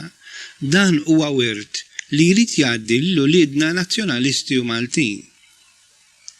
Ktibt kważi kelma b'kelma dak li għat lil Lewis, għaliex ħassejtni ċarissimu u konvintissimu u ma nixtieqx li forsi issir xi proposta li għax jaħsbuha ġenwinament fl-interess tal-familja tiegħi jaħdmu fuqha u tispiċċa li ma naċċettax jien għax ma tirrispettax il-prinċipji li semmejt. Wara kollox, Din hija ħaġa li tolqot lili personalment u huwa ġustu wkoll li jien ngħid tiegħi biex inkunu nistgħu naqblu. Lewis qabel miegħi f'kollox u għedni li se jiċċara din il-pożizzjoni tiegħi ma' sħabu fil-moment opportun. Fil-għaxija, fid-9, xandart id-diskors tal-kaptana ta' fuq il-Fosos. Ix-xandira li saret fuq Radio Onda Resistenza bħal ta' qabilha kellha reception eċċezzjonali. Bdejt billi fit-8 xandart mużika biex sadattant tiġri l-kelma f'Malta li se ssir ix-xandira projbita minn Edi. Għaluli li ħafna kienu li semawa u fetħu r-radju tad-darja u tal-karozza full blast. Jien kont kontent u soddisfatt. Anki Edi kien kontent. Saħansitra mid-dar tiegħu huwa stess semmali r-radju minn fuq it-telefon. A propositu, u qalli li żgur irid jiltaqa' miegħi u infatt se niltaqgħu l-ġimgħa d-dieħla meta jien għandi nieqaf Ruma apposta fi triq lejn Bonn. Il-ħadd 26 ta' Settembru. Richard Kakija Karwana irritorna lejn Malta. Iż-żjara tiegħu irnexxiet fis-sens li tkellimt miegħu fuq ħwejjeġ li seta' jiswa li jgħin fuqhom. Murna tajjeb ħafna flimkien. Ħadd insight aktar estensiv dwar diversi punti u sitwazzjonijiet f'konnessjoni mal-kriżi f'Malta u r-rwol tal-Partit Nazzjonalista. Fl-istess ħin xorta għadu aktar minn bżonn news li niltaqa' mal-kapu ma' Lewis. Aktar tard filgħodu ltqajt ma' Michael Refalo li kien għal-vaganza f'Marina di Ragusa mal-familja tiegħu. Wara l-quddiesa ġibthom fl-appartament u fl-istudju. Tkellimna dwar il-ħidma tagħna. Waqt li kellu repetejt miegħu l-qagħda tiegħi tar-ritorn lejn Malta. Dan għamiltu wara li hu qalli li hu wieħed milli dejjem insista biex ir-ritorn tiegħi f'Malta jagħmel parti mid-diskussjonijiet li jsiru bejn il-partiti. Il-ġimgħa l-1 ta' Ottubru. Tul il-ġimgħa kollha ma waslulix aħbarijiet ġodda. Kollox kwiet u xejn ġdid kienet it-tweġiba minn Malta. L-gvern u lanqas il-ġurnali minn Tuffjani ma wrew reazzjoni għat-trasmissjoni li reġa' għamel il-partit bid-diskors tal-kap permezz ta' Radio Onda Resistenza fuq il-frekwenza 95.6 MHz. Min-naħa tal-partit donnu hemm arja ta' diżappunt. Kulħadd inkluż Edi, anzi prinċipalment hu, u anke jien stess stennejna xi forma ta' reazzjoni, iżda xejn. Jista' jkun li konfondewx se jagħmlu wara li l-Pulizija Taljana qalet li ma sabet xejn ħdejja u diffiċli taħseb sew x'qed jiġri fil-kamp ieħor dwar l-applikazzjoni tal-liġi dwar l-inħil barrani. Żgur mhux faċli lanqas għalihom li jaġixxu għax minn kull fejn taqta' joħroġ id-demm. Forsi jażlu t-triq li tagħmlilhom lanqas ħsara fost il-miżuri li jistgħu jieħdu.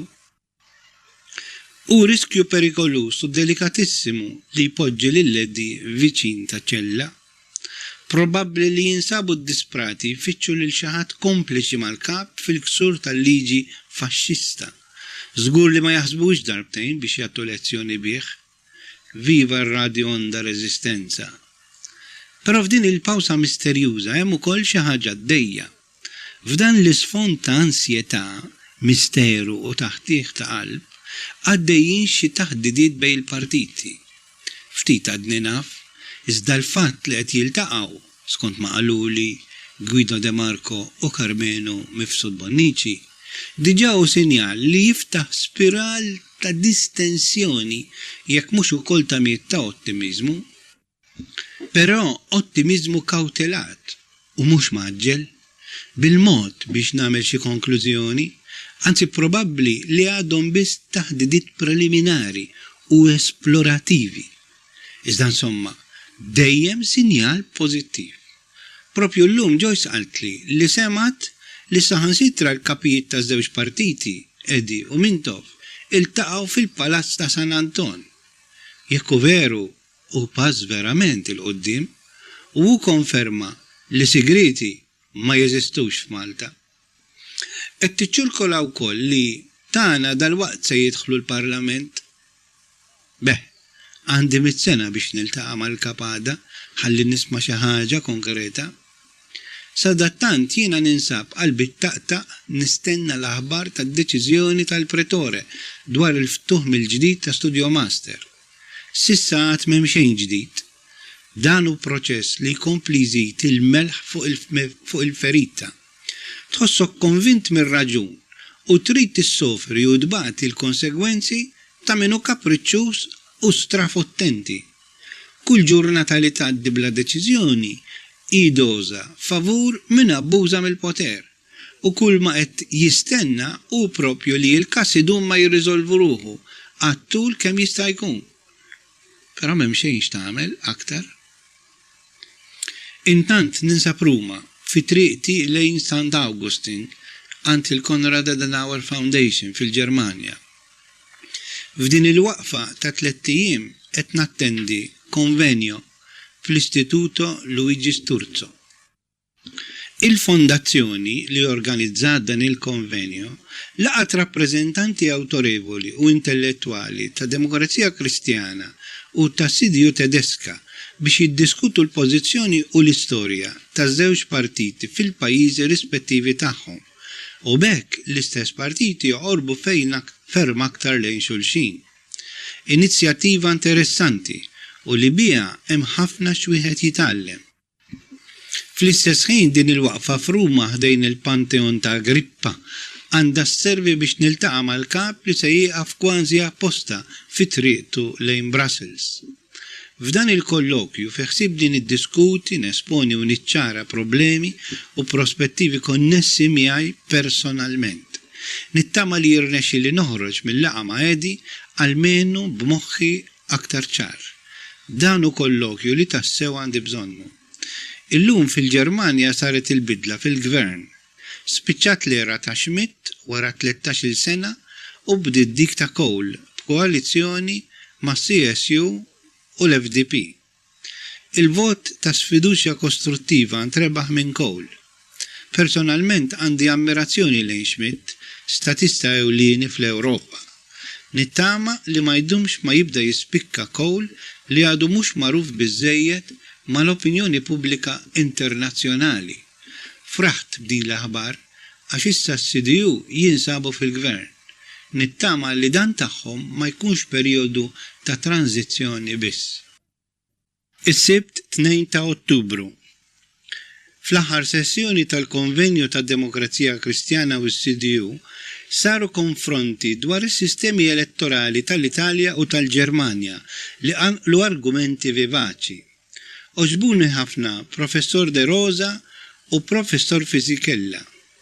Kelli l-okkażjoni nintaqa' ma' Dr. Wegener tal-Konrad Adenauer Foundation u ma' Dr. Jansen wara żmien twil nafhom biss bit-telefon. Dan il-konvenju laqatni tajjeb u nittama li tallimt ukoll sadattant il-kap wasal Ruma. Tkellimna fit-tul daqs forsi qatt qabel dwar il-qagħda tiegħi, konti li nistenni dan il-moment, ħejjejt ħafna punti fuq il-karti. Edi fem u apprezza kollox, iżda l-inċertezza tas-sitwazzjoni hi forsi l-akbar għadu għaliex ma tħallikx tippjana. U jispera li jsir żblokk tal-kriżi mqar fi żmien sena. Għalli li reġgħu bdew kuntatti bejn De Marco u Edgar Mizzi. Dawn jinsabu fl-laqgħat segreti. Mizzi iltaqa' ma' De Marco bl-approvazzjoni ta' Mintov, jekk mhux ukoll bl-inizjattiva ta' dan. Edi ħejja pjan li qed jiġi diskuss u diversi punti minnu diġà mixin, però għadu kmieni wisq biex wieħed jiġbed xi konklużjoni konkreta, nistennew u naraw. F'Malta hemm ambjent ta' kampanja elettorali min-naħa tal-kandidati mintoffjani li fuq ordini ta' Mintov qed jikkanvassjaw bib. In-nies mimlijin tama li ġejja elezzjoni fi żmien 6 xhur. Għalkemm kollox possibbli, Edi qalli li wieħed irid joqgħod attent li ma tkunx xi nażba. Ekku, kollox mibni fuq l-ispekulazzjoni. U f'dan l-isfond il-problemi tiegħi ma jistgħux jinħallu. Il-partit irid ikompli jittrażmetti anki jekk b'mod limitat. Lil-Edi oġbitu l-idea li forsi Nino jitħajjar jiftaħ stazzjon tat-television f'Ragusa. Għandi nitkellem miegħu ħalli niċċara sewwa. Jiena intant nibqa' nittrasmetti programmi tal-ġurnali, però insistejt li jkolli aktar ċertezza dwar fondi, solidarjetà politika u aktar attività għalija. Dwar l-għazza dedi kien komprensiv, iżda rrakkomandali li ma nħallix din il-problema tikber ġo fija. Għalissa nibqa' nistenna u l-pożizzjoni niċċara meta għad nirritorna. Għatlu li jien irrid li f'dak li hu xogħli niddeċidi jiena x'inhu l-aħjar mod li naġixxi, dan hu prinċipju amministrattiv li nixtieq inżomm. Dwar ir-rapporti tiegħi mal-Partit Nazzjonalista, bqajt li għalkemm napprezza u nifhem li l-Partit Nazzjonalista qed iżomm prudenza fl-aħjar interess tiegħi, il-partit m'għandux iħalli li ssirixxu minni għal xejn waqt it-taħdidiet. Iżda żgur li hu mhux se jħalli l-okkażjoni taħrab meta jħoss il-bżonn li jitkellmu b'mod uffiċjali. Jien issuġġerejtlu li l-Partit Nazzjonalista għandu jara kif jagħmel biex jisserixxi din l-inizjattiva tat-televiżjon u tar-radju fir-rekords tiegħu. Fir-rapport li sar mill-partit dwar il-kampanja elettorali lanqas biss issemma xejn dwar dan il-proġett. Lil-kap tlabtu jagħtini dokumenti iffirmat minnu dwar din il-ħidma tiegħi fix-xandir f'isem il-Partit Nazzjonalista f'Ragusa. Għatlu li jien m'għamilx kondizzjonijiet meta aċċettajt li nwettaq din il-ħidma u s-sagrifiċċju kollu, iżda nħoss li rrid is-soddisfazzjon tal-apprezzament mill-Partit Nazzjonalista imqar biċċa karta firmata. Din il-qudiem irid ngħaddiha lill-uliedi bħala xhieda tas-sagrifiċċju li flimkien mal-mara u t-tfal għamilna b'din l-esperjenza. U fehm il-ħsieb tiegħi u qabel miegħi wkoll. Il-problema tal-familja ilha akbar u ġieħ ta' ras. Anki jedi hu preokkupat ħafna biha. Għatlu nassigurak li inti l-aktar wieħed li tista' toqrob li tifhem minn xiex għaddejjin, speċjalment Joyce, però żgur li ħadd ma jista' jiżen eżatt jekk ma jkunx għadda mill-esperjenza tagħha din il-problema. U komplejt ngħidlu, jiena nitkellem lanqas dwar din propju għax inħoss li din il-privazzjoni hi l-akbar sagrifiċċju, dinjitus u intimu li qed inħoss. U dwar id-dubji li kultant jiġuni dwar jekk hux qed nabbuża mir-responsabbilità lejn il-familja biex nagħmel dan ix-xogħol għall-partit, u għalli li mhix ir-responsabbilità din tiegħi, anzi qed nagħti xi ħaġa akbar biex uliedi jsibu futur aħjar b'riżultat ta' lotta u sagrifiċċji favur prinċipji tajbin. Barra din l-għafsa, jien però nħoss ukoll dik li ninsab imċaħħad milli nirritorna bħal ħadd ieħor lejn arti, lejn dari, lejn ħbibi, lejn ommi u ħuti u lejn xogħli. Insomma l-verità hi li m'għandix inħalli li l-konsegwenzi ta' din l-għażla tiegħi iwaqqgħu lil moral. Għandi nfittex inżid fil-ħidma u fl-attività anki mal-Konrad Adenauer Foundation meta mmur Bonn it-2 u 3. F'din inħalli l-options miftuħin u fil-moment opportun naraw. Żgur li ma ninsiex ir-relazzjoni tiegħi mal-kawża tal-partit u dawk fix-xogħol tiegħi mal-fondazzjoni. Naraw x'jindika l-aħjar interess anki tal-familja f'din is-sitwazzjoni. Edi qalli kliem sabiħ dwar Joyce, faħħara dwar il-karattru sod tagħha, dwar id-dedikazzjoni għall-familja u dwar il-mod intelligenti kif tesprimi ruħha fuq il-problemi konnessi magħha. Verament hu l-każ li ngħid li kieku ma kellix lila, żgur li ma kontx nasal biex nagħti rigal bħal dan lill-partit, lill-poplu u lil Malta stess. Jalla l-barka tal-provvidenza u tal-ħniena tinżel fuq il-familja tagħna. Ruma nħobba jien bħal ħafna Maltin oħrajn. Iżda edi mhux anqas u kull meta niltaqgħu f'din il-belt eterna ifittex il-passiġġati twal matul it-toroq taċ-ċentru storiku. Grazzi għas-sens reliġjuż tiegħu rajt diversi knejjes biżbuħija tal-aġeb. U kull fejn iltaqgħu mas-sagrament espost, malajr jistedinni nidħlu nieqfu ftit fil-ġabra. Id jaf ukoll ikun ta' kumpanija tajba U meta jkun Ruma ma jkunx irid ifallik la spaghetti tajba. X'qal professor De Rosa dwar il-korrenti tad-demokrazija kristjana. Se non c'era la democrazia cristiana in Italia, discutere e vivere la politica sarebbe noioso.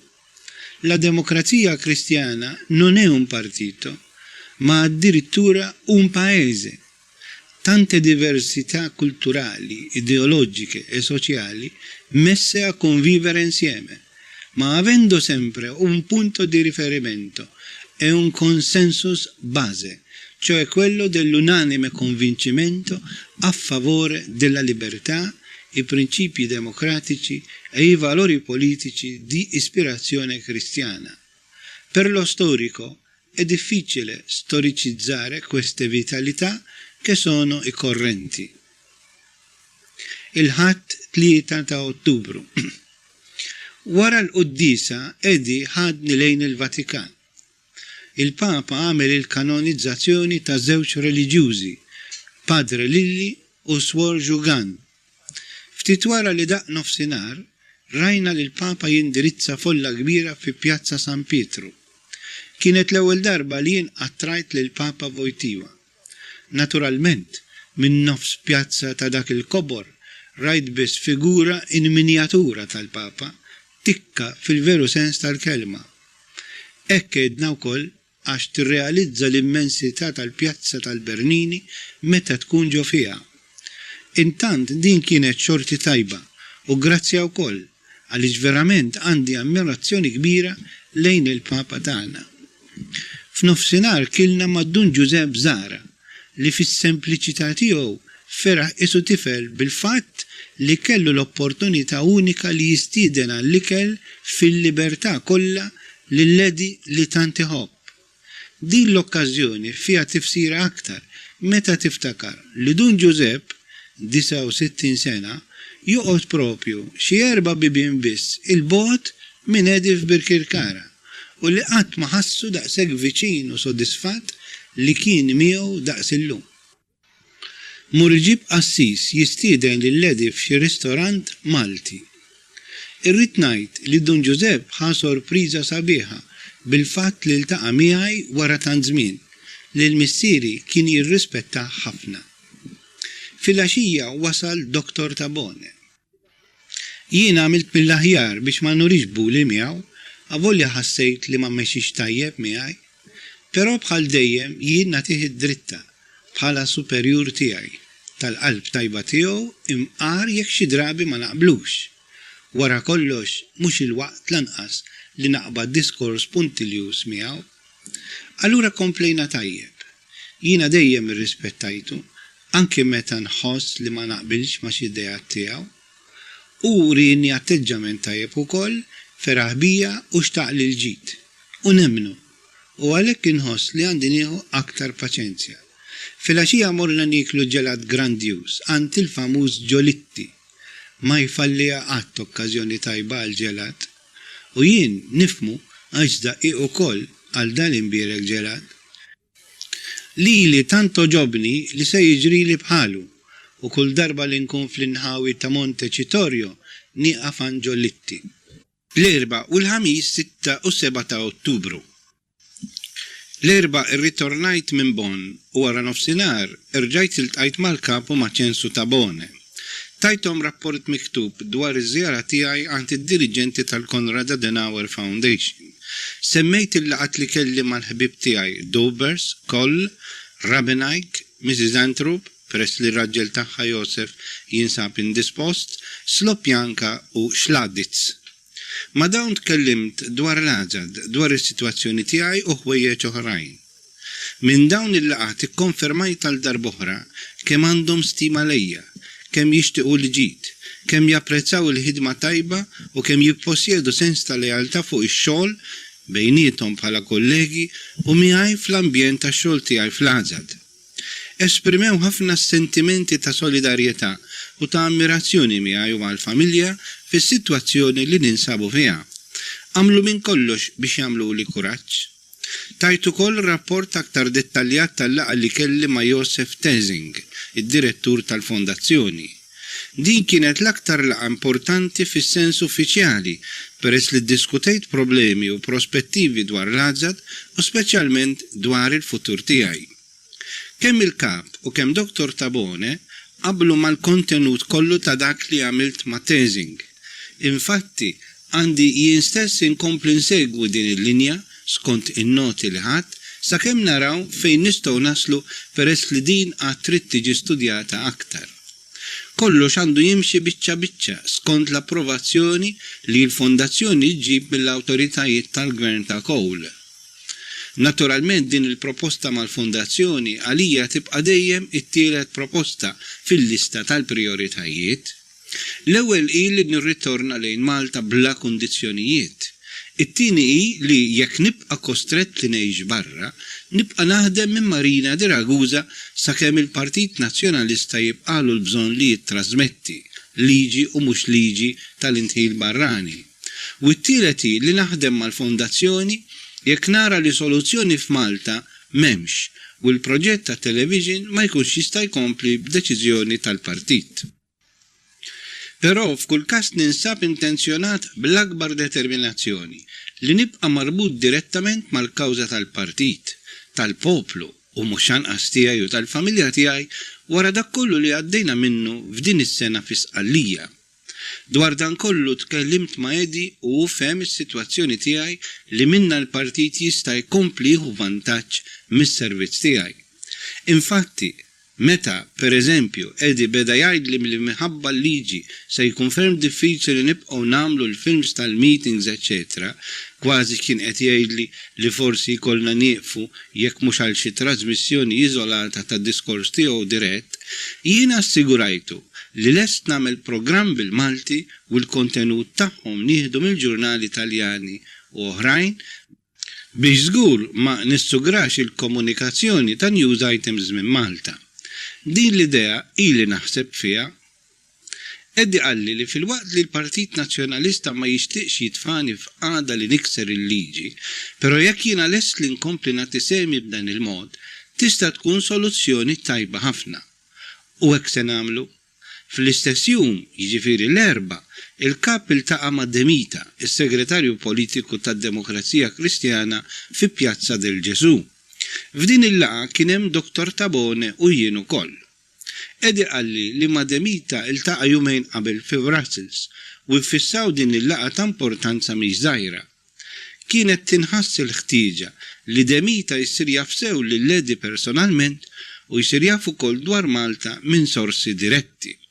Partikolarment fiċ-ċirkustanzi li jgħaddi minnhom il-pajjiż u l-partit, din kellha sinifikat tajjeb. Edi fisser is-sitwazzjoni fid-dettall minkejja l-interruzzjoni kważi kontinwa tat-telefonati li l-introduċini ma' Demita bħala il-persuna tal-partit inkarigata mill-proġett kontroversjali Studio Master. Waqt id-diskursata, Demita tani l-impressjoni li kien kemm xejn distakkat għalkemm fl-espressjoni ta' għajnejh u ta' wiċċu wara wkoll li kien qed isegwi. Bdejt nimmaġina li f'xi momenti min jaf fuq xiex kien qed jaħseb. Iżda din hija attitudni tiegħu li m'għandix tqarraq bina, għax aktar ma beda jisma', aktar beda jistaqsi u jagħmel reazzjoni fuq dak li kien qed jisma'. Probabbli li ħafna affarijiet kien qed jismagħhom għall-ewwel darba u għalhekk wieħed jifhem il-mumenti ta' inċertezza tiegħu. Fl-aħħar wieħed l-appoġġ u l-intervent tiegħu personali u ninsab fiduċjuż li l-ftit kliem tiegħu jkun biżżejjed biex nieħdu l-impenn tiegħu. ċensu kellu 100 sena biex jieħu ritratt ma' Demita, fortunatament kont hemm jien biex nieħu r-ritratti għax kieku kien jibqa' diżappuntat.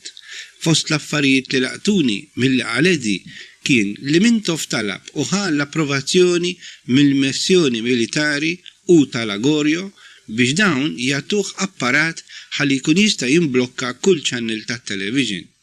Kont diġà rajta xi xurilu f'gazzetta Taljana u ċempilt lill-Edi dwarha għax impressjonatni anki jekk dakinhar rajta ftit goffa. Edi issa qalli li l-intenzjoni ta' Mintoff tista' tkun dik li jkollu l-faċilità li jaqleb għal frekwenza li jrid biex jimblokka ċ-channel li jrid, għalkemm mhux probabbli li hu intenzjonat jimblokka kull stazzjon li jasal Malta. Potenzjalment però jinsab għada li jagħmel li jrid. Mintoff ukoll talab li jiltaqa' ma' Demita nnifsu, iżda jidher li wara dik id-deċiżjoni amministrattiva skandaluża tat-Taljani u li wrid l-inkapaċità li jiddefendu prinċipju bażilari dwar ix-xandir liberu biex issiġillaw Studio Master, issa kollha jinsabu attenti u determinati li ma jerġgħux jaqgħu għar-rikat ta' Mintoff. Fi Brussels minn barra Demita qed ikellem lil Piccoli, lil Rumor u li xi ħbieb politiċi oħrajn. Għal ftit sekondi biss ma ltqajniex wiċċ imwiċċ mal-Ministru Gaspari fi Pjazza del Ġesu. Għatlu lill-Ledi x'ħasra kienet li tlifna l-okkażjoni li nuruh ftit ritratti tal-apparat tagħna siġillat li għandhom iġeluh jistħi. Jien kont ġarrejtu miegħi apposta. Il-ħamis serġajt għas-sitt darba tul iż-żjara tiegħi f'Ruma u Bonn ma rnexxilix norqod sew. Dejjem naħseb fit-tajjeb u fil-ħażin. Ma nafx għaliex. Kont kuntent li qiegħed ma' Edi u li kellimtu b'mod ċar dwar kif kont naħsibha. Jiġifieri straħt għaliex esprimejt ruħi, serraħt moħħi għax kelli raġun u ħadtu u fejn ma kellix waqaft. Iżda kollu ta' xejn. Fil-5 ta' filgħodu kont diġà lest u nżilt nikteb. Meta Edi niżel biex immorru l-qudiesa ta' 8 għatlu b'dan il-feeling tiegħi. Ħassejt sentiment ta' pessimizmu. Għatlu li nhar is-sibt kont ferm aħjar u llum le, għax wara dak li smajt il-bieraħ għandi l-impressjoni li Mintoff ma jistax ikun li jasal għal ftehim, ma stajtx nara xi sinjal ta' rieda tajba minnu wara dak li smajt. Prinċipji m'għandux.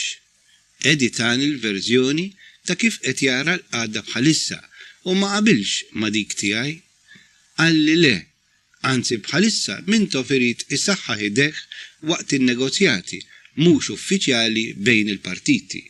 U anki aħna għandna bżonn niftħu t-television malajr u b'urġenza għall-istess raġuni. Però qalli li kollox għadu miexi b'dawn il-kuntatti. U hawn biex jurini fiduċja fija u biex anqal fija l-kuraġġ, werin in-noti sigriti tat-tweġiba tan-naħa ta' Edgar Mizzi għal punti dettaljati li hu ppreżenta permezz ta' Guido nhar il-ġimgħa, preċiż qabel telaq lejn Ruma. Mintoff jidher ċar li jrid jinnegozja u infatti qrajt li hemm diversi punti li diġà kienu aċċettati.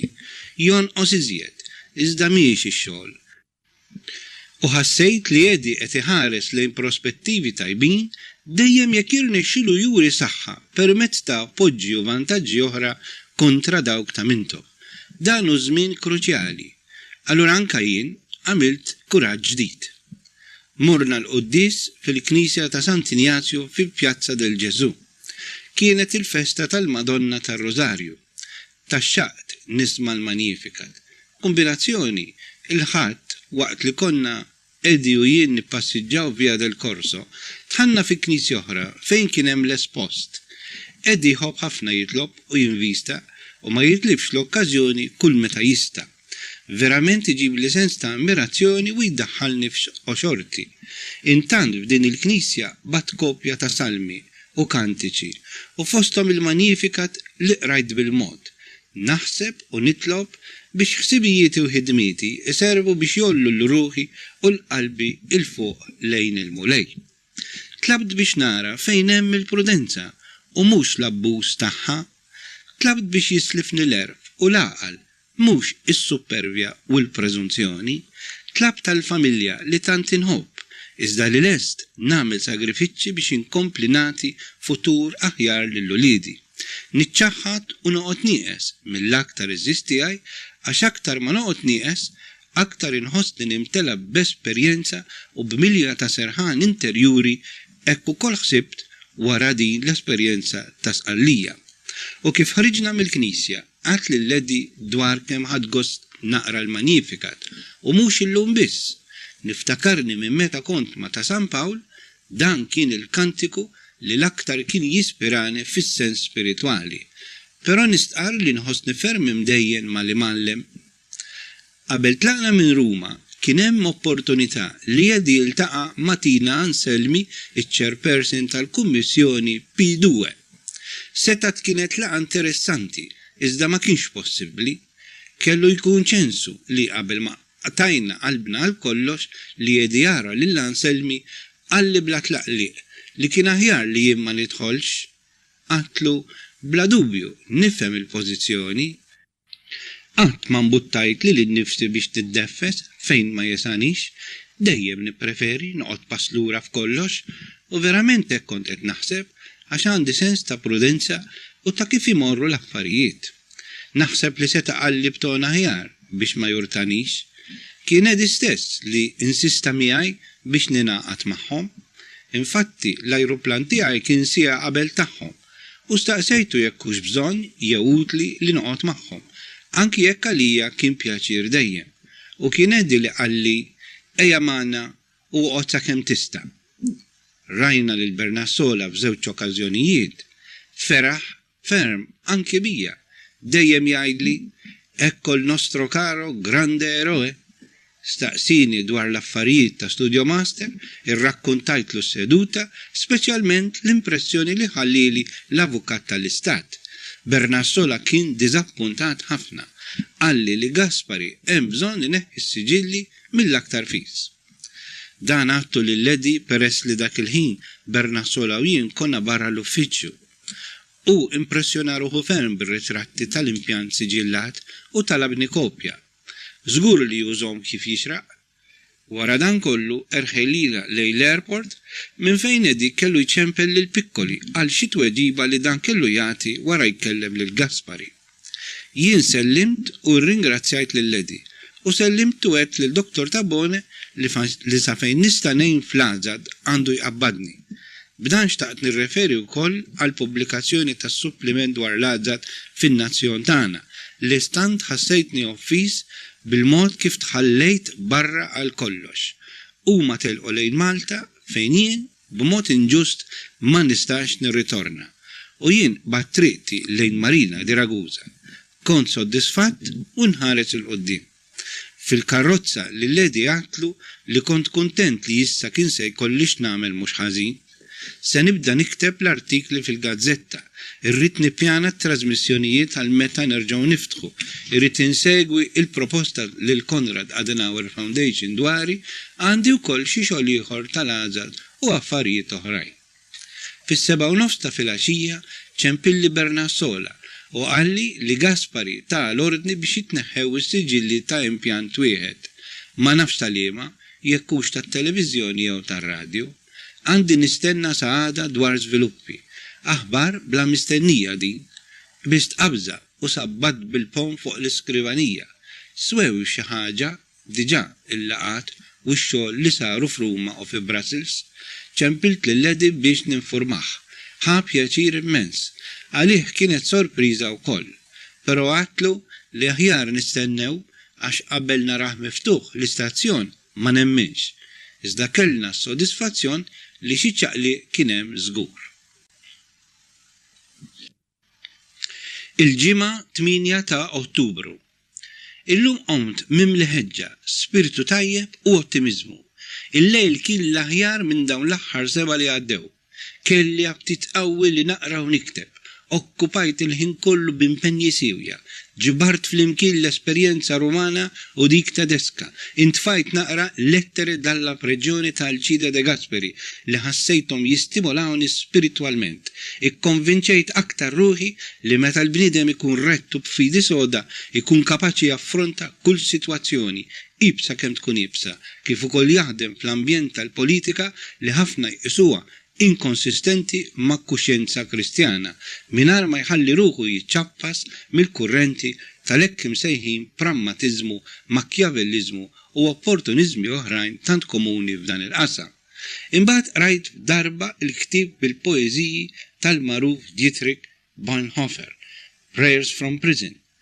Qatt ma ħadd gost u rriflettejt b'sensazzjoni spiritwali daqs meta qrajt dawn il-versi ta' Bonhoeffer.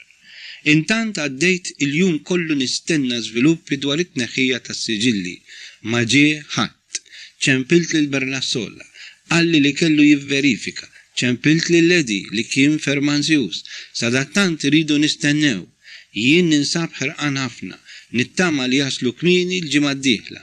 Min jaf jiġu nhar it-tlieta 12 ta' Ottubru. Donnu jidher li ninsabu marbutin man-numru 3. Nistennew u naraw. L-importanti li titrionfa l-ġustizzja. Min Malta qaluli li l-Orizzont tippubblika li Carmenu Mifsud Bonnici u l-leader designate qed isiru żvilupp interessanti fil-kamp tal-Malta Labour Party. Tajt veru jindikaw ċaqli li jista' jiżblokka is-sitwazzjoni. Is-Sibt 9 ta' Ottubru. Kidba li bat lil Joyce, Marina Di Ragusa, Aziza tiegħi. Illum iddeċidejt li niktiblek anki jekk nisimgħu l xulxin spiss permezz tat-telefon. Dan hu mezz eċċezzjonali biex inżommu viċin xulxin. Iżda mhux ċertament il-mezz ideali biex nesprimu mqar bil-kliem dawk is-sentimenti li jaqduna flimkien. Dejjem jibqa' l-fatt li jennini meta nisma' leħnek u leħen dawk it-teżori tagħna imqarbin, iħabtuk, iżda huma l-ġojjelli tagħna. Inħoss ferm l-assenza tal-boċċu Marko, darba biss ikollu sena, darba biss jaħlaq 2 u 3. U f'dan il-perjodu l-aktar li jkun fih ħaxqa. Intant qed niktiblek għaliex sakemm tasal din l-ittra nagħlqu sena f'din is-sitwazzjoni, preċiżament il-15 ta' Ottubru tal-1981. U nerġa' niftakar kif kienu għalija u għalik dawk il-ġranet ta' qabel u ta' wara dik id-data. Niftakar fil-frustrazzjoni inspjegabbli li kellha taħkimni meta tħallejt bħarrih bla xita mill-kampanja elettorali tal-partit tagħna wara tant tħejjijiet, ħidma fil-festa tal-ħbiberija li għandha storja għaliha. Niftakar kemm kont nistrih nabbi lilek b'dawk il-problemi tiegħi. Inkella lil min. Sibt ħbieb li għadruni u nkoraġġewni, iżda ħadd daqshekk. Niftakar flaqa li kelli ma' Lewis, ħabib ġenwin tagħna, li miegħu tkellimt dak li ħassejt. Niftakar fil-laqa li organizzajt lil Maħbub Edi, maħbib li xtaqu jkellmuh fid-dar tagħna u li dakinhar stess anke jien kelli x'ngħidlu u bqajt b'xi beri minn ieħor. X'diżappunt kien. Dakinhar ukoll mid-dar Edi u aħna l-koll smajna l-ewwel trasmissjoni ta' mużika u tal-programm Missija ta' Malta fuq ir-Radio Studio Master. Min kellu jgħidli dak il-ħin minn xiex kellna ngħaddu minħabba Studiorama u Studio Master. Niftakar fil-ħarġa bil-jott ta' Tonio propju biex jollili l-moral. U fil-laqa li kelli tistennini b'urġenza mal-kaptana dakinhar stess fil-għaxija meta qalli għandi missjoni għalik. Kellna diġà ħanġ x'tista' tkun din il-missjoni u hekk kien. Niftakar x'lejla għaddejna niddiskutu l-familja, l-għażad u l-ħidma, din b'mod vag għax rid nara sewa sew fiex kellha tikkonsisti. U inti ma domġ biex fimt l-importanza għall-partit ta' din il-missjoni. Qabilt li għandna niffaċċjaw il-problemi li kellhom iwasluna għal mhux aktar minn 3 xhur sal-elezzjoni li konna konvinti li kellna nerbħu. Ikkomunikajt id-deċiżjoni lil Ledi. Ħagost ħafna u awgurali xogħol tajjeb. Kelli nitlaq mal-ewwel vapur. Dawn huma ftit mill-ħsibijiet u mit-tifkiriet ta' sena ilu. U llum għadna f'ċirkustanzi ferm aktar ibsin, għalkemm mhux neqsin minn tamiet konkreti. Nista' ngħid li kieku ma konċint ma kienx ikun possibbli li nagħtu dan il-kontributek nobbli mimli ċaħda, sagrifiċċji, taqtih ta' qalb, iżda ħaj, konkret, motivat tajjeb. Meta kont Ruma waqt passiġġata fil-għaxija ma' Edi nhar il-ħadd li għadda, dan għalli kliem sabiħ fuqek. Faħħar il-kuraġġ, il-karattru sod, il-kwalitajiet oħrajn li jara fik. Iva, għax anke ju bniedem sensibbli tant tal-imħabba u l-għożża tal-valuri dejjima tal-familja, jaraf u japprezza l-kontribut tiegħek. B'din l-ittra rid nixtieqlek ukoll il-happy birthday li wasal ukoll. se jerġa' jsibna l-bogħod minn xulxin. Din mhix l-ewwel darba, kemm fil-każ tiegħi kif ukoll f'tat-tfal. Imma paċenzja. Ngħidlek biss grazzi f'dan il-jum tas-snin li ddedikajt għalina, tal-paċenzja li ħadbina, tal-għaqal li wrejtna. Jalla tkun f'saħħtek għal snin ferm aktar twal biex inkomplu flimkien. Jalla tkun imżejna b'aktar għaqal u speċjalment bl-istess imħabba li fiha l-paċenzja, is-sagrifiċċju, il-modrija u l-kuraġġ. Irridu dejjem nippruvaw u bi-sforz nifhmu l-problemi ta' żminijiet li jaffettwaw ukoll lil-uliedna. Irridu nagħmlu ferm aktar u bla waqfin biex lil-uliedna nikkonvinċuhom bis-sabiħ tas-sewwa u bis-soddisfazzjon li wieħed iħoss meta jkun jaqdi dmirijietu. Infittxu dejjem l-aħjar mod biex nagħtuhom l-aqwa edukazzjoni, l-aktar nobbli, dik tal-edukazzjoni tal-qalb mibnija fuq il-valuri umani u kristjani. Dan tagħna għandu jkun sforz bla waqfin, diffiċli, kultant jaqtalna qalbna għax anki aħna nistgħu ngħajjew. Iżda le, l-imħabba ma fihiex limiti, it-tama sabbarna u l-fidi timlina bil-kuraġġ. Il-bieraħ rajt ħafna mill-littra ta' De Gasperi u ta' Tnispinta. Iżda l-aktar li laqtitni kienet strofa minn poeżija ta' Bonhoeffer mill-Prayers from Prison. Dan il-ktib rajtu kollu l-bieraħ ukoll. Ismaħħa. Stations on the road to freedom. Action. Daring to do what is right, not what fancy may tell you. Valiantly grasping occasions, not cravenly doubting. Freedom comes only through deeds, not through thoughts taking wing. Faint not nor fear, but go out to the storm and the action, trusting in God, whose commandment you faithfully follow. Freedom, exultant, will welcome your spirit with joy. Dan il-klim ħudu bħala l-awgurju tiegħi fjumelu sninek. Żomm ruħek allegra, smart, għandek għaliex u kollox jgħin. Kos qed ngħid kemm qed naqra kodba ta' personaġġi li kidbu mill-ħabs, ma nafx għaliex, infittixhom b'mod naturali, insibhom tant qasel u jdaħħluni fi spiritu ta' riflessjoni u ta' determinazzjoni. Avolja jien minix f'xi ħabs, veduta mill-isbaħ, ikel tajjeb meta nkun mal-ħbieb.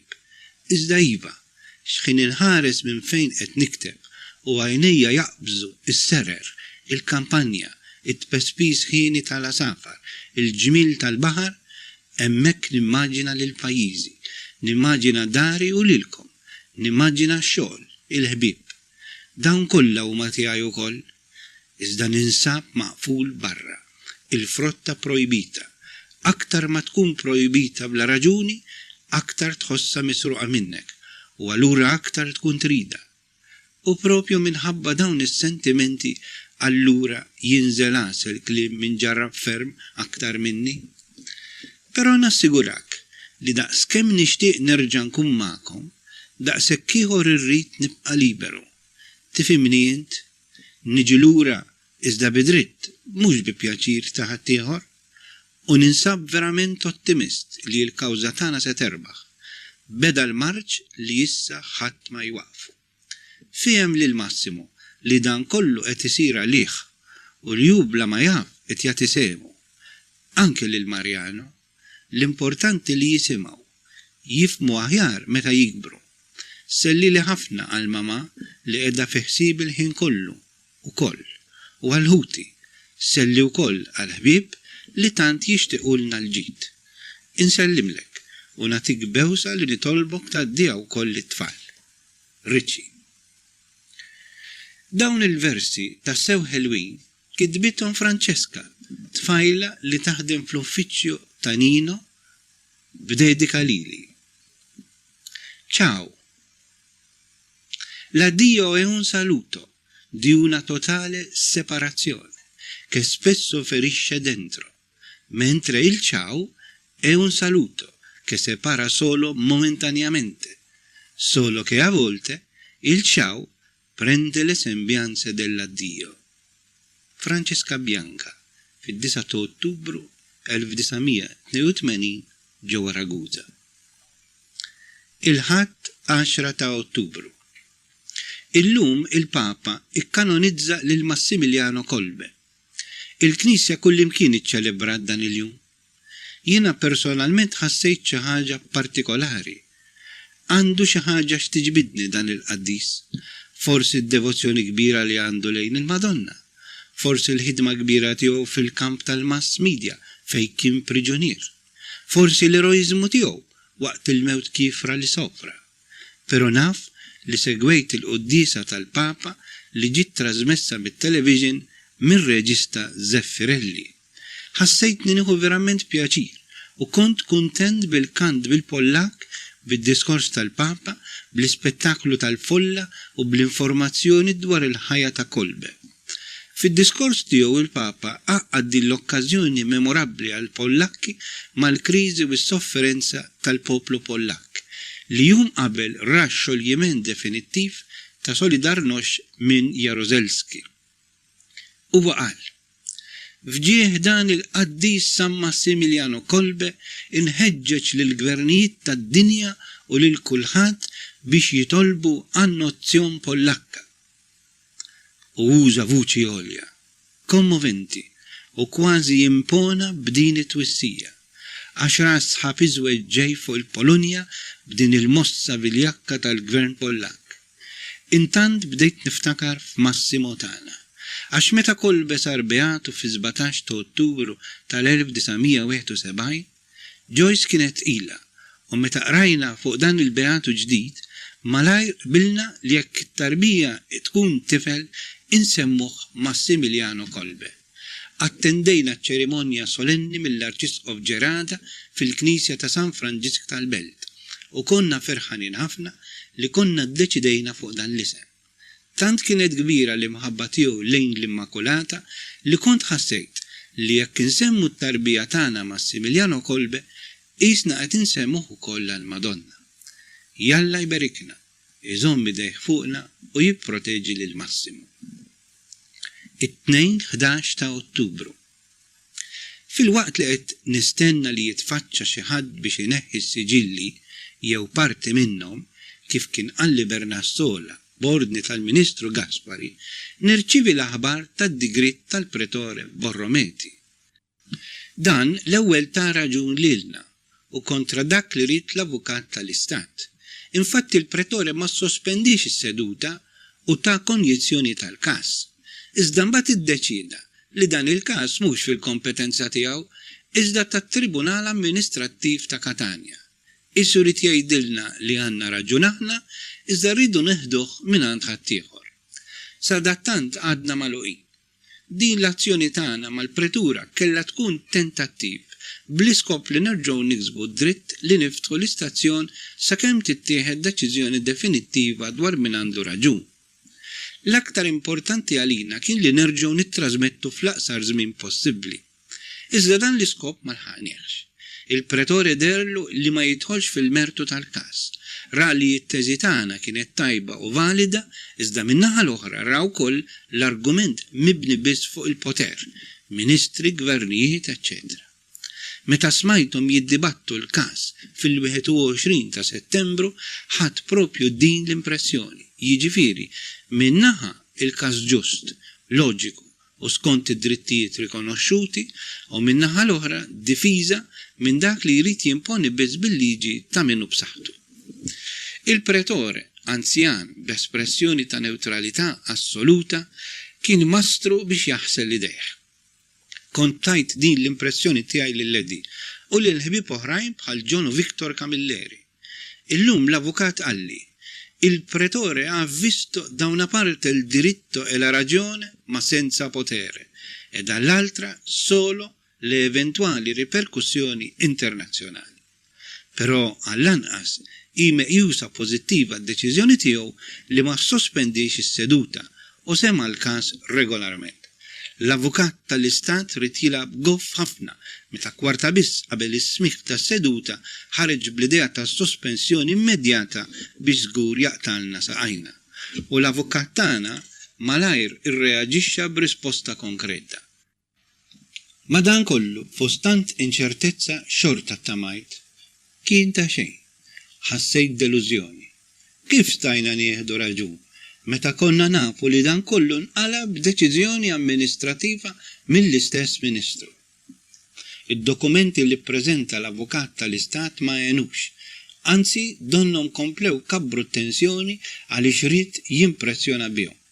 Il-verità hi li minant mistennejna għajnuna u appoġġ f'dan il-mument delikat li ripetutament weduna mhux tal-li bqajna b'xejn, imma tal-li kellna aggressjoni u sa ċertu punt kellna wkoll fregatura.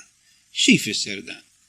Kif jaħsbu għal politiċi fil-konfront ta' relazzjonijiet ta' gvern ma' gvern u partit ma' partit? B'min huma imbarazzati li żjed? Bina jew b'mintom?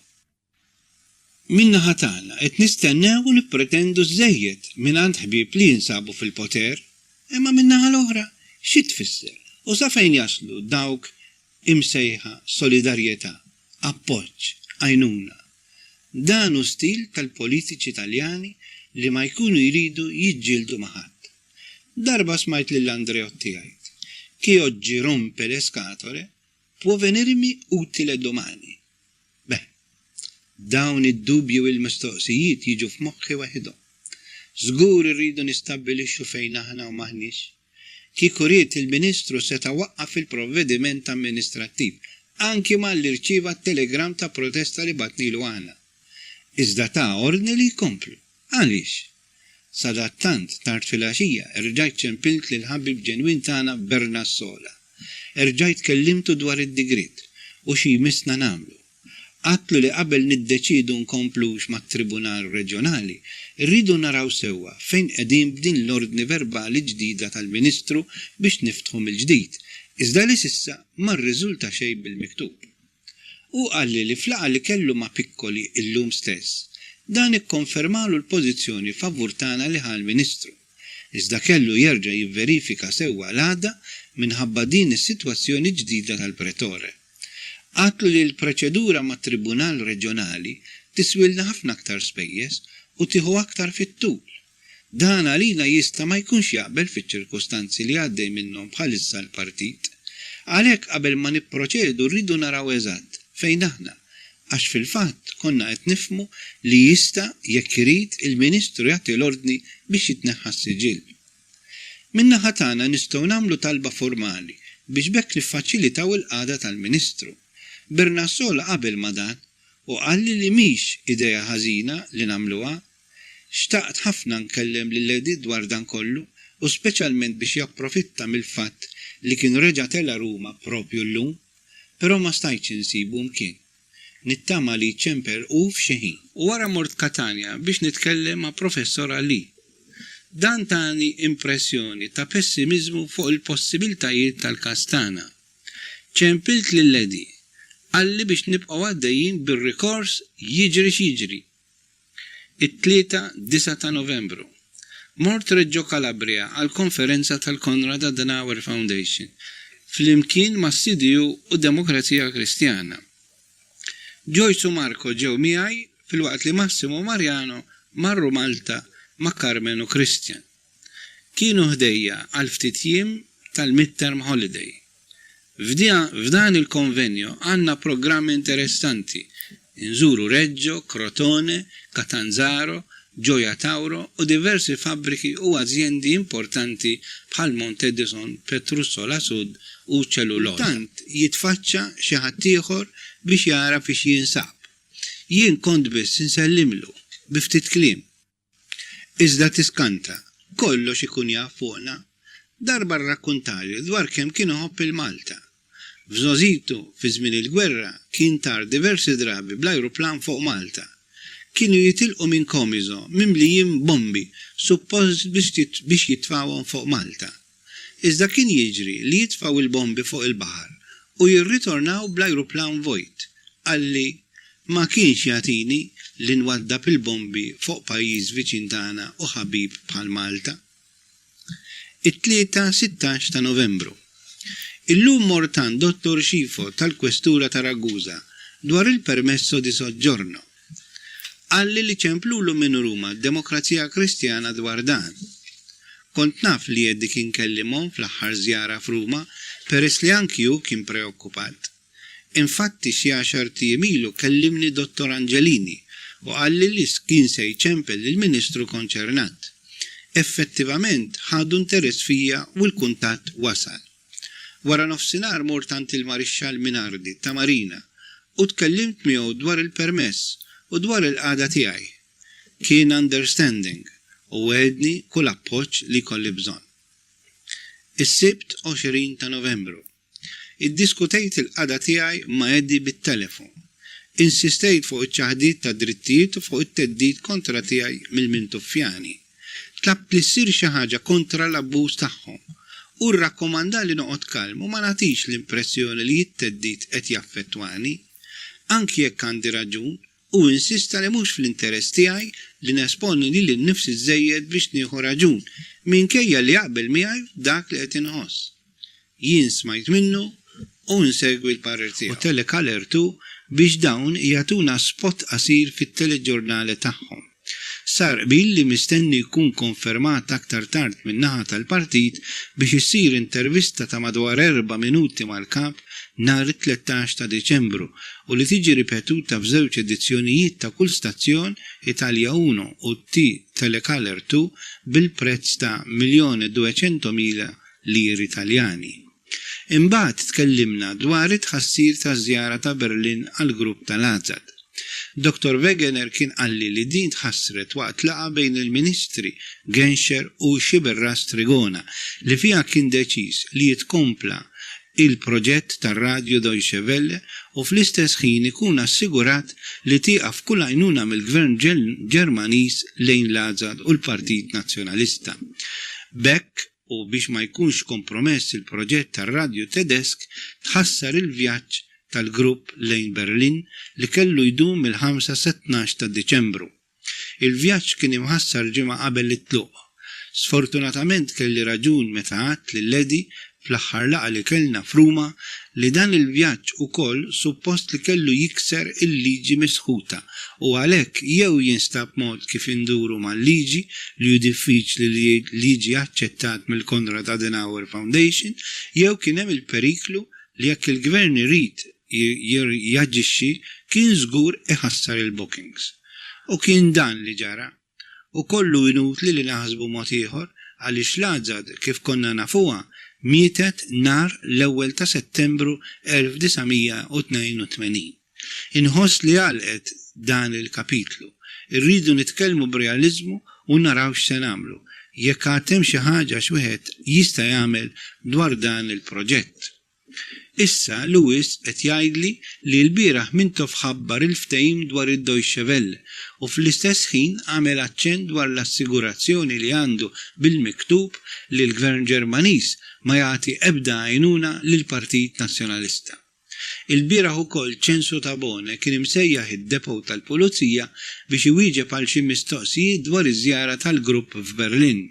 Ma nafx il-kontenut ta' dawn il-mistoqsijiet, iżda b'dan nifhem li twissija ċara għal-futur għaliex l-ispettur tal-Pulizija qallu lil Dr. Tabone li din l-inizjattiva ta' Berlin kienet tikkostitwixxi ksur tal-liġi dwar l-intħil barrani. Lewis qalli wkoll li wara indaġini li għamel sar jaf li jismi għaddu mniżżel fl-ajruport bil-kelma detain ħdejh u wkoll isem Nino Criscione li għandu ħdejh il-kelma search.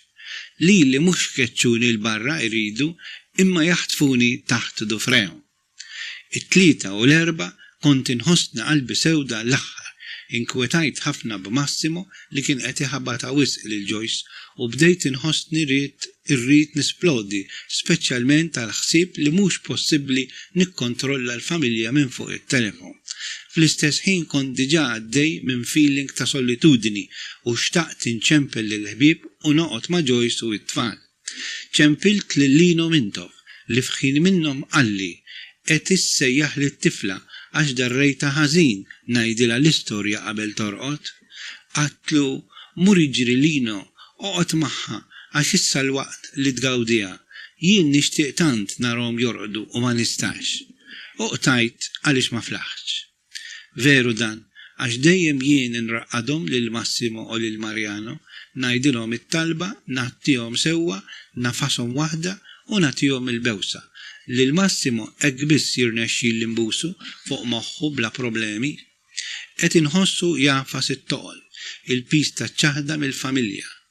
Tul il-jumejn ħassejt bħal oqla fi griżmejja u kieku intlaqt kelli aptit immur frokna u nibki. Iżda biex indarri għażilt li mmur ma' Nino sa Katania tul il-jum kollu. Tkellimt miegħu u żvugajt dak li kont qed inħoss. Sabbarni ta' ħabib li hu. Xtrajt ktib tal-Barzelletti ta' Gino Bramieri u ili żmien twil ma niftakar li tħaqt daqshekk, saħansitra bid-dmuħ f'għajnejja.